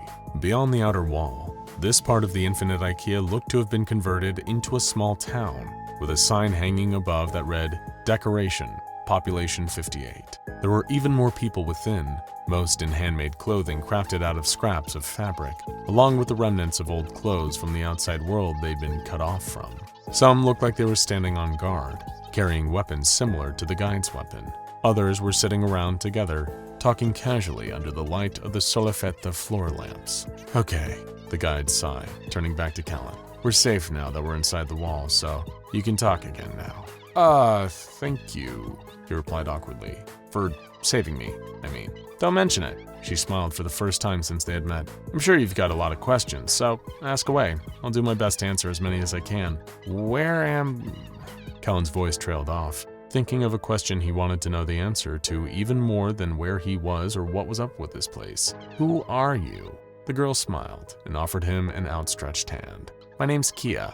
Over the coming months, and with a lot of direction from his new friend, Kellen slowly started to adjusting to living inside SCP-3008. The lifestyle was completely different from what he was used to before. Instead of renting or buying a house or apartment, the survivors had established their own little settlements, using the copious amounts of Ikea furniture around to construct homes for themselves. Without access to money or any need for it, nobody was self-serving either. Everyone chipped in and helped each other out, agreed to take on tasks that would benefit their fellow survivors. There was a strong sense of community inside. All anyone had in the infinite Ikea was each other. They were all in the same situation, and surviving it was made easier by cooperating. Kia took responsibility for showing Callan around, teaching him all about life inside SCP-3008. When he asked her why she was so adamant about keeping an eye on him, she replied by telling him that when she arrived, she'd been scared and alone. Even when the town of Decoration had taken her in, Kia still needed to learn all the basics on her own. She admitted that she wished somebody was there to teach her, and endeavored to do exactly that for Callan. She started by telling him what the best time to head to the food court was. Every day, all the food in SCP-3008 would somehow reappear, meaning that everyone could easily have their fill and survive without having to hunt or kill each other in order to eat. Kia's next lesson involved teaching Callan how to use Ikea stationery to leave subtle but recognizable symbols around the store, so that if he was ever lost, he could find his way back to Decoration safely while avoiding the staff. That's the thing about living here, she said. When we first arrived, we all think we've got nothing, but this place has food, shelter, tools, everything we need. We just have to learn to use what it gives us. As time went on, Callan found himself paired up with Kia for patrols. During the daytime, staff would wander aimlessly around the store, far more docile than they were at night. To make sure that they were ready in the event of an attack by the faceless creatures, the survivors mapped out the staff's movements, reporting back to their settlements in case a large group of them were wandering too close. The more they went out together, the more Callan found himself eagerly looking forward to being in Kia's company. Maybe it was just because she was the first person he'd met inside the infinite Ikea, perhaps because she had saved his life, but there was something about her that made him feel a little less sad about being trapped here, a feeling that would soon be cruelly ripped away. It happened during an otherwise normal patrol. Kia and Callan were checking the aisles, keeping an eye on the staff, and tallying every one they saw. The lights were starting to dim, indicating that it would soon be night again, and the pair of them agreed it was time to start heading back to Decoration. That was, until a sudden screeching caught their attention. What the hell was that? Callan whispered. No idea, Kia replied. Could be someone else just arrived. She gave a hand signal that instructed Callan to split up. The pair of them moved through parallel aisles towards the source of the noise. It sounded like stones scraping against the floor, the weight of concrete causing whatever was being moved to generate a grating, eardrum-piercing racket. As he moved silently through the now familiar space of SCP-3008, Callan racked his brain about what could be making a noise like that. There was nothing that heavy or made of stone within Ikea, at least not that he had encountered. Even Kia had looked surprised when first detecting that sound. She'd been in here for so much longer, so it was telling when even she had no clue what had made it. Suddenly, the noise stopped quickly as it had started, followed by the call of a familiar voice. Callan, come look at this, Kia called. What is it? He shouted back, trying to keep his voice low but audible, aware that staff might be nearby. I don't know, some kind of statue. I've never seen anything like this in here before. Kia was cut off mid-sentence, a quick, loud scrape of concrete against the resin floor, followed by a blood-curdling scream. Eyes widening in horror, worried for her safety, Callan sprinted further down the aisle, frantically calling Kia's name.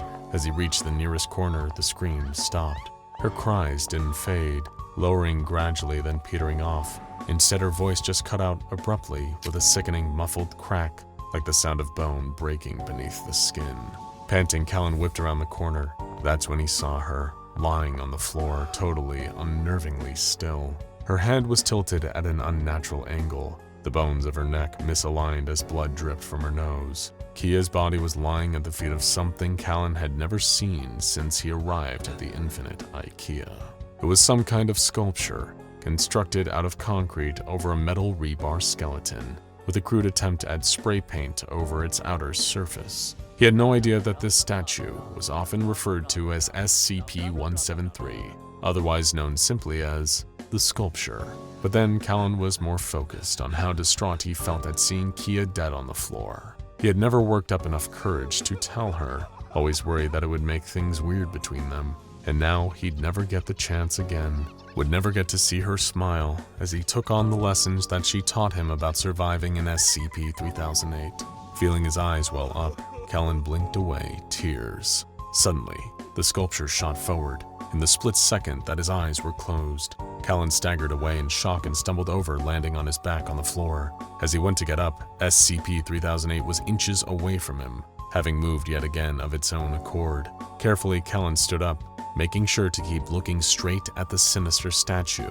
It was getting clear what this thing was doing, that it couldn't move while being observed. Sure enough, as he started to cautiously back away one step at a time, SCP-173 stayed still, frozen in place. Reaching the corner, his eyes stinging, desperate to blink, Callan took a deep breath, fixing his gaze on the sculpture for one moment longer until, turning and sprinting as fast as his legs would allow, Callan had a few short moments to blink, sending his tears streaming down his face. Behind him, he could hear the same oncoming sound of concrete scraping heavily against the floor as the sculpture gave chase. Callan rushed down the aisles, grabbing stacks of flat packs off the store shelves and pulling them onto the floor, leaving piles upon piles of mess behind him in a desperate attempt to slow the oncoming statue down. Why hadn't it killed him already? Perhaps it was just playing with its food. He thought about trying to get back to decoration, wondering if maybe any of the other surviving settlers had encountered SCP-173 before. But as he ran, Callan caught sight of some of the symbols he and Kia had left around the store to help them find their way around. One of them denoted that there were hiding spots nearby, and spurred him on to change course in that direction. He couldn't lead the sculpture back to town, not if it could slaughter them all in the blink of an eye. Finding a cramped cupboard, Callan climbed inside and shut the door behind him. With his knees tucked under his chin, he couldn't help but remember the time he had arrived in the Infinite Ikea. He had done almost the exact same thing when he first encountered a staff member. He'd run, and his first instinct had been just to run away and hide. That was something about Kia he had always wished he could be. She was fearless, easily standing up to that staff creature that would have killed Callan if she hadn't intervened. Trapped inside a cupboard, the deafening noise of scraping concrete outside as the sculpture searched for him, Callan felt like he'd let her down. It seemed that despite Kia's best efforts to teach him, he was still scared. As he sat in the dark praying the sculpture wouldn't find him, he apologized under his breath to her. Callan started replaying every moment he and Kia had spent together, partly to keep her alive in his memory, but also so that he could at least think of something good before SCP-173 found him and broke his neck the same way. Every lesson about life in SCP-3008, every one of Kia's skills she had painstakingly passed on were still all there, including the best piece of advice she'd ever given. We have to learn to use what this place gives us. Her words echoed in his head as Callan finally realized that she hadn't just been talking about taking food from the food court or using flat packs to build shelters and settlements. She'd shown him how to navigate, how to evade the staff, and that everything in the Infinite Ikea could have some usefulness in aiding survival. As much as it hurt knowing Kia was gone, Callan realized that she might have already saved him a second time. He peeked out of the cupboard door. The bathroom section was just a quick dash away, and SCP-173 was nowhere to be seen.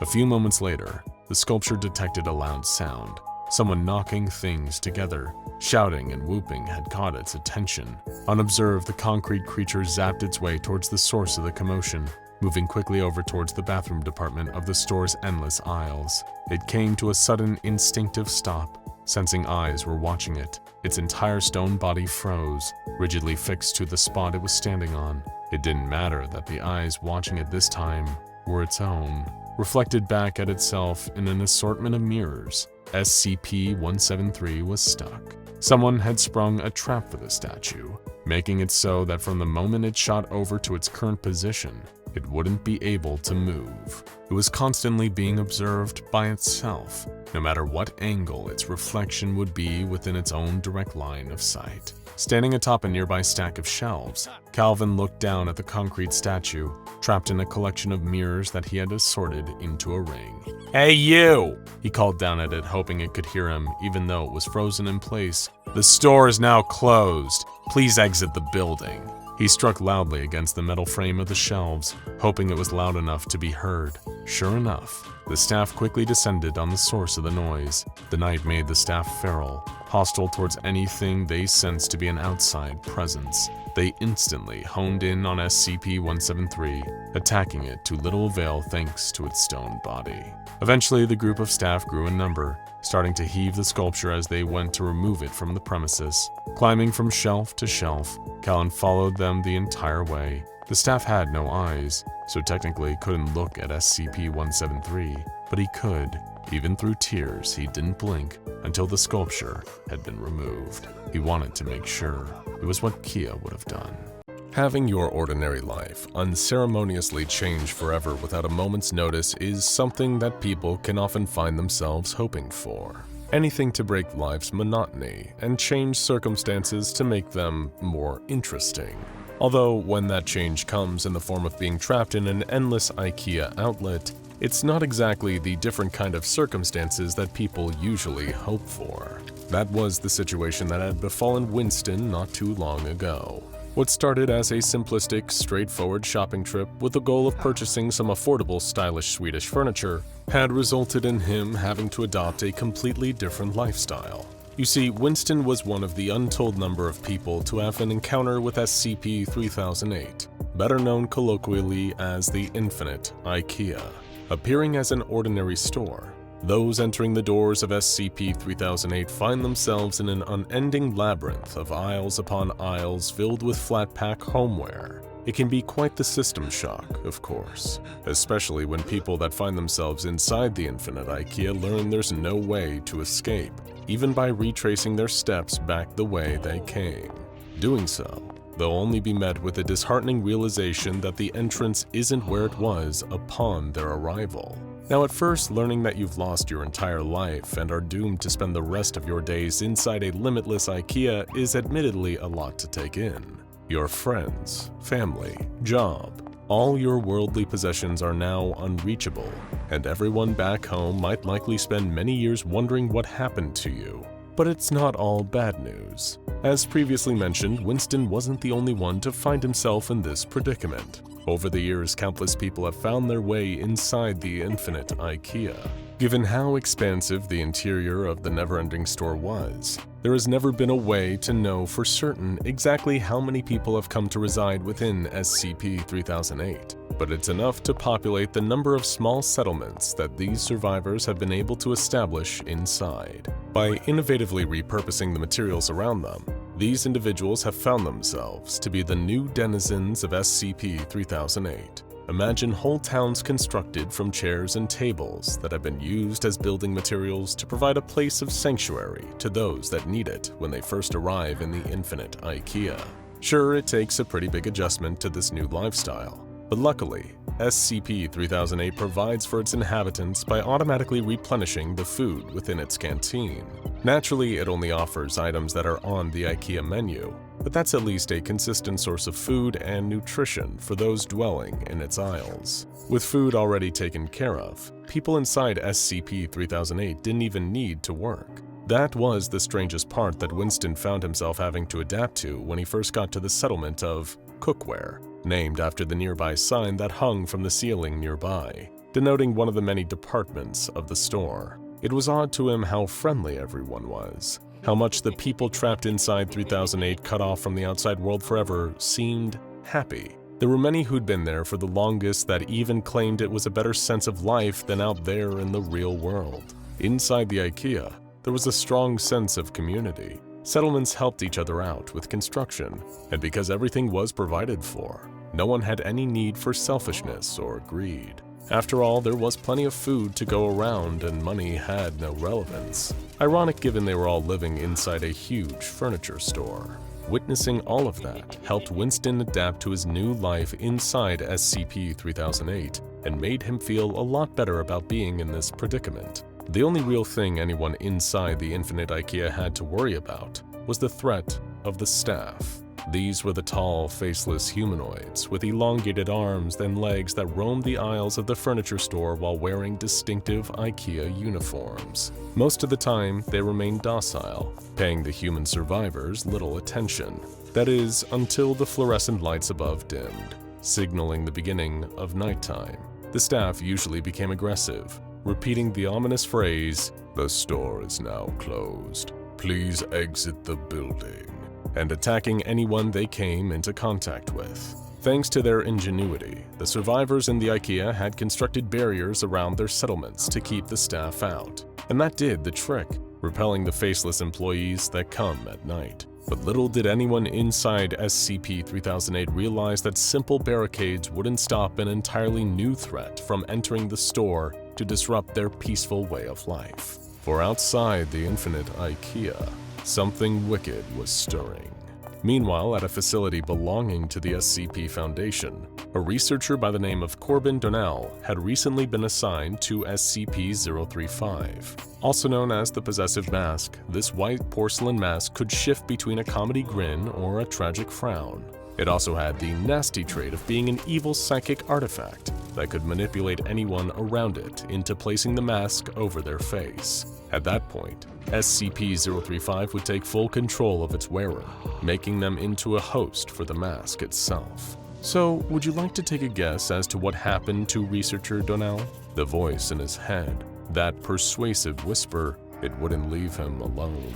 All day long, it was there, but whenever Corbin was near SCP-035, it got louder, and as the days he was studying the possessive mask went on, the whisper became a shout. The screams to put on the mask were taunting him, keeping him awake at night, tormenting him all through the waking day, until eventually he'd had enough. Given that SCP-035 produced a corrosive black substance that usually melted anything around it, the mask had to periodically be taken out of its containment case so that the container housing it could be replaced. And it was during one of these transfers that researcher Donnell calmly swept in, pushing away the guards taking it out of its melted case before they could place it in a new one. The aggression from the researcher caught the security personnel by surprise, as did what he did next. Not caring what the possessive mask would do to him, Corbin lifted the white porcelain to his face. He wasn't even aware that the containment breach alarms were sounding.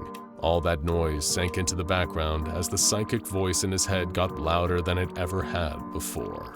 There wasn't even so much as a split-second awareness from researcher Donnell of the searing pain as the dark sludge oozing from the mask made contact with his skin, melting his face as he wore SCP-035. By that point, it was already too late. The possessive mask had full control. Corbin's body wasn't his own anymore, although it still moved, walking quickly out of the room and through the halls of the Foundation facility. The researcher beneath was already dead. There was only SCP-035, piloting its newest host to freedom.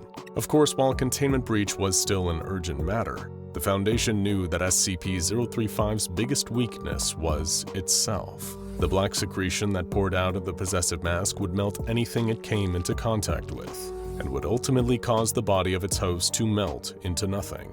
Once that happened, it would be far easier to recontain SCP-035. Someone would merely have to pick it up and place it back in the containment case. However, SCP-035 knew this, too. The mask itself was cunning. It hadn't just picked researcher Donnell at random to be its new vehicle. It wanted him specifically because of his previous posting. Before he had worked with SCP-035, Corbin had been stationed to observe any potential changes at the entrance of SCP-3008. As it stayed firmly on the researcher's face, using him to carry itself out of the Foundation site it had been trapped in, SCP-035 was scouring the remnants of Corbin's mind. It used its innate psychic abilities to plunder the depths of his brain, looking for information.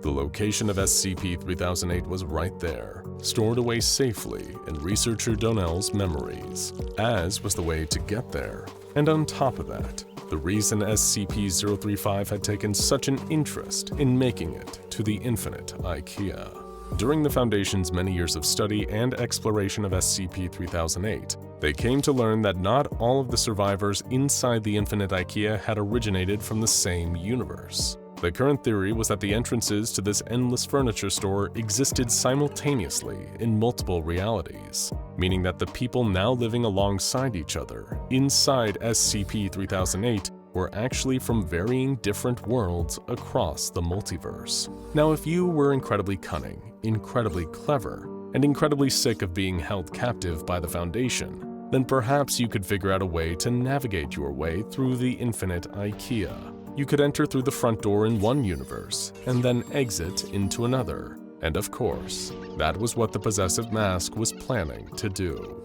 As it approached the main entrance of SCP-3008, the black sludge leaking out of the mask had almost destroyed what was left of researcher Corbin Donnell. It wiped more of the corrosive secretion onto the guards stationed at the infinite Ikea, melting through them as SCP-035 made its way inside. First things first, the mask knew it had to find itself a new body to pilot before Corbin's expired. And it didn't take long for the possessive mask to happen across an unwitting candidate between the aisles of flat-pack tables. At around the same time this was happening, Winston, having long since gotten used to the rhythm of life inside SCP-3008, was on his way to the food court. He knew the route by heart now, and as he strolled closer, he was pondering over what he'd help himself to today from the menu.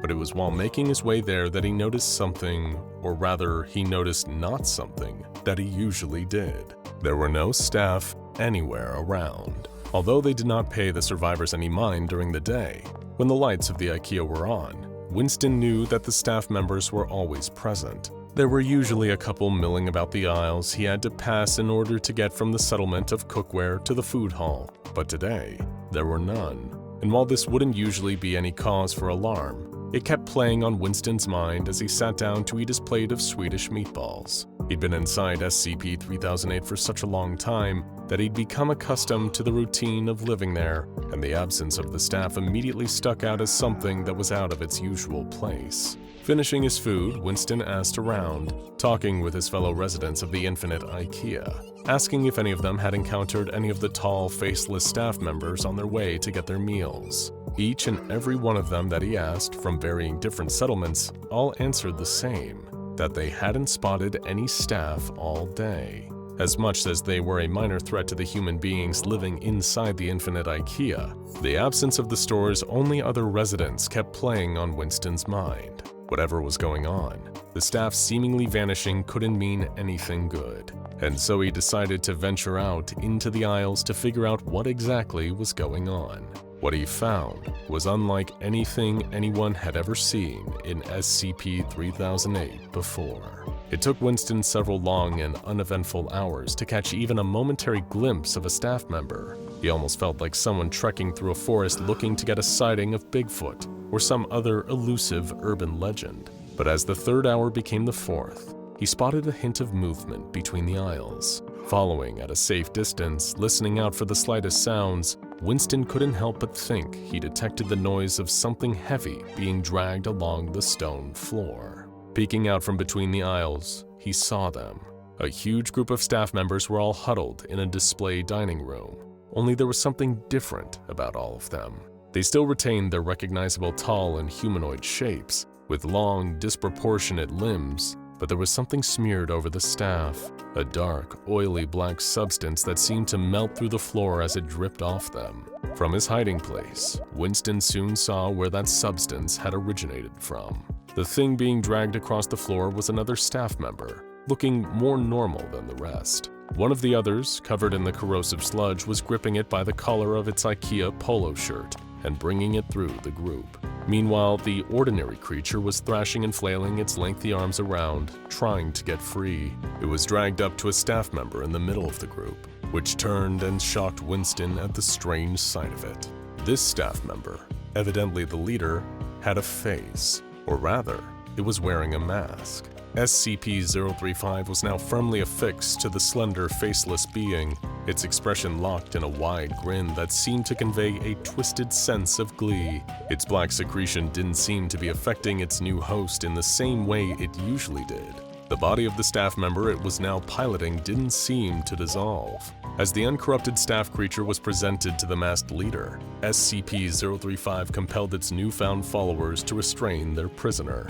The workers within SCP-3008 didn't have much in the way of their own free will, or even personalities to speak of. They did, however, seem to share some sort of connection to each other, a hive mind of sorts. So presented with a powerful psychic force like the possessive mask, the entity had been able to not only take over one of the staff members as its new host, but spread its influence to the others. And while Winston watched horrified, it unknowingly demonstrated this. The captive staff member was grabbed and held by the others, its long arms and legs pulled apart. The huddled group lifted it up off the floor so that it couldn't free itself and run off into the endless aisles of furniture. Wearing SCP-035, the leader extended an arm, black ooze dripping from it, the droplets burning holes in the floor as it reached towards the faceless head of the restrained staff member.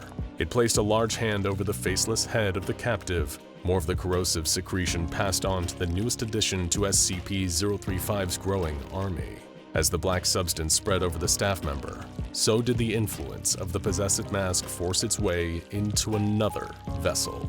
I'm telling you, I know what I saw! Winston protested, after recounting the events to the other settlers back at Cookware. There's something else out there, something new and dangerous, and it's infecting the staff. Oh, that's ridiculous, replied Bryce, one of the survivors who had been there much longer. I've been here for years and I've never even heard of such a thing. They yelled. I saw it with my own eyes, Winston argued. It has a small army of them already under its control. Even if what you're saying is true, someone else chimed in. What does it matter? We've already got barriers that keep the staff out, and they only attack at night anyways. Surely, even if this mask thing really is in control of them now, who cares? As if on cue, one of the lookouts at the Cookware settlement started frantically trying to get everyone's attention. They pointed to the ominous glow coming from just beyond the nearby aisles filled with wardrobe frames. An orange flicker was visible, even under the lights of the store which were still on, although blocked a little by thick plumes of black smoke rising up towards the ceiling. That's lighting, the lookout said in shocked disbelief, stating the name of another nearby community of survivors that was named after an Ikea store department. Something must have happened over there, Bryce declared. Maybe it's an electrical fire that's gotten out of control. It's them, Winston said solemnly. It can't be them, the older survivor snapped. The lights are still on. It's still daytime in the store and the staff never attacked during the day. I don't think the rules are the same anymore. Frustrated, Winston continued to argue. There's no telling what that mask did to them. Perhaps. Bryce was trying desperately to come up with a suggestion, but was clearly grasping at straws. What if this mask can be reasoned with? If it's more intelligent than the staff, we can negotiate.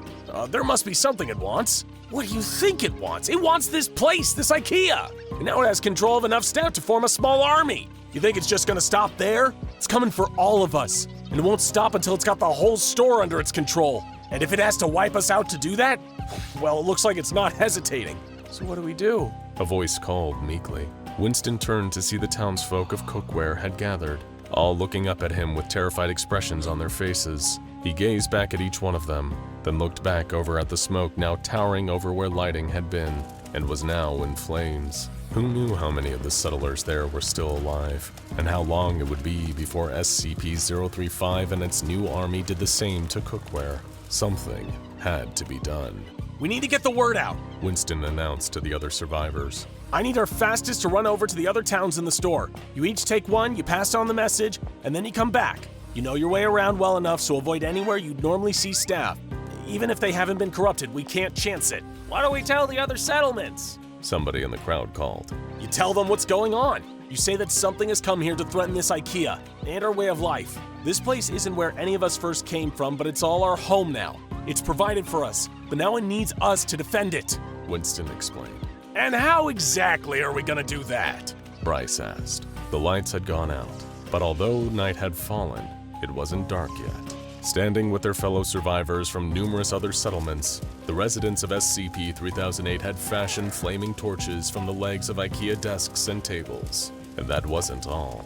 They were carrying makeshift weapons. Some had spears crafted using curtain rails with sharp kitchen implements fashioned to the end. Others had wardrobe doors in their hands to act as rudimentary shields. They were hardly warriors, but as an army of corrupted staff members lurched out of the darkness towards them, each survivor of SCP-3008 knew what they had to do. At the front of the army towered the staff member with SCP-035 on its faceless head.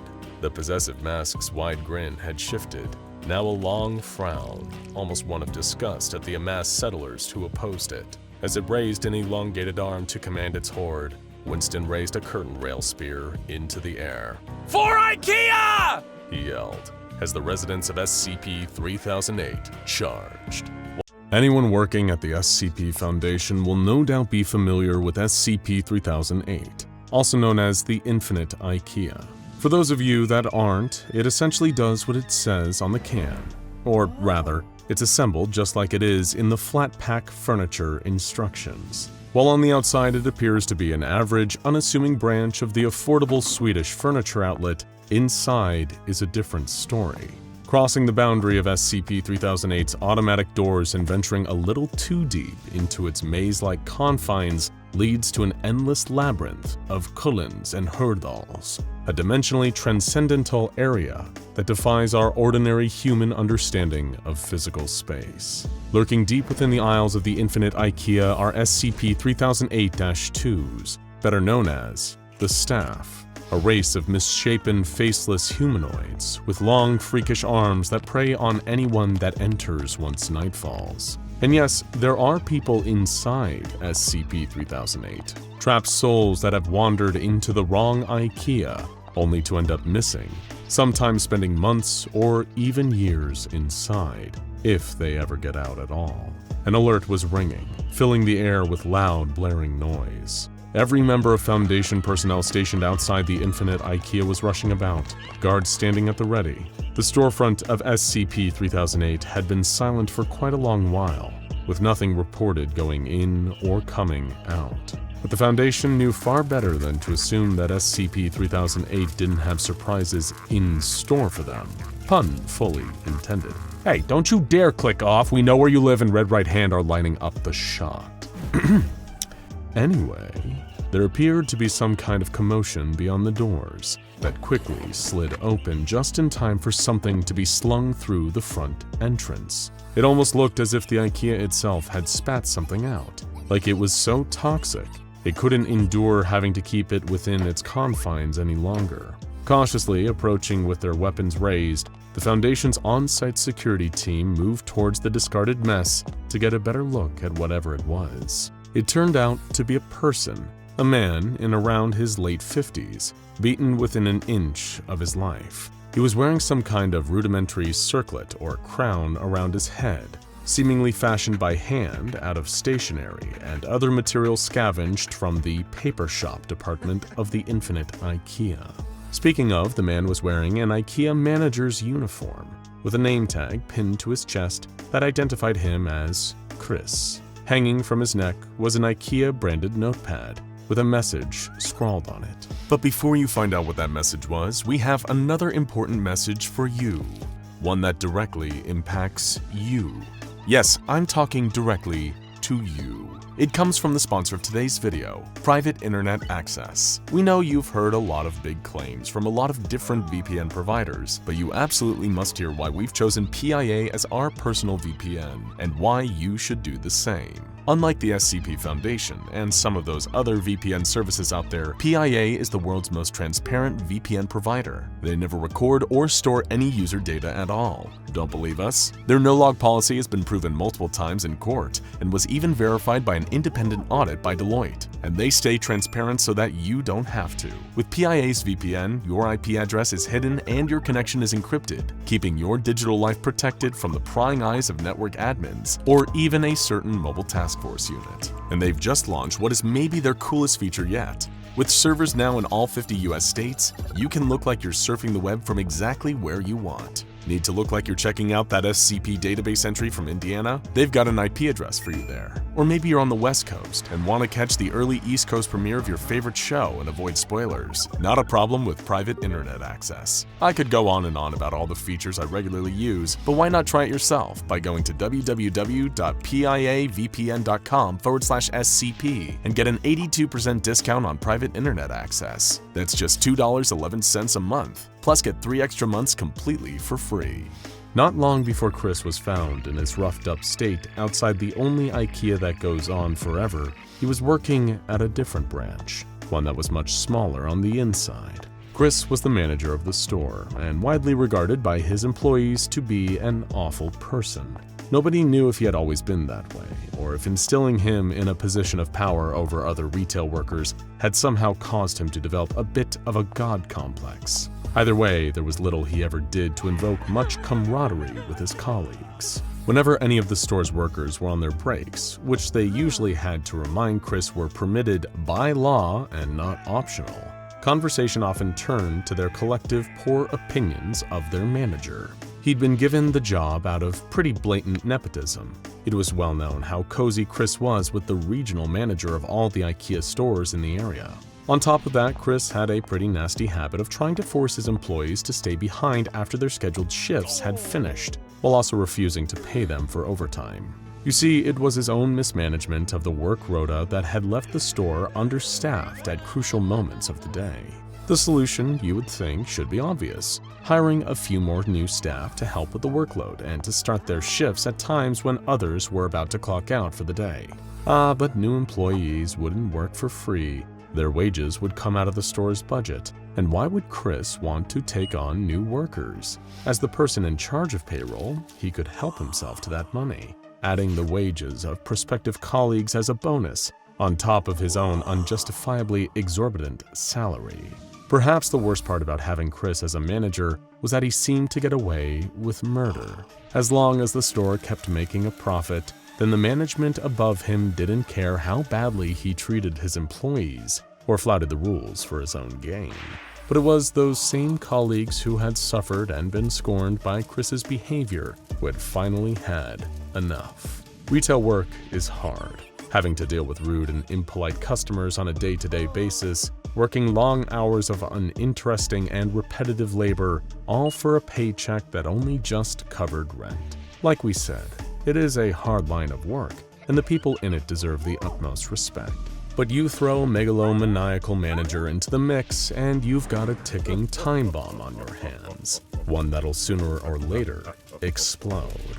It was witnessing Chris blatantly framing a younger member of staff that finally triggered detonation. The kid had only been a student, working at Ikea all through his weekends to make enough money to pay his bills. Chris saw this less experienced employee not as a human being doing his best, but a chance to make a quick buck by breaking the rules. The manager started stealing cash from the register, then blamed it on his young staff member when the losses started to show on the store's monthly financial reports. Seeing that for themselves, the other members of the staff knew that it was the manager's responsibility to empty the registers regularly, so they didn't have too much cash in them in case of a robbery. Given how much they all despised Chris, it didn't take much effort for the entire workforce to organize a walkout halfway through the working day. Outraged, Chris had tried calling any colleagues that were off shift, barking at them to come in and work on their days off. All of them said no. The thing is, when you work in retail, complaints to upper management never seem to go anywhere.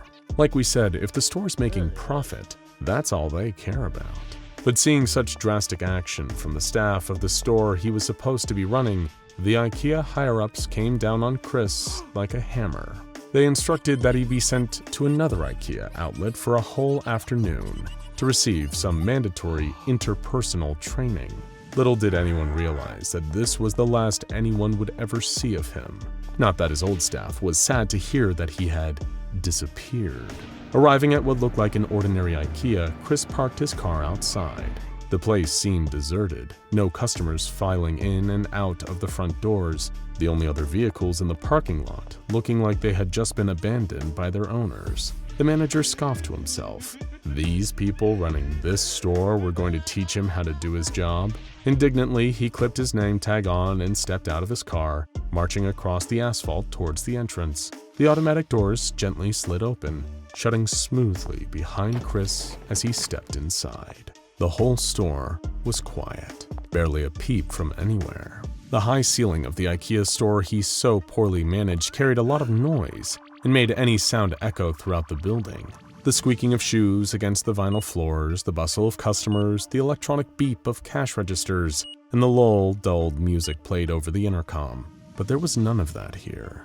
A deathly silence filled the aisles of flat-pack furniture, display models of Hemnesses and Triceals standing as still and foreboding as gravestones. Suddenly, the sound of movement reverberated from between one row of aisles. Chris began marching towards its source, expecting to find an employee who would point him in the direction of the office where his training was supposed to be conducted. Sure enough, within a few steps, Chris spotted a figure in a familiar bright yellow t-shirt and blue pants, the same uniform his Ikea underlings wore at his store. Excuse me, he called as he strode towards the employee, shoes clomping against the floor with every step. you need to tell me where your manager is. I'm from the store across town, here for some pointless training seminar. Chris hadn't waited until he was close enough to engage in pleasant conversation, instead making his demands as he approached. The figure in the Ikea uniform, however, didn't turn to face him. Hey, I'm talking to you, Chris shouted. You deaf or something? There was a pause, telling Chris that what happened next wasn't in response to what he said, although that didn't make it any less frightening. The figure, who had been hunched over near the floor, suddenly drew itself up to its full height. It towered over Chris. It must have measured close to 7 whole feet. As it turned, the malignant manager saw its face, or that it didn't have one. No eyes, no mouth, nothing but a smooth surface without any discernible features. Its arms were elongated, huge claw-like hands hanging down to the creature's knees. Being a coward, Chris turned and ran immediately. Confrontation was another area his employees had noticed he was sorely lacking in. Whenever faced with a rude and cantankerous customer, Chris would never defend his colleagues or their actions. Instead, he would suck up and brown-nose to customers who were clearly in the wrong, essentially rolling over the minute anyone raised their voice. So now, confronted with a lumbering, faceless entity, his self-preservation instincts were kicked into overdrive, and he raced deeper into the store. Not exactly in the best shape, he slowed to a halt, wheezing as he tried to catch his breath. That was when, looking around, Chris noticed just how long the aisles seemed. He was sure he would still be able to see the front door from here, yet couldn't spot the entrance anywhere from where he was currently standing, panting like a thirsty dog. He looked over his shoulder. There was no sign of the staff member he'd encountered. Little did Chris know that it had lumbered off in the opposite direction the second he had run away from it, hardly paying him any mind, at least while the lights were still on. Unable to find the entrance or even a fire door he couldn't escape through, it didn't take long for the lights inside the infinite Ikea to dim, marking the start of the night cycle. Something about it being darker made the sounds of shuffling even more noticeable. There were more than one of those faceless, uniformed creatures. Trembling, Chris climbed inside a Kleppstad, a wardrobe with a sliding door. Barely able to sleep with his knees tucked up under his chin, he spent the entire night inside the cramped, confined space. Every sound of movement from outside brought with it the mental image of one of the staff sliding open the outer door and reaching down to grab him. The whole sleepless while, Chris couldn't help but think about what he could have possibly done to deserve this cruel fate. The next morning, the lights came back on and started to bleed through the seams of the flat-pack wardrobe, waking Chris from what little restless sleep he had gotten. He paused, unsure if he should venture out in case he came across another one of the staff. Suddenly, he heard the sound of voices, muted and muffled by the door of the Kleppstad, but definitely real human voices. Had it all been some horrible nightmare? Had he fallen asleep at work and been stuffed into a wardrobe by his ungrateful employees? Oh, now he had them. He would sue every last one of them out of their jobs. Sliding the door open and tumbling out of the Kleppstad, Chris found himself flying face down on the store floor, his legs too cramped to move. Just as he tried to will them into moving again, a voice called out to him.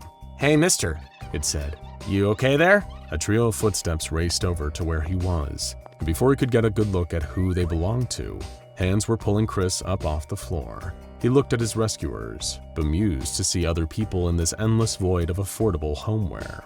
They were 2 men and a woman, each in disheveled clothing that looked like they had been wearing the same thing for years. "Easy there, fella," one of the men spoke. "Name's Buster. Which settlement you from?" "What do you mean by settlement?" Chris asked, confused. "Looks like we got another newbie," the woman chuckled dryly. "When'd you get here?" Yesterday, I think," the former manager answered. "Time can be a bit screwy in here," the second man chimed in. "I'm Nolan. This here is Janine. You got a name?" Chris." He nodded.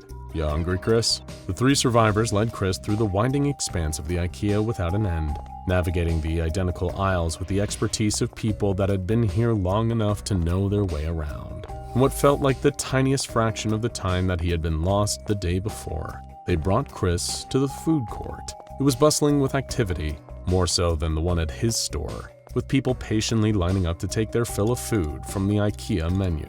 After joining the queue, Buster returned and handed Chris a plate of Swedish meatballs with mashed potato, peas, cream sauce, and lingonberry jam. So pleased to see food again, Chris began to gluttonously devour the whole plate, while the others explained some of what was going on here, although he was barely listening. According to Janine, who had been there the longest, the inside of this Ikea was like an endless maze. There was no clear way out, even when retracing steps back the way one first entered. Nolan then weighed in and explained that there were pockets of people who had survived this long inside SCP-3008 by forming their own little communities. Thanks to the sheer amount of space within the store, these settlements were almost the size of small townships, built using whatever furniture, appliances, and other materials the other survivors had been able to scrounge up. "How come you don't run out of food?" Chris interjected. "It replenishes every day, man," Buster replied, gesturing to the food court around them. "Sure, it's not ideal if you aren't a huge fan of Ikea food, but you get used to it. Could be worse, all things considered." "Then what the hell do you all do for money?" the stubborn manager demanded. "Look around you," Janine scoffed. "We don't need it in here. We're cut off from the rest of the world. Stuff like money hardly makes a difference. Can't get us home or keep us fed, so what's the point?" Chris sighed, evidently frustrated at the prospect of living inside an Ikea yet not having the opportunity for monetary gain. "So, who's in charge?" he asked. "Who runs this place?" "Well, no one," Nolan shrugged. "Settlements all work together, help each other out if needed, but we don't have any singular person running things." Hearing that out loud caused a twisted idea to form in Chris's balding head. Asking to be escorted by Buster to the right aisle, he started gathering up what he needed to make a rudimentary crown. "What's that for?" Buster asked, a little concerned about what Chris was planning. "Oh, you wouldn't understand," he replied, not looking up from applying hot glue. "Don't worry, I'll explain it in nice, simple terms when I'm ready." That night, despite being welcomed into the trio's town of lighting with open arms, Chris slipped back to the food court while the other settlers were sleeping. Carefully, he avoided the lurking staff and their drone calls of, "The store is now closed. Please exit the building." Reaching his destination, the malicious manager lay in wait for the next morning, hiding out underneath the counter where the food was served. The next morning, the collected survivors of the Infinite Ikea were met with an unfamiliar sight as they approached the food court. All the food had gone. It had still replenished overnight like it usually did, but someone had gathered it up before anyone had a chance to eat. Stood atop the counter with a smug look on his face, Chris made a show of placing his crown over his head. "Morning, everyone," he announced. "From today, things are gonna be a little different around here, but I'm sure we'll be able to work together like one big happy family." Holding the gathered SCP-3008 residents as his literal captive audience, all of them hungry and irritable, Chris outlined what he had determined to be the best system possible for how things should be run inside the Endless Store. "I will keep all the food secure and safe, and we're gonna start rationing it out," he explained. "What for?" a voice shouted from the crowd. "It reappears every night anyway." "Well, here's what we're gonna do. If you just shut up and let me finish," Chris replied calmly, but with a condescending tone of superiority. According to Chris's grand scheme, every day each settlement would be allocated what he deemed to be an acceptable amount of rationed food to feed its population of survivors. Then he made an offer to anyone who was willing to help him. If someone provided their services in collecting the food each morning and distributing the rationed amount, then Chris would allow them to take an extra portion of rations just for themselves. "You see now?" he asked the crowd, oblivious to how many of them were scowling at him. "Anyone that wants to help, they get rewarded with a little bit extra. Call it a bonus." "What if we don't want to help you?" another onlooker called. Well, that's fine by me, Chris sneered back. More for those who want it. I think what they mean is, Janine shouted from the group, what if we don't want you to implement this ridiculous system at all? What's to stop us from just taking the food we need every morning like we did before you showed up? Typical, he tutted. How lazy. You just want the privilege of having more. Then you should work to earn it. And as for your silly little notion of just taking, I'm gonna be here every morning. I'll get to decide who eats and who doesn't, and how much they deserve. And if anyone wants to take more than they deserve without offering their help in return, then they'll get half of the rations they would get, and so will their settlement. So, with those queries out of the way, allow me to introduce myself as your new store manager. When they recovered Chris's body outside of the entrance to SCP-3008, the Foundation had no way of knowing exactly who had beaten him up so badly. The other survivors inside the infinite Ikea might have done it themselves, while overthrowing his short-lived stint as manager. Or they might have decided not to lower themselves to that level, and instead shunned him from entering their settlements, leaving him to fend for himself. With the staff around every corner and their history of turning aggressive towards humans come nightfall, Chris's chances of survival were slim. The only real clue was the note that had been found with him, which read, "You can have him back. We don't want him." Now, if you aren't quite ready to check out of the infinite Ikea, then you should go and check out Life in the Endless Ikea for another tale of a trapped soul in SCP-3008. And then, if you ever want suggestions on what to do if you find yourself in the same predicament, then How to Actually Beat SCP-3008 The Infinite Ikea is the only survival guide you'll ever need.